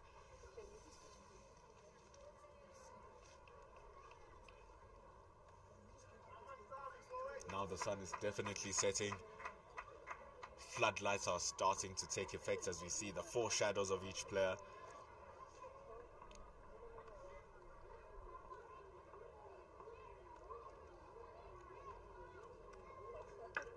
Western Province will be wanting to see the shadows of these Northwestern Province players go down as they deflate, as they slowly nip away from the targets, now needing 239 from 248 balls. I think Yasin Valley just struggling with his timing here at the moment, trying to hit the ball just a little bit too hard. Not stroking it as he normally does.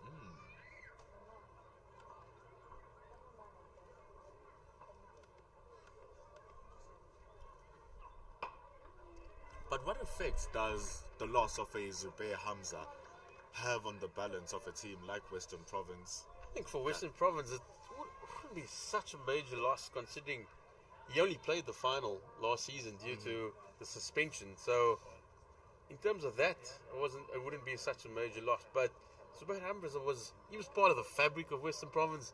Went to Rondebosch Boys High School, grew up as the under 18 captain at the Nuffield Week. That's a lot better from Mohamed Yasin Vali. That's the game that he plays when he doesn't try to hit it hard and just let his hands. Embankment are here in the stands as well. Make your way to the JP Marks Oval, previously known as Senwas Park. Cracking stroke from Jonathan Bird. Timed that to perfection. Picks it up over mid-on. And all the way to the boundary it goes. 4 runs for the birdie as he sends the ball flying. 46 for 1 after 9. That is very much the Jonathan Bird that we've come to know.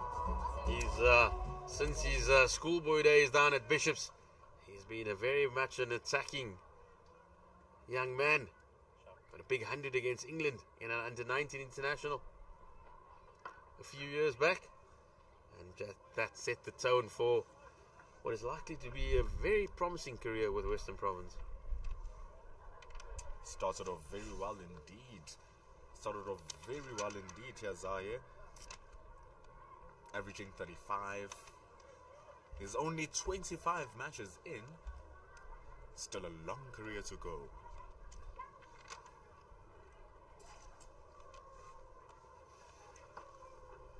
Drifts onto the pads, but there is protection there, right in the deep in the form of Senoran Mutusami. Partnership now moving to 27 from 36 deliveries.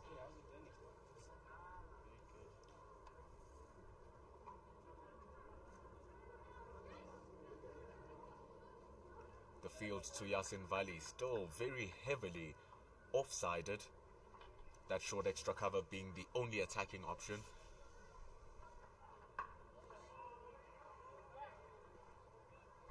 And it's good bowling from Miguel Pretorius. Really keeping it steady, keeping the batters honest.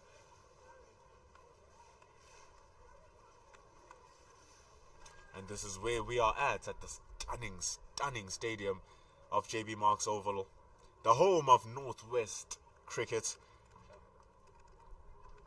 It's fire cricket because the Dragons, that's what they breathe. Is that Pretorius? What is he gonna bring? Oh! What a catch that is! Oh, that is hot! That is fire breathing! What a catch from Vian Lubber! Vian Lubber leading the way here. Yasin Valley just stood in amazement as Lubber plucked it out of the air as Western Province lose their second wicket. That is magnificent! That is absolutely crazy from Vian Lubber, jumping up in one arm over his head, Paul Collingwood-esque. And that is wicket number 2. Told you that the Dragons are breathing fire, and indeed they are.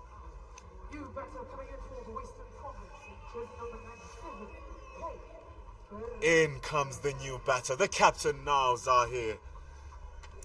It's Carl Varane as Yasin Valley loses his wicket for 16. Western Province captain Carl Varane, he will have a crucial role to play if Western Province are to get anywhere near this target. But, indeed, he played a magnificent role in ushering his team into fantastic plans, fantastic wickets. Now he's here having to do it with the bat. He joins Jonathan Bird with Western Province requiring another 230 runs from 241 deliveries. Phenomenal catch from Vihan Lubber. Just losing down the high of that catch. But Northwest will definitely want to ride it now. that has really got everyone excited here at JB Marks Oval. Seeing their captain fly through the air, just throw out a left paw, pluck it. Absolute craziness. Here he comes for his first delivery. Well defended again, putting in the pressure with those singles. Continuing where Valley left off. Off the mark with his first ball, Calvarani. We end over number 10. It's 48 for 2. They need another 229 runs with 240 balls remaining. Here's another successful over for the Northwest Dragons. They'll be pretty pleased with the efforts in the first power play. They've got the big wickets of Tony DeZorzi and also Yasin Valley, and only conceding 48 in the process. Fans in the stands as well, getting premium views of this cricket.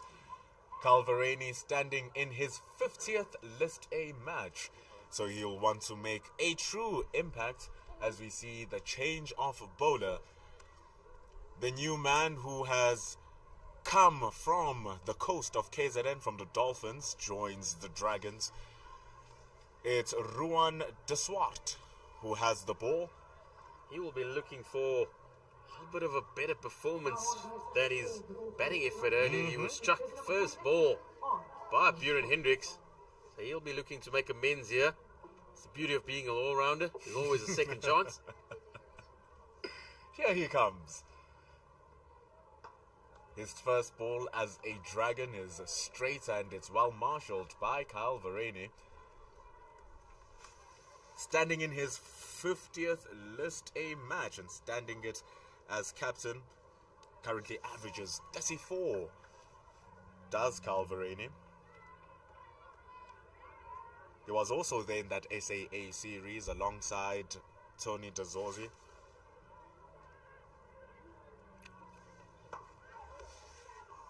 He was also there with Serunuran Mutsusami, who's now picking up that ball. He didn't have a series to remember, Calvarani, down in Sri Lanka. He was down with a bit of a stomach bug, so missed a couple of games. And when he came back, ran out of a few partners there. He's got a couple of not outs in the unofficial test match.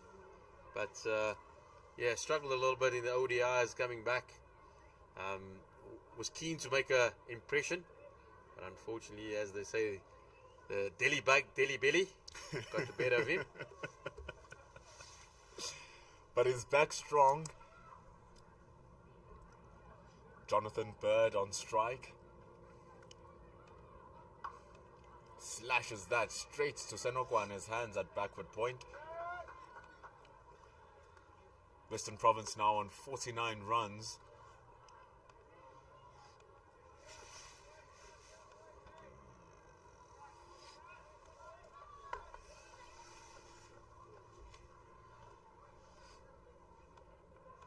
It's been a handy start from Ruan de Swart.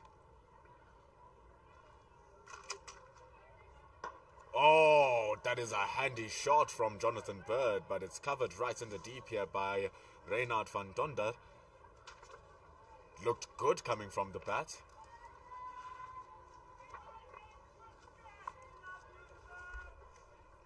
Looked really good.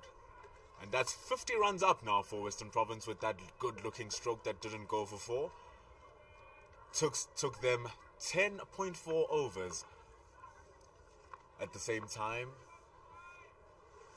it took 11 and a half overs for the Dragons to reach their 50. Bang! Takes that to the cleaners over the top. Will it have the legs? Indeed it does have the legs, Zahir. Slashes that, does Calvarani. There's no stomach bug here now. 4 runs as he moves to 54 for 2. That's the intent that Calvarani will bring to the crease, particularly having been on that South African A tour, along with the Proteas test coach Shukri Conrad and also Rob Walter. That is the type of cricket that the national coaches want to see. They're very keen on batters taking the game to the opposition. That is the end of the over. It's 54 for 2 after 11. But just to continue that conversation, yesterday, at least in the build-up to the ODI at Centurion, Rob Walter and Shukri Conrad, they're doing a roadshow around the country, meeting all the provincial teams and just basically spreading the gospel of how they want South African cricket to be played. And it's similar to the All Blacks in a way where if you play a certain way at domestic level, once you get to the national team, it's a smooth transition. And that's very much the way Rob Walton and Shukri Conrad are thinking, in terms of having all the domestic teams play in a similar way, and not dictating to them how they must play, but more just embracing a positive brand of cricket, taking the game on, not waiting for the opposition to make a move, being on the front foot, playing cricket on the front foot. And that's very much the way Calvarani is going to look at the game tonight. That's wonderful. I love the initiative that's being taken there. As we see Dwan Janssen coming in for the first time. Twin brother of Marco Janssen starts off with a wide delivery. And that's the thing that's been missing. We've been having these conversations about the identity of South African cricket. What style of cricket do we actually play? There were moments where you see players go out to bat and it seems like they don't know what they have to do. Must I attack? Must I be conservative? Must I take the spinner on? What must I do? And it always seems like they were lost. Oh, beautiful delivery. Jonathan Bird was lost on that one. I think the biggest way where we can really see the difference being made, particularly in the national side, is someone like Henrik Klaasen. He's just become a different player over the last 6 to 12 months.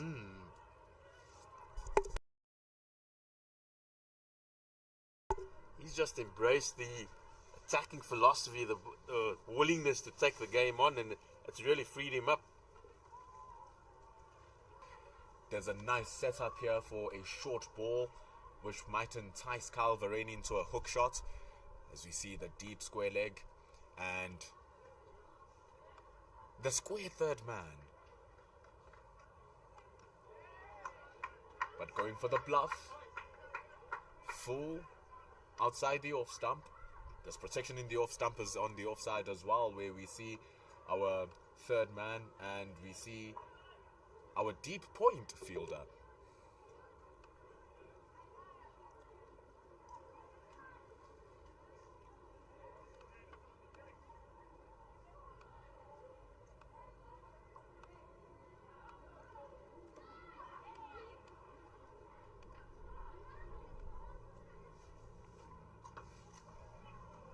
Jansen going straight for that one. An exercise of patience is what is required at this point in time. This is exactly the time where Vian Lerber and Reinhard van Tonder started their 98-run partnership. And when it started, it seemed so slow. It seemed so laborsome because of the bowling of the Western Province, but also the mindset that the two batters took into building that partnership for their team. That just lost 2 early wickets, needing to rebuild the innings, especially to justify their reason of batting first, to make the most of the conditions. And it seems as if 2 wickets down with the partnership on 9 runs, both Bird and Verreynne would be looking for a similar setup between them two. I think I do enjoy the composition of the Northwest attack. They've got the pace of Pretorius, the swing of Mangro, left arm variation, Jansen. That seems to have come off the grill, has it? Yes, it has, and that's one of those weird ideologies of cricket that it's leg buys. But the umpire will call just to have a check at Kyle Verreynne. That is the protocol, that you have to have a look at the batter, just in terms of concussion requirements. But it does seem that Verreynne, he's all right, but he'll go through the protocols of, as you can see, those little flaps at the back of the helmet that has become mandatory in Australian cricket now, particularly after the death of one of their test players, Phil Hughes, a couple of years ago. The safety requirements have become quite stringent. And the physio, Western Province physio, he'll run on. He'll ask him how many fingers. And knowing Kyle Verreynne, he'll probably say, I can't quite see, to be honest. But he seems to be okay. Not even a need for him to take off his helmet. There's not even a stain on the helmet. But that was a fearsome short ball from Jansen.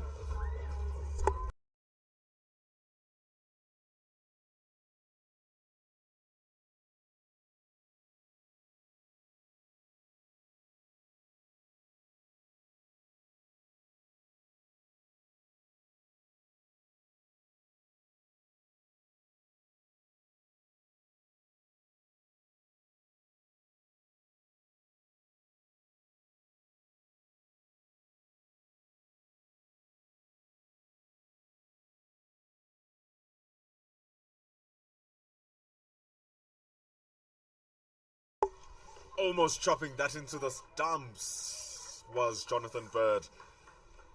Coming in is De Swart, looking to pay back the fact that he couldn't score any runs. But he survives. Coming around the wickets, tall man is Jonathan Bird. But the all-rounder comes again for ball number 2.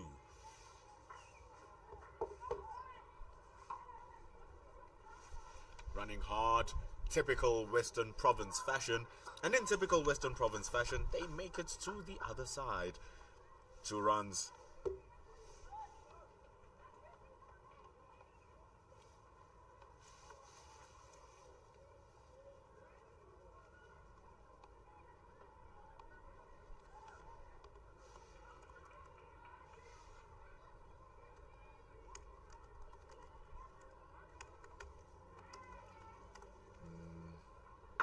Dancing down the pitch, and he slaps that away, does Jonathan Bird. How brilliant is that? 1-2 strides down the pitch and claps that between the fielders. 4 runs, and they go to 66 for 2 as they need 211 now from 225.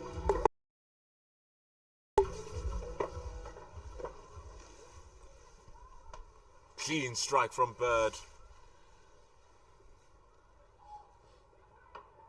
And a good recovery from de Swart.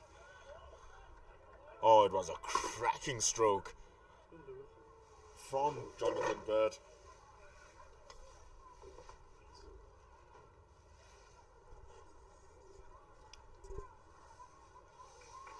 Having a conversation there with Cohen Mangru, trying to just back up his bowler, his bowling partner.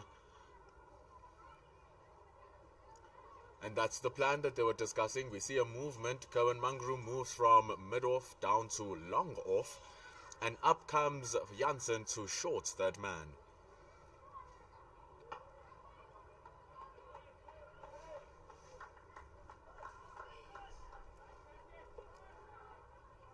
Just one more ball remaining here in this 13th over for Western Province.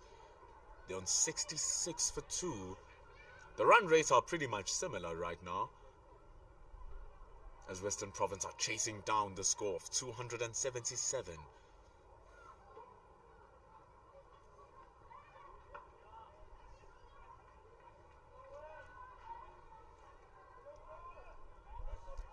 As simple as you like. Ending over number 13.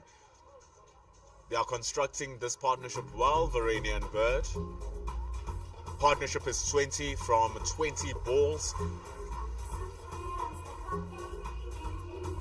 Bird is on 23 from 33. Varane on 6 from 9. Their job is pretty simple between these two. Bat as long as they can. Accumulate the score piece by piece by piece by piece. Little scabs and little jabs being thrown into the face of Northwest Province. It's not just an uppercut which will clean and finish the job. A million jabs can too. Dwan Janssen.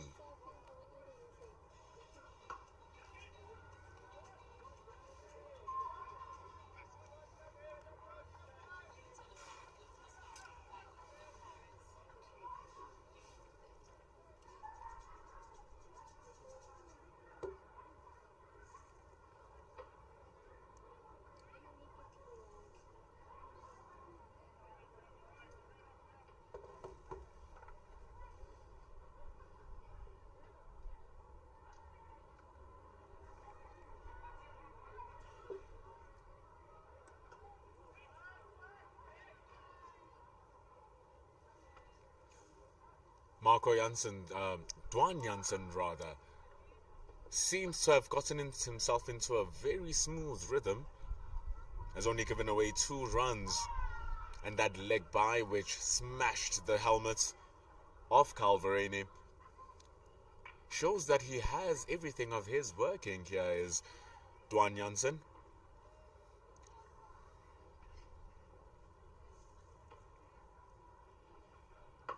Bam! Smashes that over the top, does Jonathan Bird. Just slightly over pitching and going a tad straighter.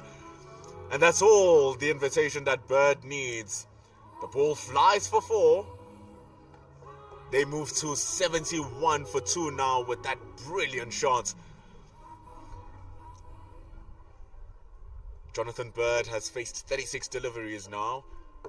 Slowly getting his eye in more and more as he gets comfortable. Goes for the block hold this time to try and mitigate the same stroke that was played by Jonathan Bird. Gets away with 1 though. They now need 205 for the victory.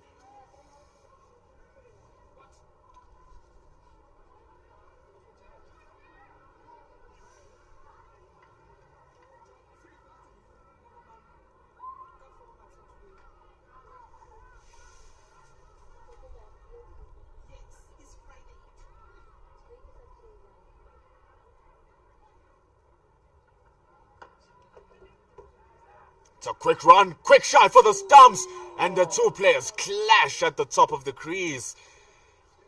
One was running to get home, the other running to back up and hit the stumps. But it seems like Calverani is okay again, being hit by the ball, now being hit by an entire body. Still have one more ball remaining in over number 14. Scampering off the single, working like a charm. Jonathan Bird back in strike for the last ball of over number 14.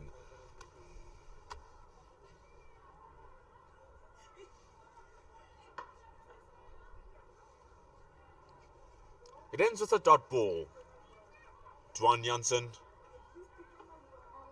He's gone for 8 in his first 2 overs. Western Province need 204 runs to win from 216 balls.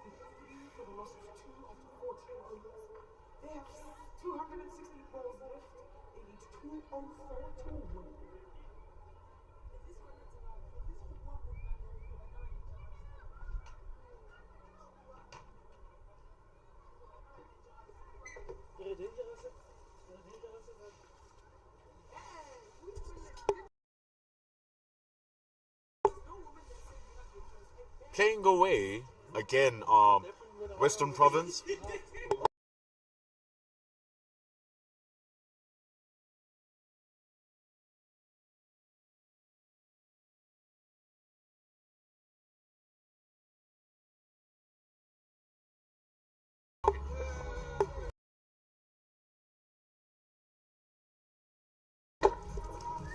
Vereni just hitting a man as they were running across after being hit by the head.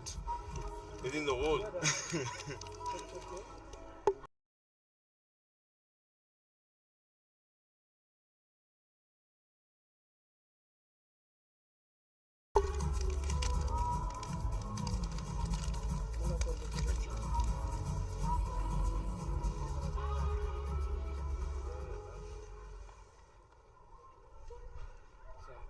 The partnership on 26 from 26.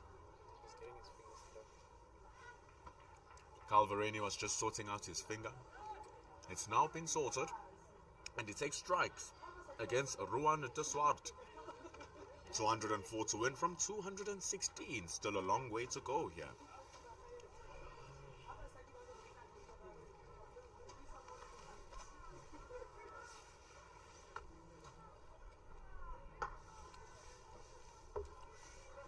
I think this is the crucial partnership for Western Province.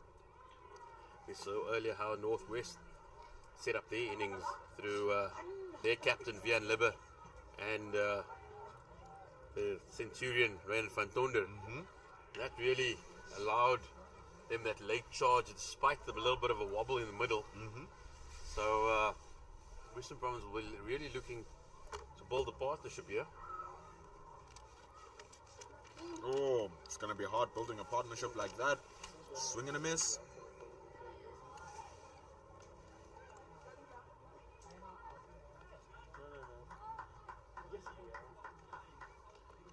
You look at some of the names that are still going to come in and batch here for Western Province.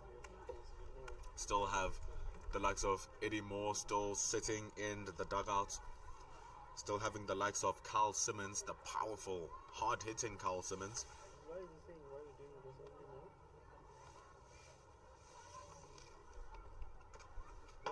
Oh, that's a good shot. There's a man standing under it, and it's a catch taken by Reynard van Tonder. That's wicket number 3 gone for Western Province. And it's a key wicket of Jonathan Bird. You just can't keep Randall van Tonder out of the game.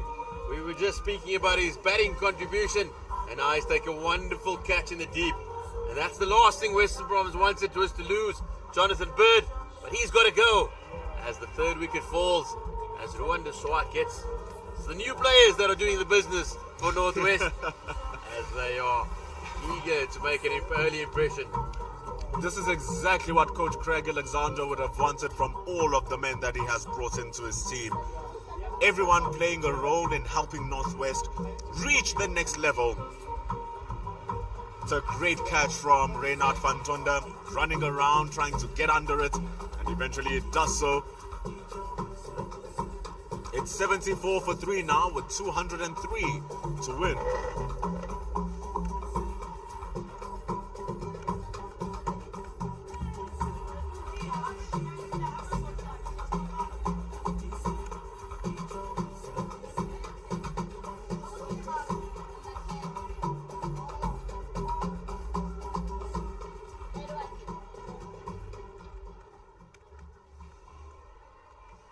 You better coming in for the Western Province, jersey number 10. I've been mistaking Jonathan Bird as Edward Moore, starting the innings, and in comes the real Edward Moore. It is his 50th match, just like Calvarani, responsible for 413 50s. It's a very handy average of 43 after 50 overs. And here he is now joining his captain, Calvarani, who too is also on 50 runs and on his 50th List A match. So will they make this a memorable one?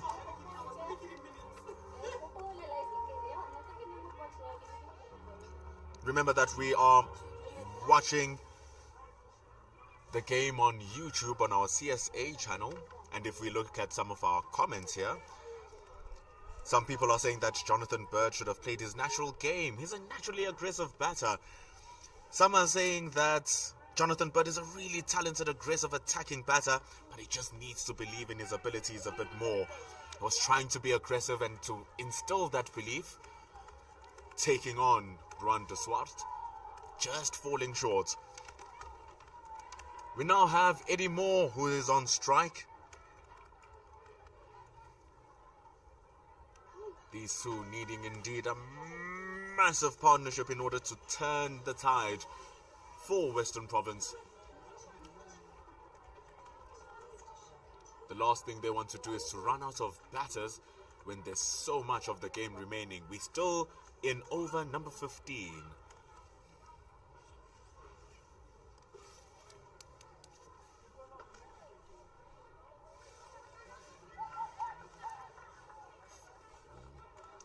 Critical blow there by the Swat. We were just speaking about Western Province wanting to build a partnership and how crucial it was. Jonathan Bird looking for the big shot, just not creating the elevation to clear the boundary, and instead just finding that man Van Donder, who gleefully took the catch.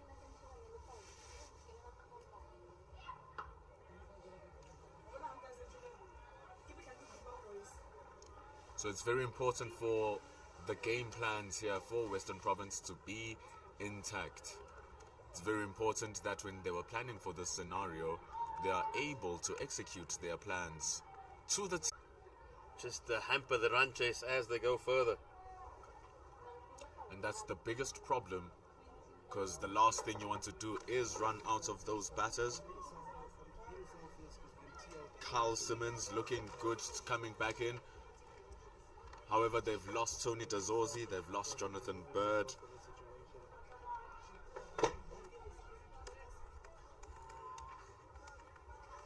They've also lost Yasin Vali as well in that list.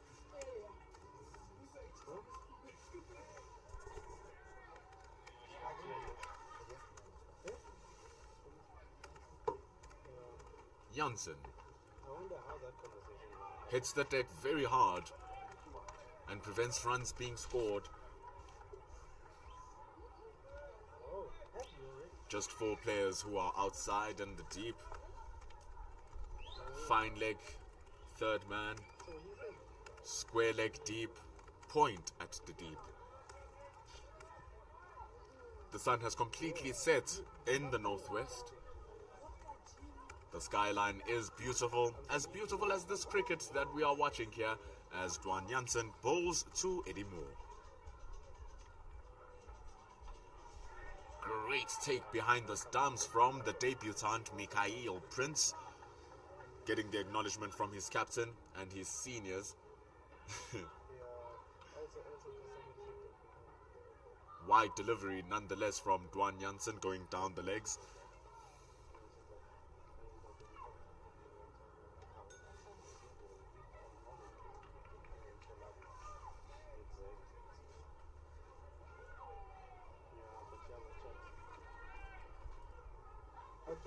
Okay, let me clear up this stuff.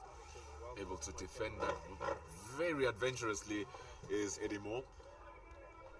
It's the first time he is facing Dwan Janssen in this over.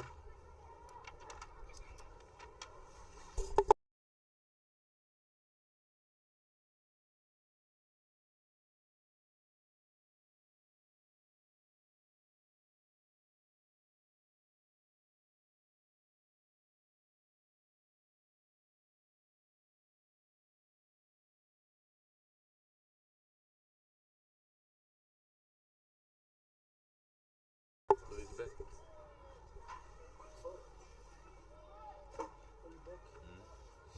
gonna use this opportunity to take a good photo.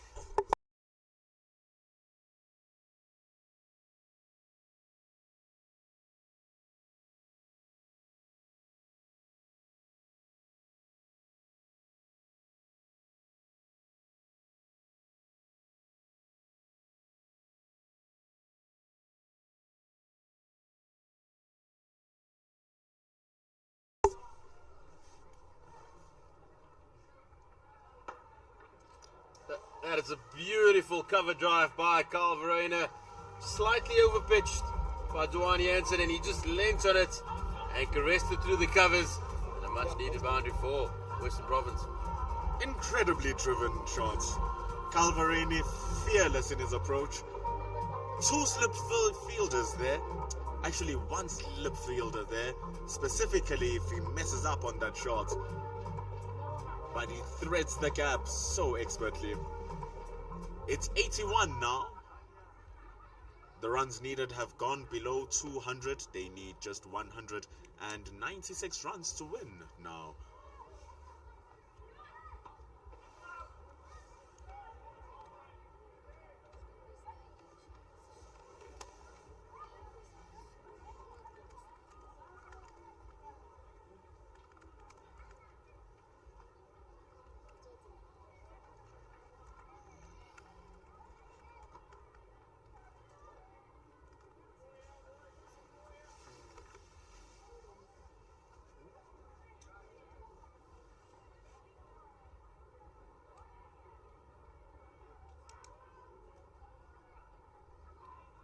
Shifts down the legs, regardless of Vereni's movements. Still a wide ball from Janssen. Ball that one again.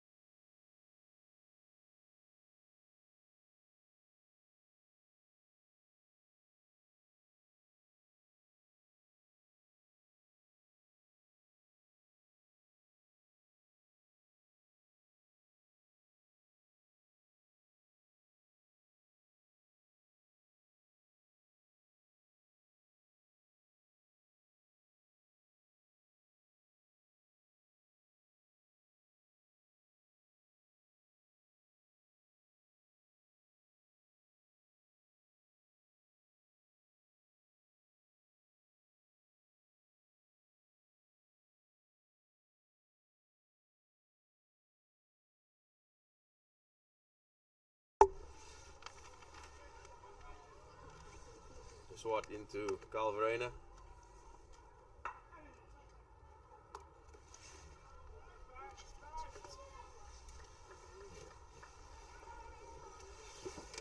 Western Province captain, he holds the key here to this run chase. He's very much aware of it. Very much the premier batter in the Western Province team.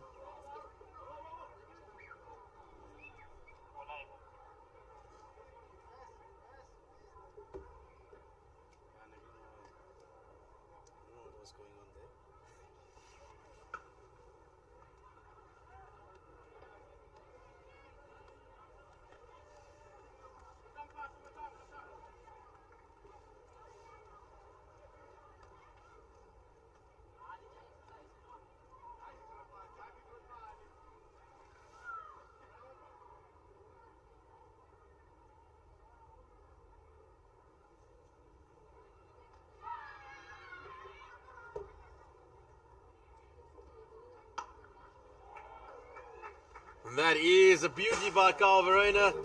Just going over the top for another boundary. Verena moves to 17 of 17 deliveries.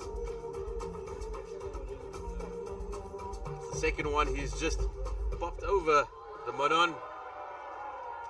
And we have a bout of load shedding here at the stadium. The lights have gone out. And that is what we face here in Mzansi, for sure. We'll see you back in a short while.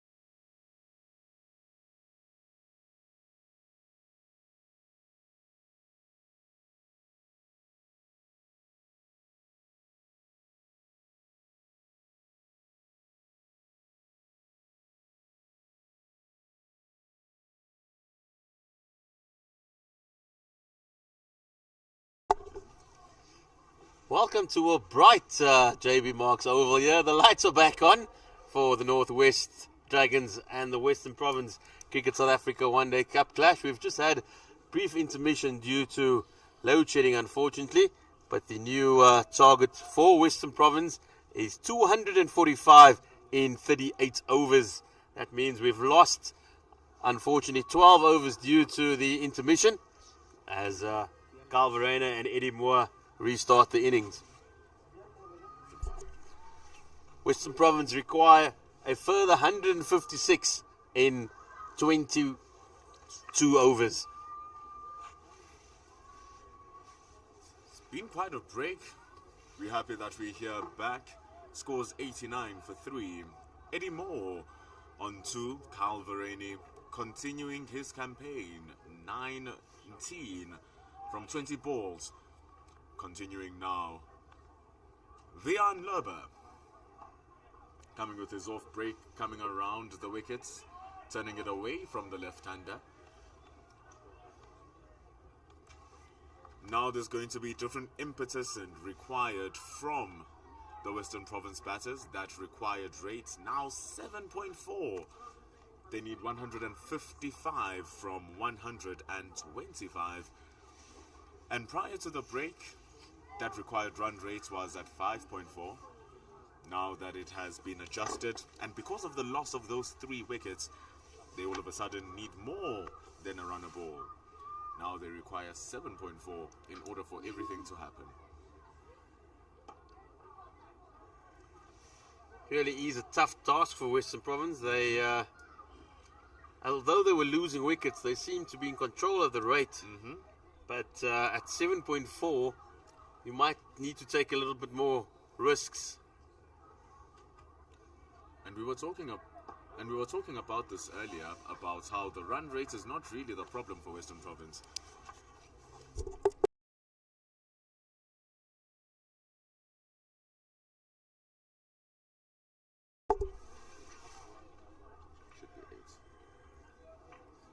If you missed it earlier, Vian Lerber had taken a fantastic catch to dismiss Yasin Valley.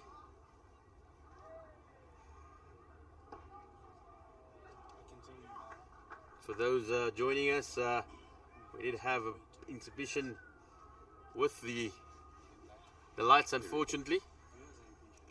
We are back on the park, thankfully, and hopefully we will see the conclusion of this match.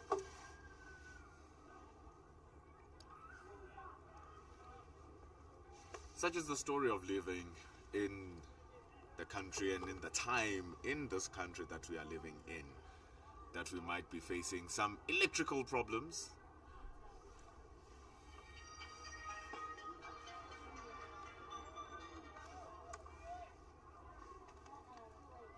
But now that we have our lights back on, we still have some of the fans remaining in the ground, having lost those 12 overs.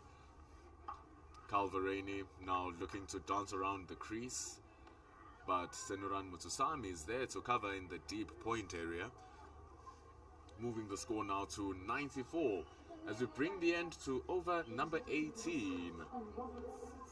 The Northwest Dragons, they require 7 more wickets with that break in the game, giving them a reprieve. The pressure has swiftly shifted back to the Western Province batters. This partnership between Eddie Moore and Carl Verena worth 20 runs from 24 balls.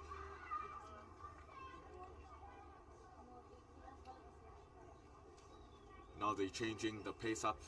Supporting Vihan Lerber is going to be Senuran Mutusami. 82 matches, has taken 83 wickets. He's good for a wicket per game.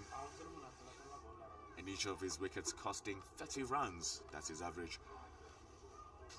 But into the attack, and his bowling is what was exceptional in Sri Lanka. 13 for, another 6 for. I do feel this is very much where the game is going to be decided. Mutusami was always going to play a big role, regardless whether the light stayed on or stayed on. And I think now with the reduced overs, he will be a major asset. He does have the ability to create pressure, And with the run rate in his favor, he could just be a real handful for the Western Province batters.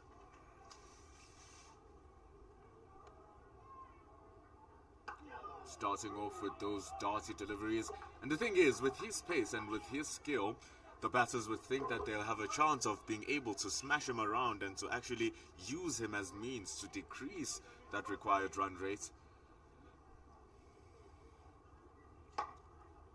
But that might be a task that's a little bit tough, considering the fact that there are 9 fielders to beat. And the skill set he possesses too.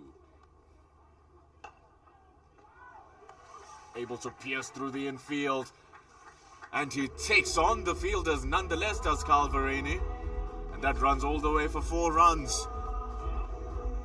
98 now they move to, and they will need more and more of those shots. They now need less than 150 runs to win.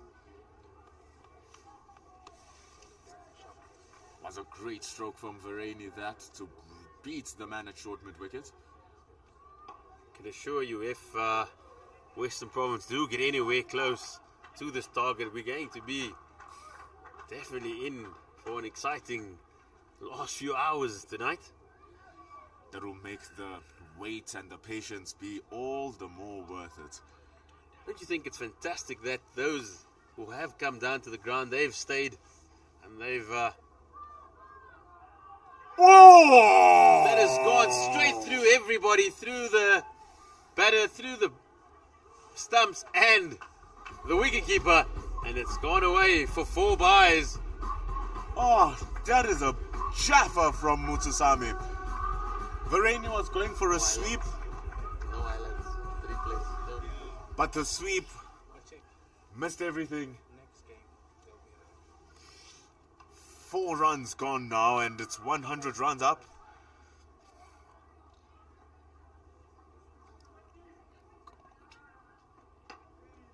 Bit of good fortune brought up the Western Province 100. And for all money, it looked like it was taking out all 3 stumps. Oh, I was already up, screaming in celebration of a good ball. However, it wasn't the case as we end over number 19. Western Province are on 105 for 3. They are now 19 overs remaining as we are halfway through the second innings. It's an eventful first over by Senaran Mutusami.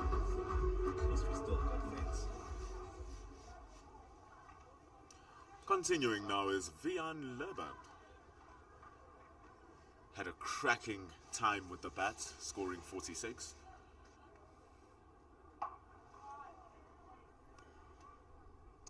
Powerfully struck out into the deep. Just a single. We want to adjust those lines, not wanting the batters to have that much time on the ball. Want to get it a little bit fuller. Change up the pace.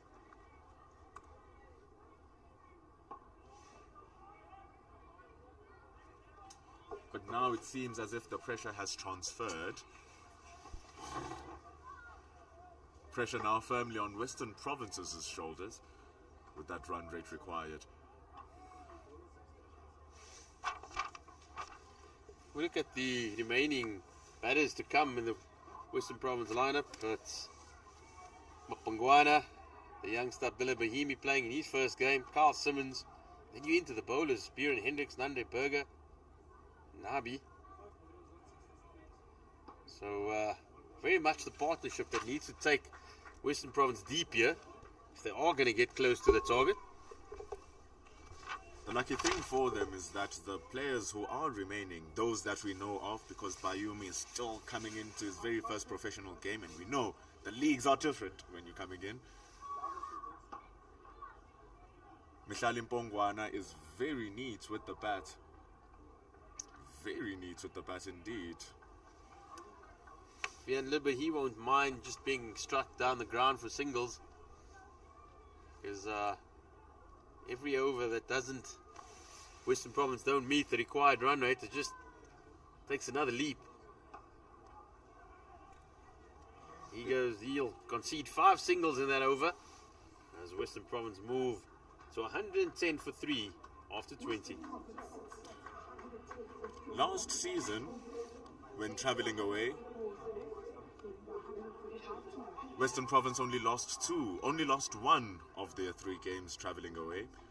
And in one of those games, which they did win, was against PAL. And in that particular match, a man by Mihlali Mpongwana was able to score 96 runs and take the game on. The crucial game in the context of the competition. It meant that Western Province qualified for the semi-final, and the Rocks would have loved nothing more than to knock out their neighbours. But that just speaks to show that not only does the man who's coming to bat in next, as they run hard for 2 and make it home for 2, goes to show that the man coming in next not only is good with the ball, but is also good with the bat. And when he's good with the bat, is good with the bat in tough situations, is Mihlali Mpongwana. And then we have sang praises about Carl Simmons, about his work at the SA20, his work in the 4-day series as well. So he's someone who's also you can back.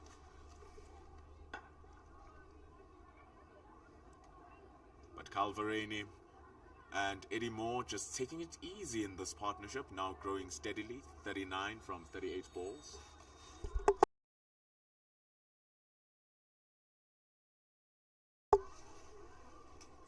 Just received an update on the bowlers' restrictions. 3 bowlers with 8 overs allocated, and 2 with a further 7. So that will be the restrictions on the bowlers tonight.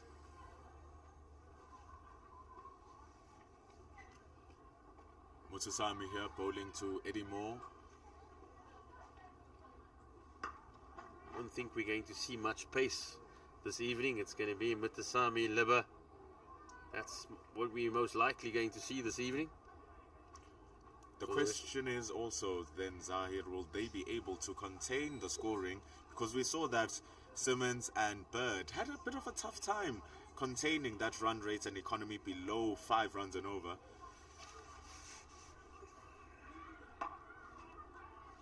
I think we're possibly seeing one of the best left armers in the country in operation at the moment, and he prides himself in delivering his overs very quickly, gets through his overs, and also for not much.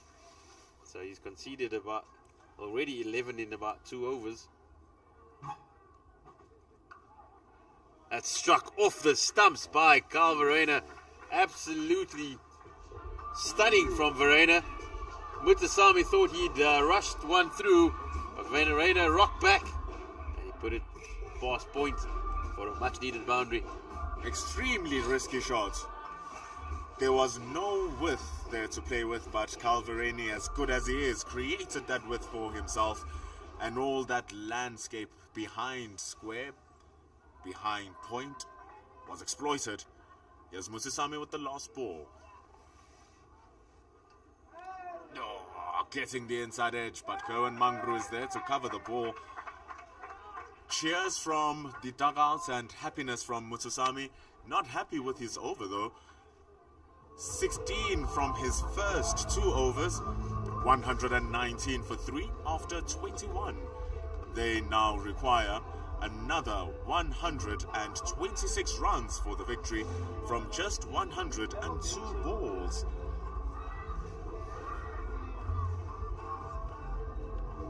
Question is now, with the change of the parameters, how is it that Western Province are going to tackle this situation, and how will Vian Lerber use his bowlers with the new restrictions that we have?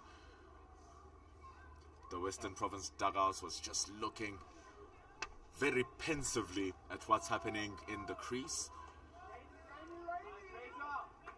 The smiles definitely turned to frowns when they saw the required run rates change from 5.4 up to 7.4. It's still standing at 7.4. I don't know if that's a good or a bad thing. It means that they are consistently being able to score their runs, but not hard enough.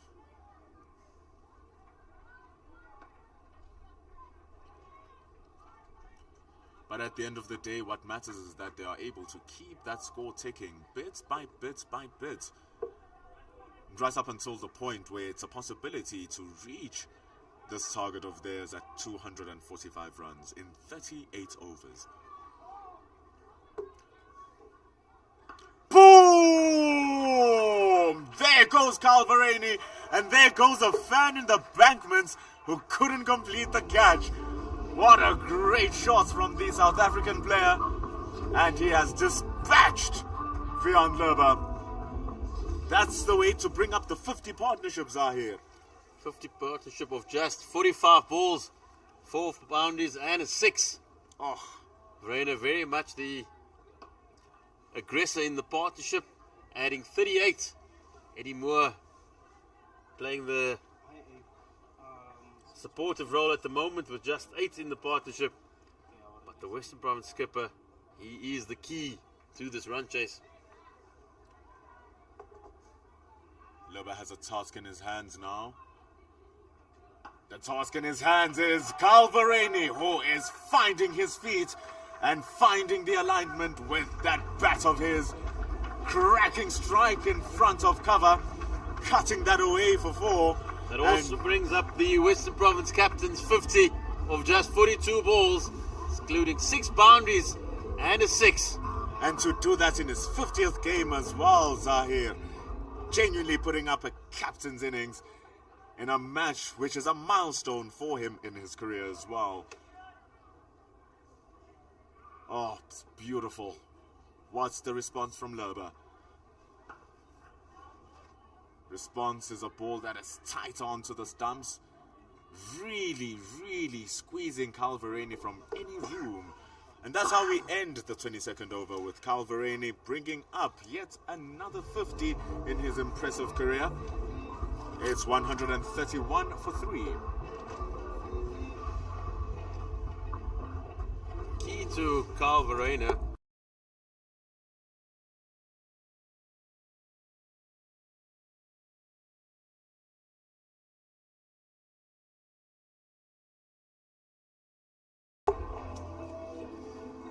Calvareni, the one thing about him is he's never say die attitude. He's a real gritty, feisty character. I think it must be a Wynberg boys thing. We'll see how he deals now with Dwan Jansen, who's changing ends. Is now coming from the university end, but he's bowling to Eddie Moore for now. And Eddie Moore is stationed at 8 for 13. He's not a Wynberg boy. Let's see what he does then. If I'm not mistaken, Eddie Moore went to Grey, which is a big derby. Wynberg v Grey derby. Studying the padding. Here comes Calvareni.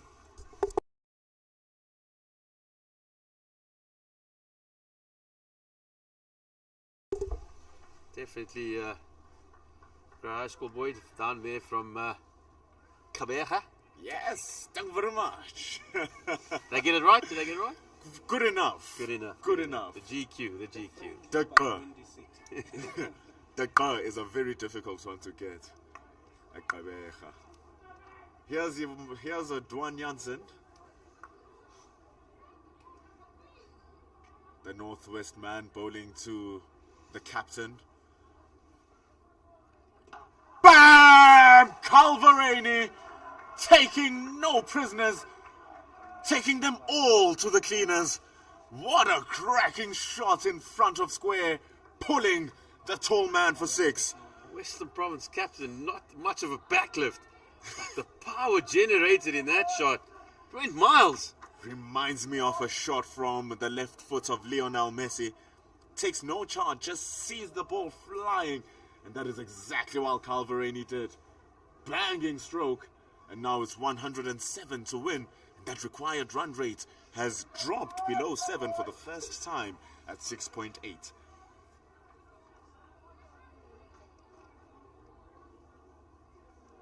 Northwest captain Vian Libber, he's in consultation with his senior players. They know how important the wicket of Calvareni is.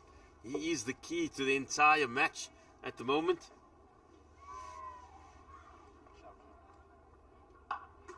Goes off to the offside. Will he beat the man who's standing at deep point? No, he cannot. It's fantastic fielding at the deep. And they're running back for run number 3. And it is fantastic work from the Western Province.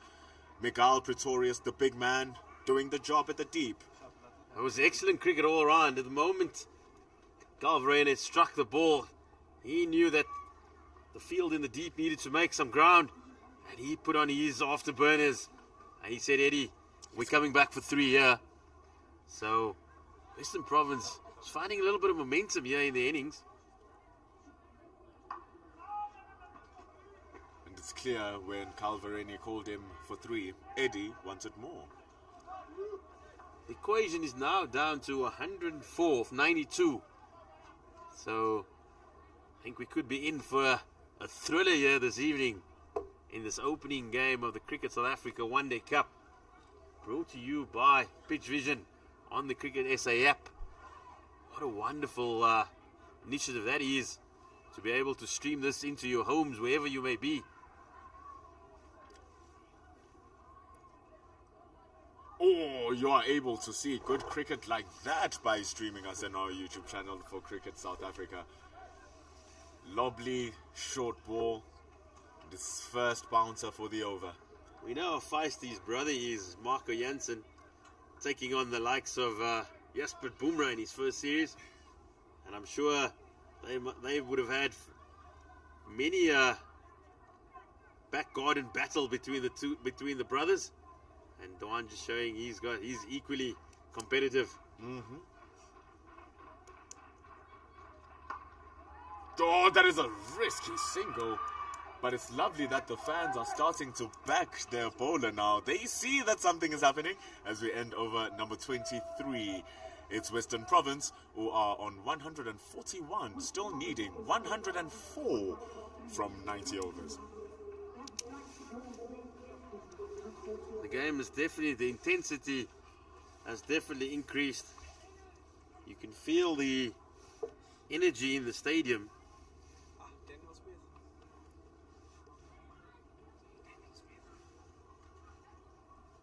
Young man carrying the drinks for Western Province, Daniel Smith, another former SA Under-19 player.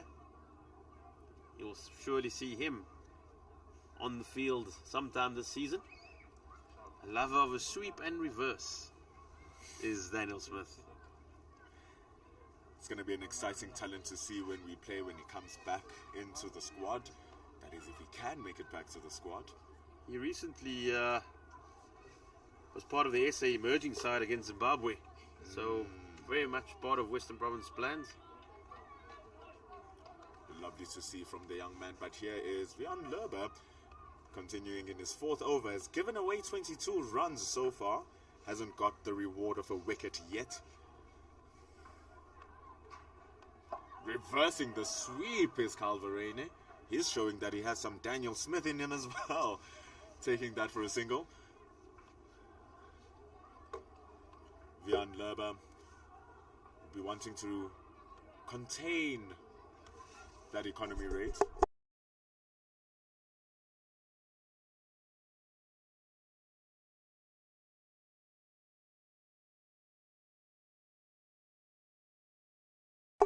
Thick outside edge, running down, Kerwin Mangru chasing after it, and Mangru makes it. They were about to think about running for number 3, but it was Calvareni who thought better of it, and it's just 2 runs. So the efforts from the big man, working a charm, stopping 2 runs.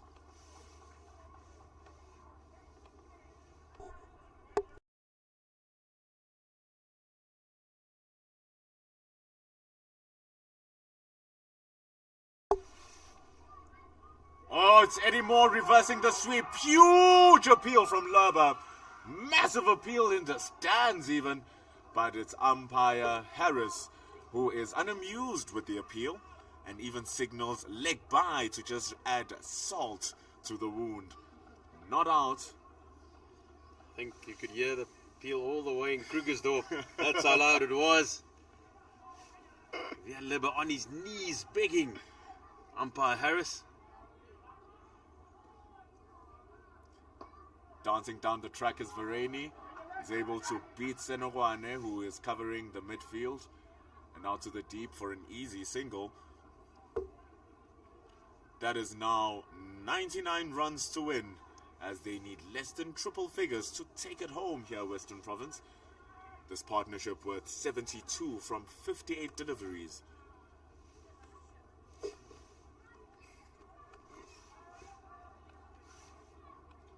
Eddie Moore going down the track, pushing that gently down to the man at long on. The exchange of singles here between these two. Like we said, it's not just one stab of the sword. It's tiny little cuts from the scalpel that create the most damage.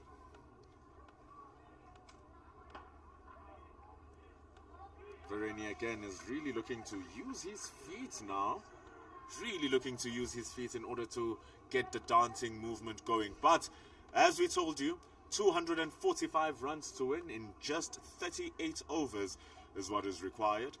That means that on 147 runs, Western Province require 98 runs to win from 84 balls. So thank you if you're joining us on our YouTube channel. The live chat is filled with people having conversation, trying to find out what's happening, how many overs. We are down to 38, revised to 245 runs for the victory. The question is, who's going to take it home and how? Here's Dwan Jansen. Looking for a cracking strike, but straight to the man who is standing at the square leg area. Again, Mikael Pretorius cleaning that up. But it's still tick-tock work here for Western Province, which is what is hurting Northwestern Dragons. It's the fact that they cannot stop them from scoring runs.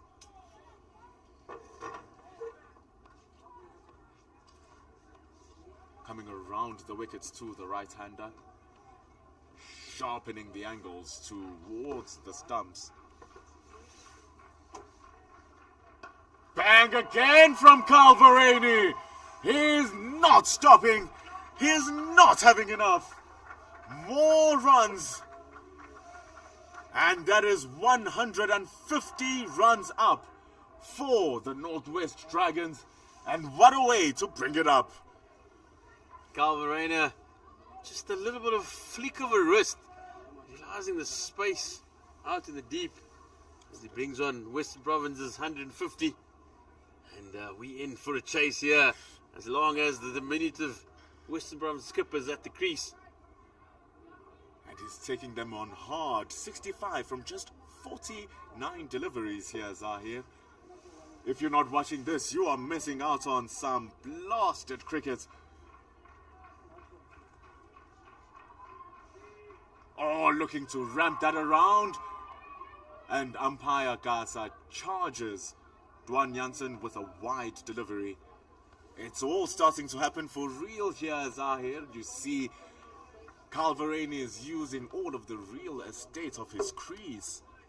There's a big open gap behind him at the fine leg area, giving questions to Dwan Jansen on how he can tackle the Western Province captain.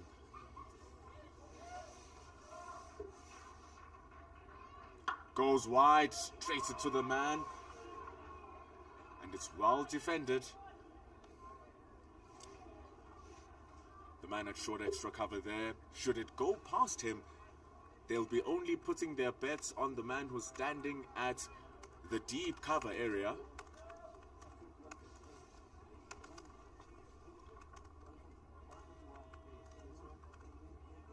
In comes Dwan Jansen again.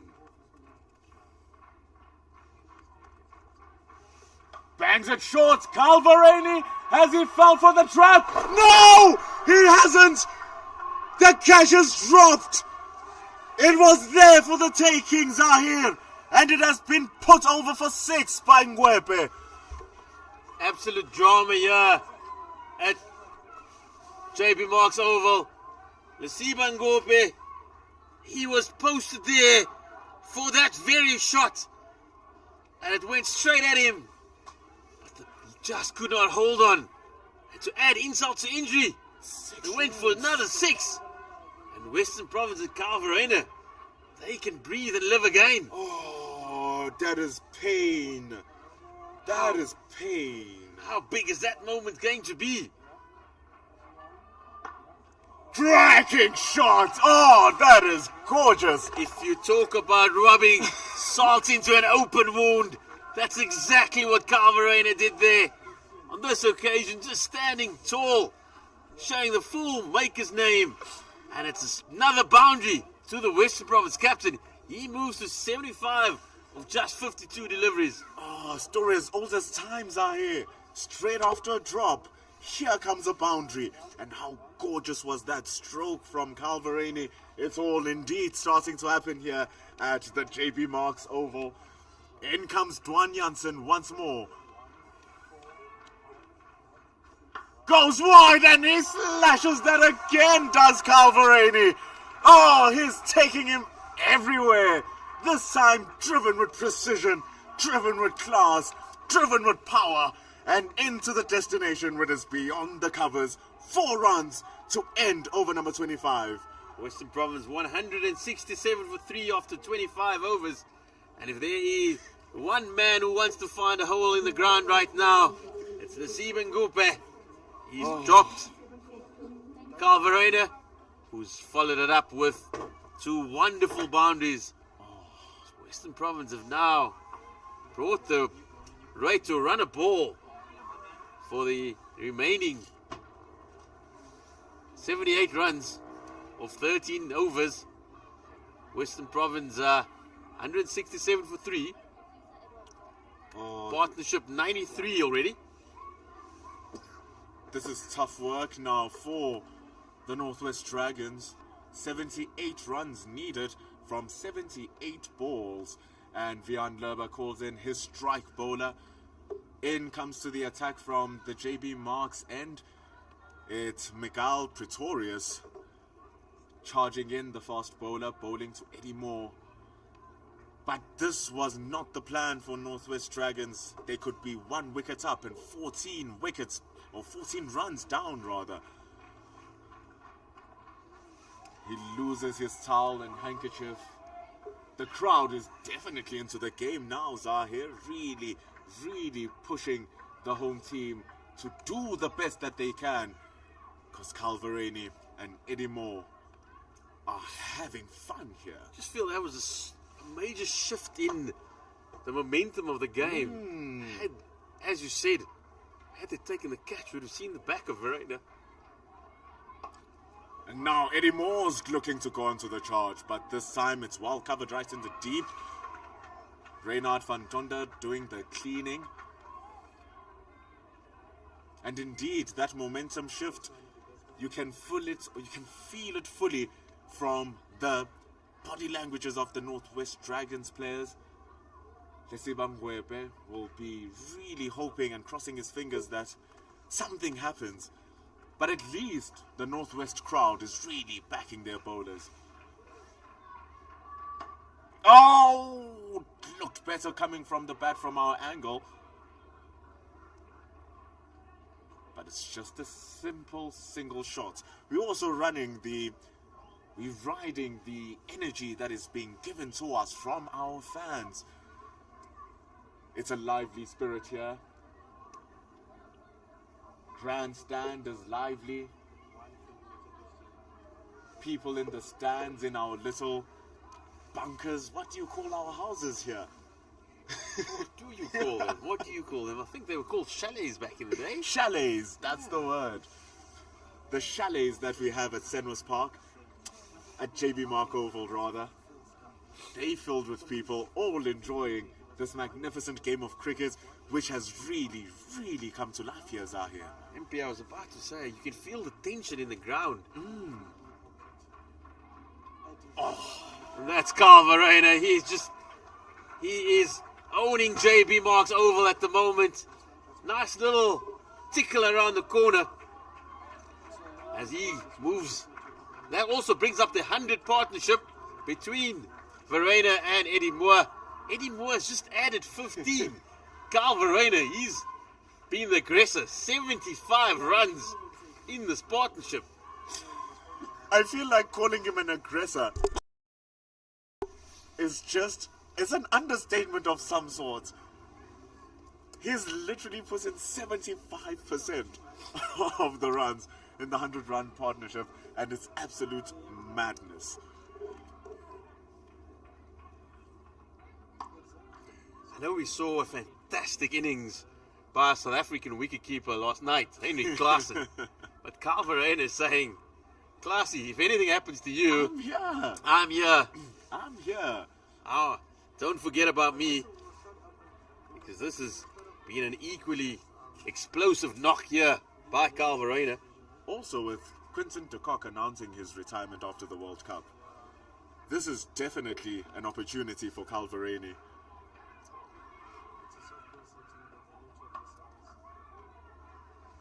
It's definitely an opportunity not for him to be seen, but for him to actually solidify his place in the South African team. MP, I've always been of the opinion where there was this huge outcry about a couple of years ago why Carl Verheyen wasn't playing for South Africa, particularly in the T20 side, and I always thought that's possibly not his best format. He averages, in first class cricket, he averages 49.77. In ODI cricket, he averages 41.22. So when you have somebody of that caliber, you feel that they should be a lot closer to the national team than I think Carl Verheyen is. I think he's really come out this season after having a few chats. That's the end of the 26th over. They are 178 for 3, all Western Province. Brought the run rate down to well below 6 runs over now, less than run a ball. But just back to the Carl Verheyen conversation, and this is nothing to do with being from Western Province or what, boys. No. Just feeling like that he's somebody that can offer South African cricket a lot more. He's tenacious, he's gritty. He was one of the few who stood up in that test series, the debacle of a test series in Australia. So definitely somebody you feel that should be closer to the national team than he is. He also went to Sri Lanka, had a few good chats with Shukri Conrad and also Rob Walter. And maybe that's just given him the clarity to come out this season, and he said, I want to be the captain of Western Province. I want that responsibility. I want to lead from the front. It's not normally some players, they focus on their own game and they wanting to get back into the national team that way. But he said, I want to lead Western Province. They mean plenty to me. It's where I've played all my cricket Whole time. from junior level. And I know we are a side that are going through transition, and I want to lead from the front. And he hasn't completed the job just yet, but he's really given Province a fantastic chance of pulling off what would be a spectacular run chase. By far, the most aggressive inning we've seen in this match. By far the most demanding and commanding innings that we've seen. He did have a chance, did have a stroke of luck, but that's what you need in this game. Caleb Selega, the new bowler coming in now for Northwest Dragons, and we said continuing with the spin. I think this is, once again, we call the Mutasami, we call that to be a pivotal moment of the game, but they've actually blasted him out of the attack. Now they're looking to blast Selega out of the attack, but Dwan Jansen is not having any of that, stopping it. And lastly, on that Carl Verheyen chat, you would have thought that after that monumental performance in Australia, that would have been the turning point in how people view Carl Verheyen, in how the conversations around him are being had. So it's a bit unfortunate that that hasn't really been the case. Even after that series, scoring a couple of 50s in the 4-day series, and here he is now, showing that he's got what South Africa needs. 86 from 56. I think the strength of that, just watching Caleb Seleka, I think the strength of that Proteas batting lineup right now, he's really powerful. There's no doubt about that, and we saw it in full flow last night.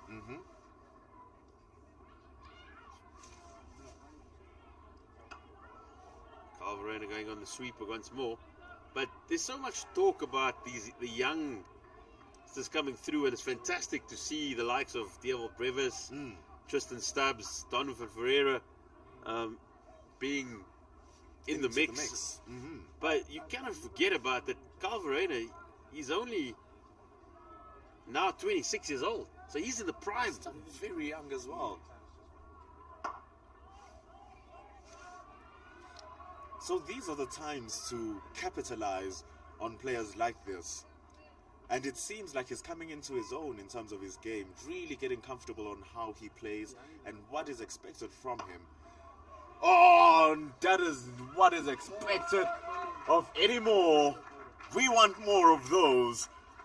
We speaking about Calvareni, and Moore just reminds us that he's also there in the mix. Fantastic straight drive over the head. And it's 4 runs. It's 184 for 3 after 27 overs. They now need 61 runs from just 66 balls. Western Province, through the shepherdhood of Vereni, has been able to bring that required run rates right down to below a run per ball. It's the fact that they haven't lost this wicket, that they still have this 4th wicket partnership intact here, that is making this a heartache, making this a heavy session for the Northwest Dragons. If they are able to make this breakthrough by bringing in their strike bowler, Kerwin Mangru, they would have done good. So Calvareni on 87. I also have somebody to pick me up.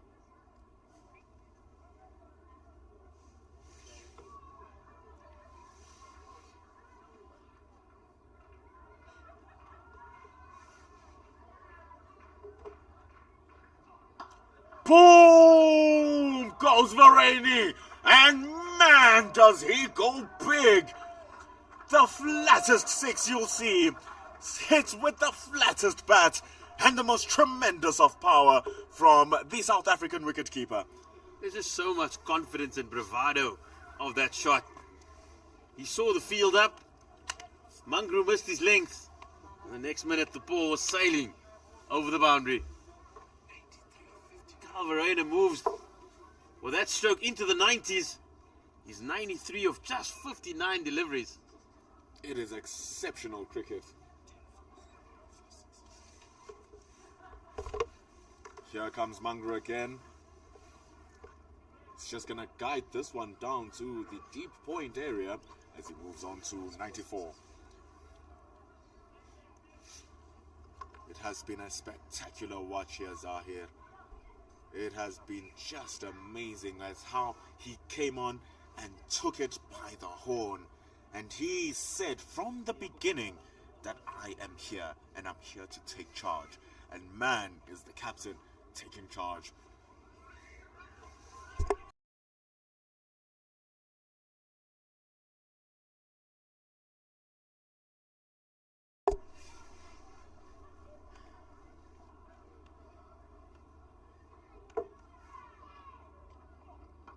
Way almost causing damage to himself there, Eddie Moore. Looking to get Calvareni back onto strike.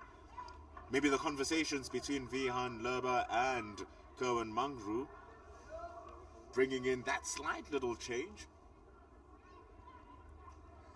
But the captain of the Western Province having a talk with his man was on the opposite side of the crease, facing Mangru. It's an interesting situation, a delicate situation for the Dragons though. 54 from 63.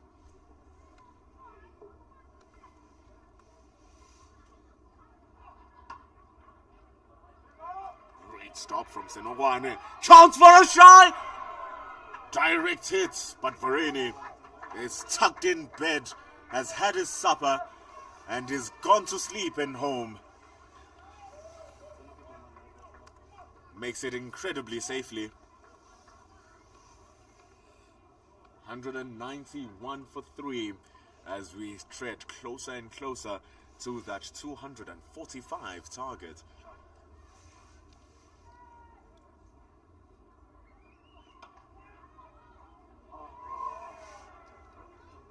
Lackadaisical fielding from Mutusami.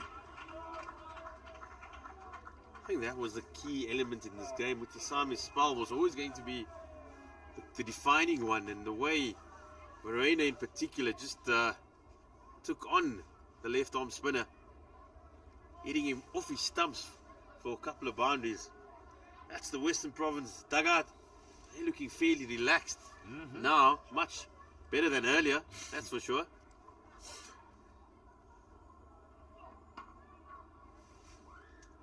Eddie Moore is not having the same amount of fortune in terms of timing and working the field as Calvareni. But the important thing is that he's preserved his wicket as we end over number 28. It's 193 on the board. Western Province now need 52 from the last 10 overs of the innings. Remember, ladies and gentlemen, wherever you are, whatever it is that you are doing, hopefully you are enjoying this cricket that is brought to you by Cricket South Africa. This is the domestic CSA One-Day Cup, the very first match of the season. We're at the beautiful JP Marks Oval, as you've seen the fans. And here's Caleb Selega bowling to Vareni, who is on 94. He was looking for the big one, Vareni, but he still gets it. If you aim for the moon, you'll land in the stars. And he gets 4 runs as he moves to 98. And it's so close. He can smell the triple figures. He's playing magnificently well. 68 of his runs coming from boundaries. That shows the aggression that he's taken. 68 boundaries, 30 from running. Calvarena running hard here. He'll be content though with a single. He moves to 99. Does the Western Province captain. And 1 run, what will be a spectacular 3-figure score. Eddie Moore has been a magnificent supporting figure to Vareni.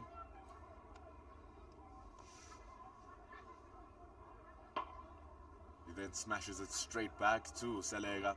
And it's been the story of Eddie Moore's innings. Just slightly mistiming the ball, but the most important thing is that when it does go to a gap, he extrapolates as much runs as he possibly can. Oh, this time he goes inside out. He says, commentator, what do you know? As he times that spectacularly over the offside and drives over the top for 4. Brilliant shot, Zahir. He is Caleb Seleka and putting under the pump here, the young leg spinner.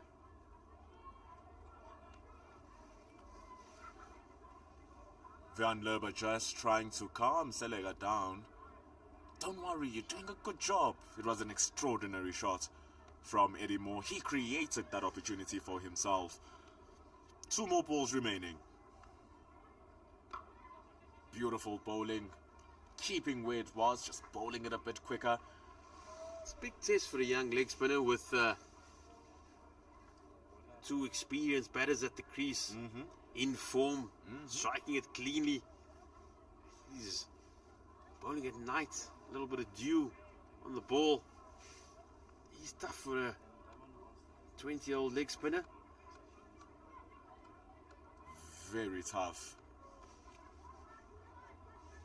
But he's here spinning the ball away from Calvareni, who's currently on 99 runs. What is going to happen here for the captain of Western Province? He knocks it down to long on for a fantastic 100. His teammates, they stand and applaud. He takes a bow. That's the Western Province captain. He's a bit of a showman, isn't he? But what a show he has put on here at the JB Marks Oval. 100 of just 63 balls, 11 boundaries and 4 sixes. And it's his second list A century for the Western Province captain. What an innings. And he's taken his team to the brink of victory here over the hosts. Completely taken over the game here, Zahir. He said, this game is mine. He said, JP Marks Oval, this is JP Varane Oval.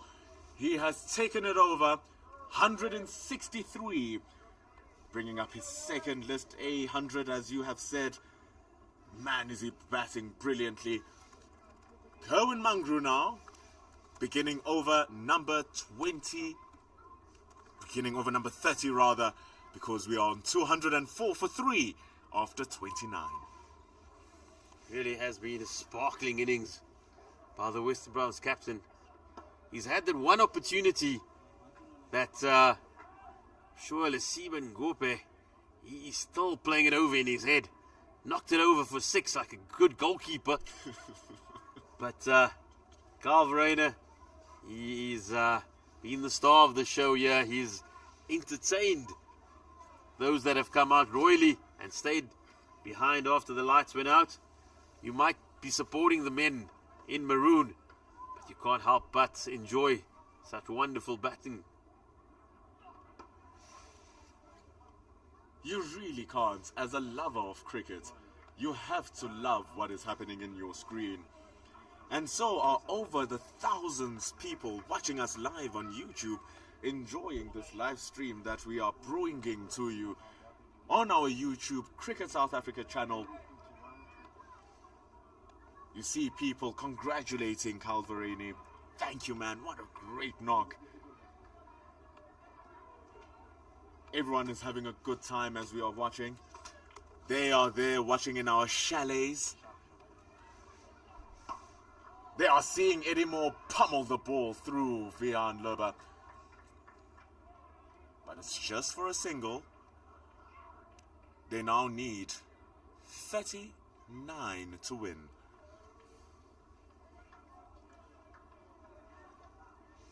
They are all watching eagerly, just being blown away by Carl Verena's performance.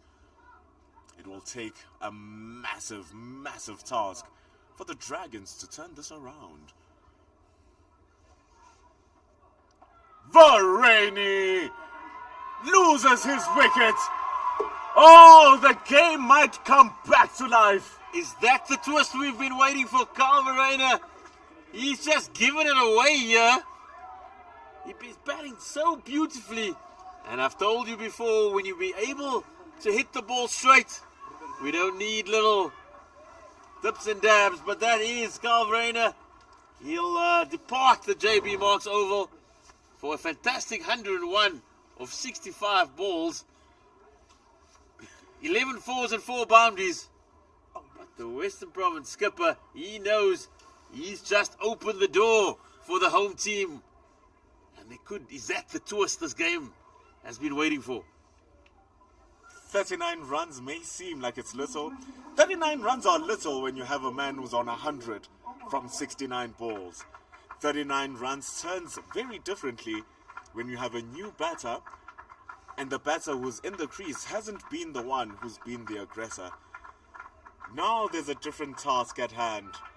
As Varane makes his way out, he batted so well, but the disappointment in his walk out just tells you that he knew that he is walking out with the job left undone.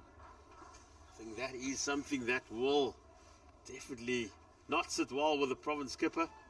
Maybe just the emotion of the 100. We saw him take a bow. It does bring plenty of character to the game. But maybe just losing concentration there, as Western Province now need 39 or 50. And it's left to Eddie Moore and Mopangwana to take the visitors home here. It's going to be a very difficult one now, as we have the new batter coming in, Mihlali Mpongwana. He was responsible last season. He scored some good runs, came in when the team really needed him, and now he's going to whip out his driver's license and show that he is clutch. They need all of that clutchness from the tall man who's likened to Jason Holder. Can he show that big match temperament, which we all know he has? Gifts it away, but nearly. And that's what a wicket does. Suddenly, the ball's going very, very close to fielders. And had he taken that, Vian Libber, we've seen him, the Northwest skipper, take a spectacular catch tonight already. And that one was just out of his reach. But that's how quickly the game can change. And remember, Western Province, they've got a debutant to come in next. So Abdullah Bahimi, he's sitting in the dugout, knowing that he's still got a job to do. And then you're into the bowlers. So this game is far from over. Here he comes, Manguru. Bongwana dancing down the track, but you can even see from the fielding of Northwest that something is different. They are pumped up now. It's the end of over number 30. We have 8 more remaining. We had a small power cuts which reduced our overs to down to 38. The target is 245. Mihlali Bongwana, brand new into the crease, only having faced 2 balls. Eddie Moore, he now needs to take on the mantle that he had graciously given Calvareni, or that Calvareni graciously took from him, rather. So now he needs to lead this Western Province batting lineup to the victory. Caleb Selega, who was meat to Calvareni, maybe now he can come in and show a healthier output. Bowling to Eddie Moore.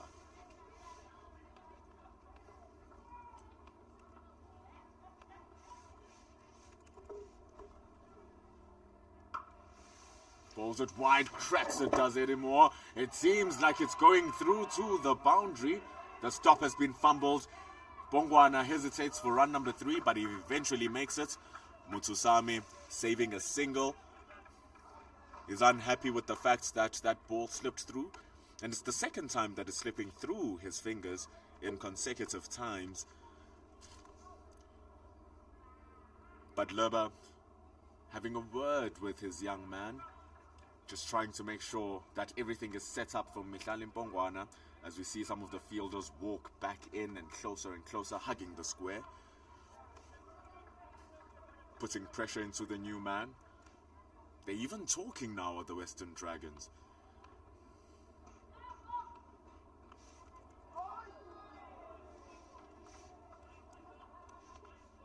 A good take from Mikhail Prince behind the stumps. The debutant is actually doing a very respectable job behind the stumps. You'll never say that he's on debut. That is the sign of a good keeper, when you don't need to when you don't notice him, because that's when you're noticing a keeper is not generally doing very well. So that is Mupangwana. He's off the mark with a couple into the covers.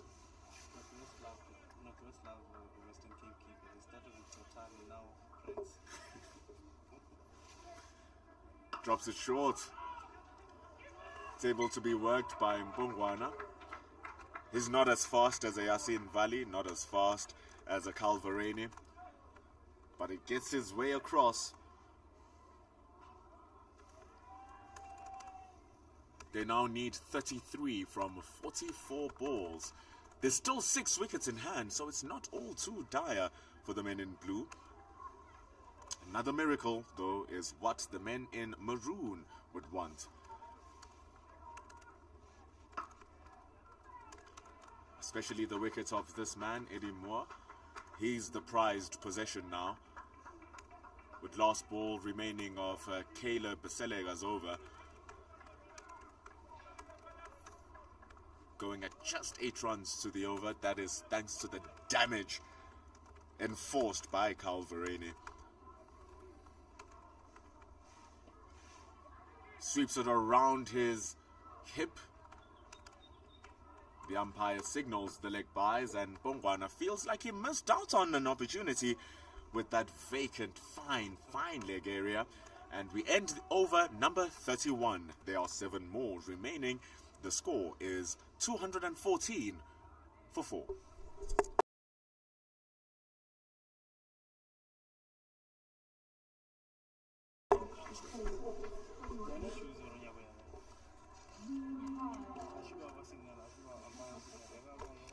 Kerwin Mangru comes into the attack, and we have the last power play coming in. 5 fielders now can patrol the boundary.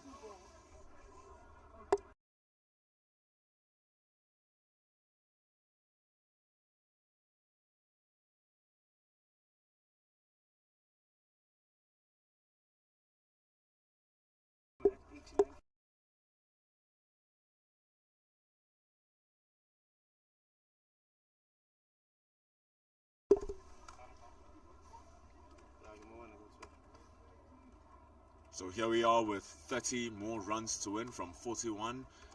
Even if the lights had to go off indefinitely now, it would be Western Province taking the victory, because that Duckworth-Lewis par score is at 191, but the score is 215.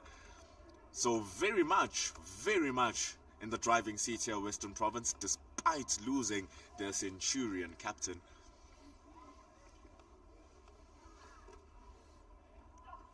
BAM! Slashes that away.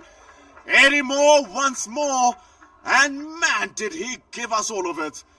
Cracking strike over in front of square. And he has taken Mangru again to the cleaners. Now they need 24 to win from 40 deliveries. Moore goes to 39 from 40. Oh, that was brilliant. Mbongwana agrees as he gives him a fist bump. It's getting closer and closer now. Mangru with a big task. Again drifting into the pads. This one just cushioned away to the man standing at the deep. Just a single, taking the pressure all off Mihlali Mbongwana. He needs not to worry about hitting anything big or making any drastic moves. Eddie Moore is on 40. They need 23 from an entirety of 39 balls.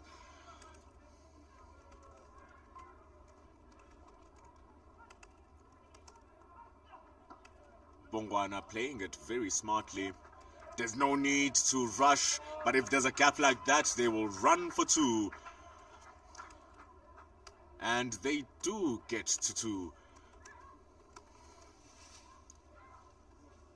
It's now piece by piece, just clockwork required.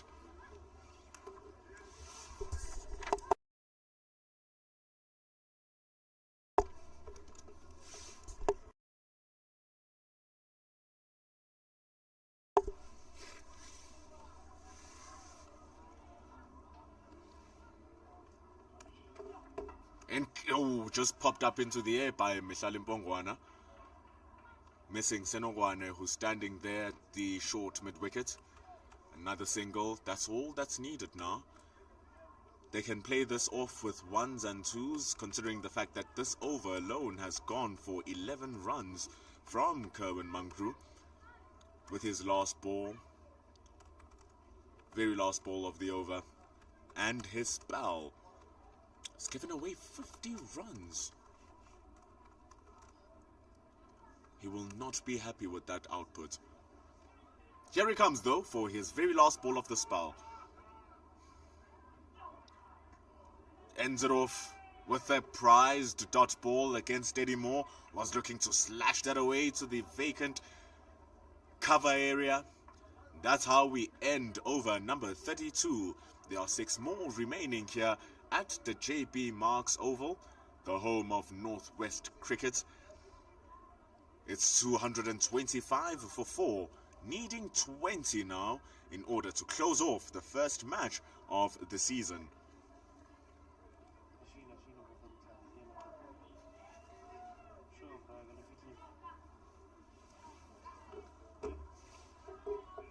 6 overs remaining. We see Selega, he still has many on his... Still has a lot of overs remaining, having bowled 3. But it's Vian Lerba who trusts again the arm of Senoran Mutusami. He's only bowled 2 overs and has given away 16. Those are not figures the Protea will be happy about. So right now, it's not even about saving those runs for Western Province. It has everything to do with getting wickets. That's the only way they can make this happen. Here comes Senoran Mutusami. Bam! It's up in the air. It has the legs. Indeed it does. Mishalim Bongwana joins the party.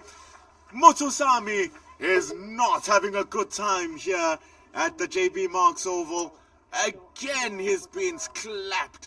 Again, concedes big runs. 6 on the board. And it's now just 14 to win for Western Province.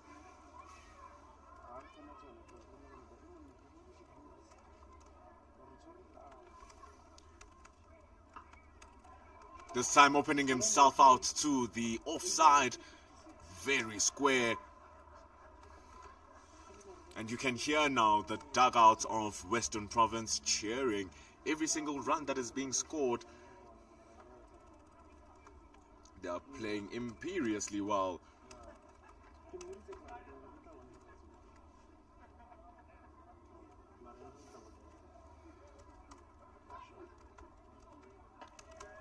Pops that up into the air, doesn't Bongwana, but they're not running too hard for this. The damage, remember, has already been done. And it's big damage.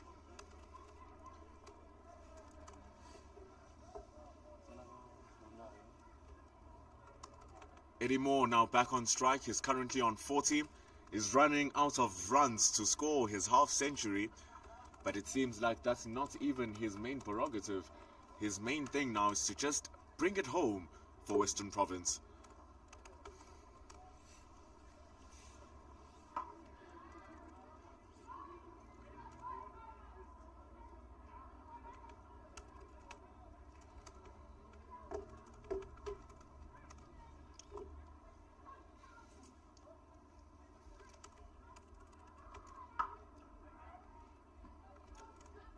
The storm has stormed. Now it's just calm. There's nothing much for Moore to do. 9 runs already taken from the over. There's 5 after this remaining, with only 11 runs for the victory. Mutusami. Very smart cricket from Eddie Moore. Reading the game, reading the situation, and understanding that there's no need to take any more big risks. It's 11 runs to win from just 30 more balls. 11 runs to win here with 30 balls remaining.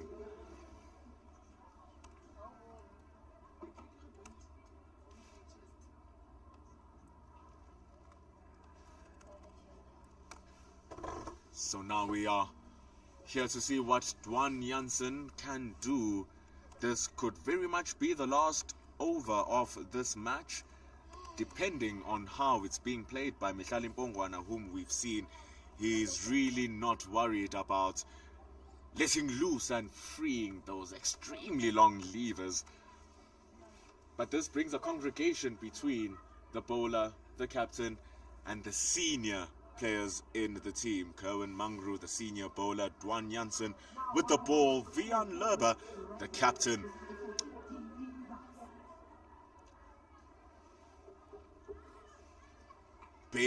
Big bowling decisions need to be taken now by Dwan Jansen. He hasn't been having the best of games. Quite expensive. 9 runs to the over. Mpongwana facing the very tall man. 14 runs to win. 11 runs to win, rather. Just 11 to win from 30 balls.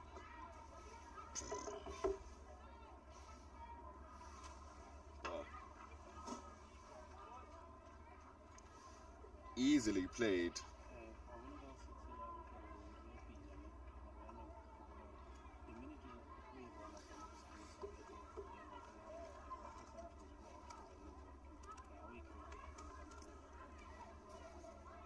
It seems like it's just a procession now until the very end of the game.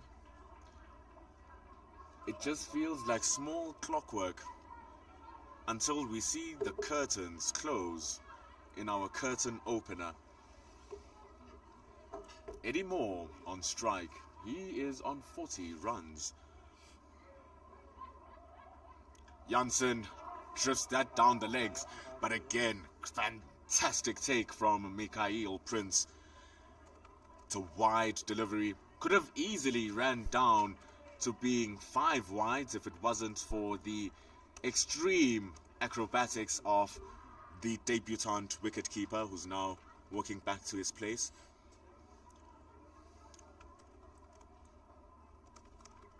Not an easy job, this wicket-keeping thing.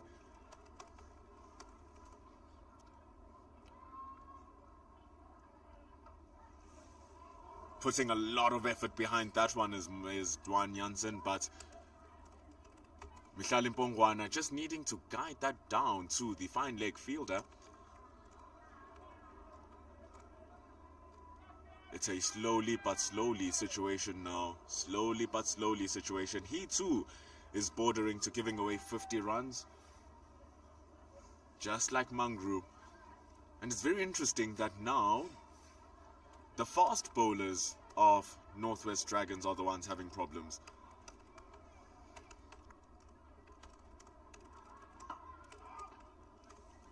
When the Western Province team were bowling, it was the fast bowlers who are getting the most out of the pitch. So the approaches between the two teams are definitely different.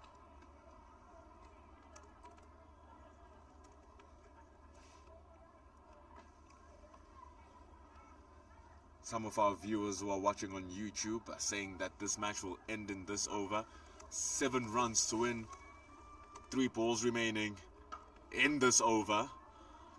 It's cut away by Moore. It's been stopped at the deep though by Reynard van Tonder, who is slowly seeing his century, his magnificent century, go into smithereens with every passing run being hit by Western Province, especially being blown away by that Calverani century. And to think that we have 2 centuries in the opening game is quite something special. Speaks to the caliber and quality of the cricket that we are watching.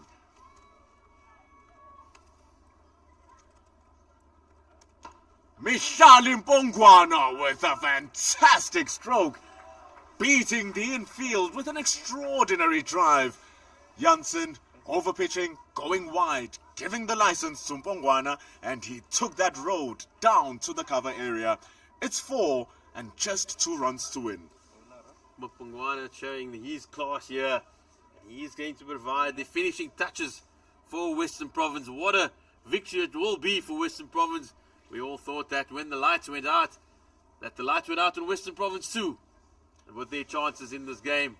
But they have come back through their wonderful captain, Calverani. And it is Mpongwana.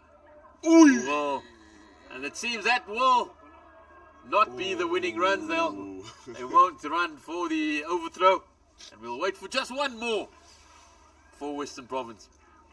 Scores are technically tied now, looking at our Duckworth-Lewis proposal, which was brought on after the pause in game.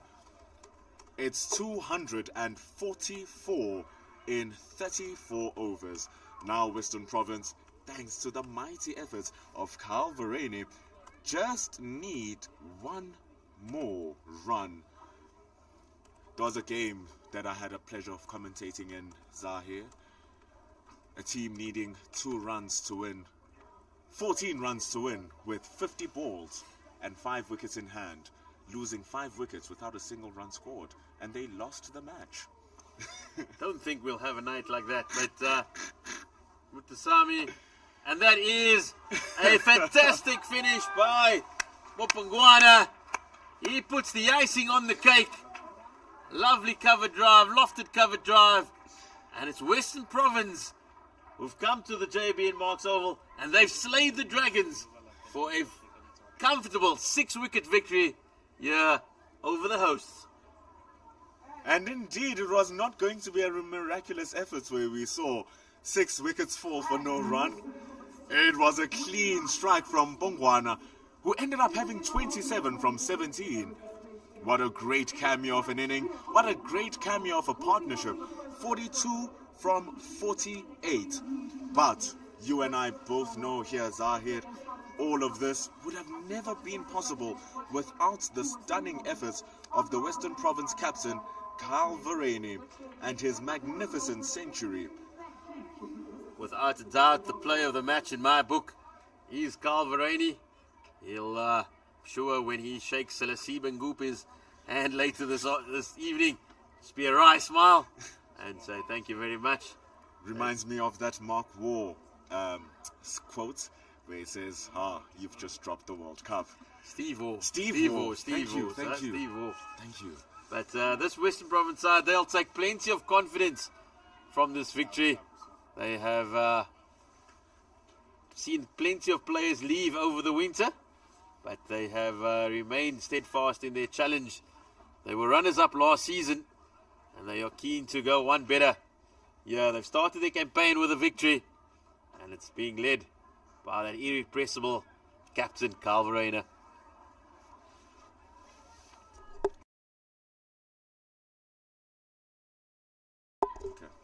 We've also seen some wonderful performances from Northwest.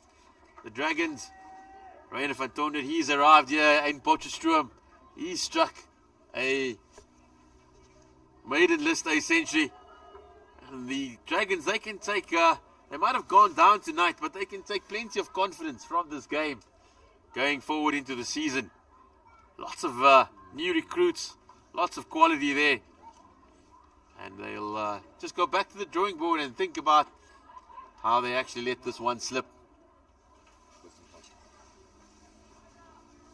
The boys in blue, they are the victors for the night. But there's big positives that they can take from how they recovered from how things were bad, and they recuperated to having a very, very respectable score. But that 101 from 65 balls was enough to cause the damage, and so was Mehlali Mpongwana's end right at the finish of the innings. They win by 6 wickets, and we've been here at YouTube for Cricket South Africa. We've been here at Pitch Vision, where you can go and check out the highlights of this match. And we'll be back again with more domestic CSA one-day cup action. It's been me, Pendulo Makubane.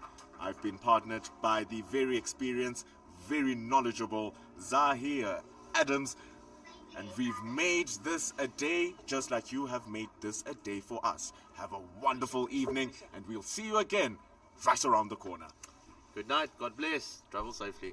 See you in a bit.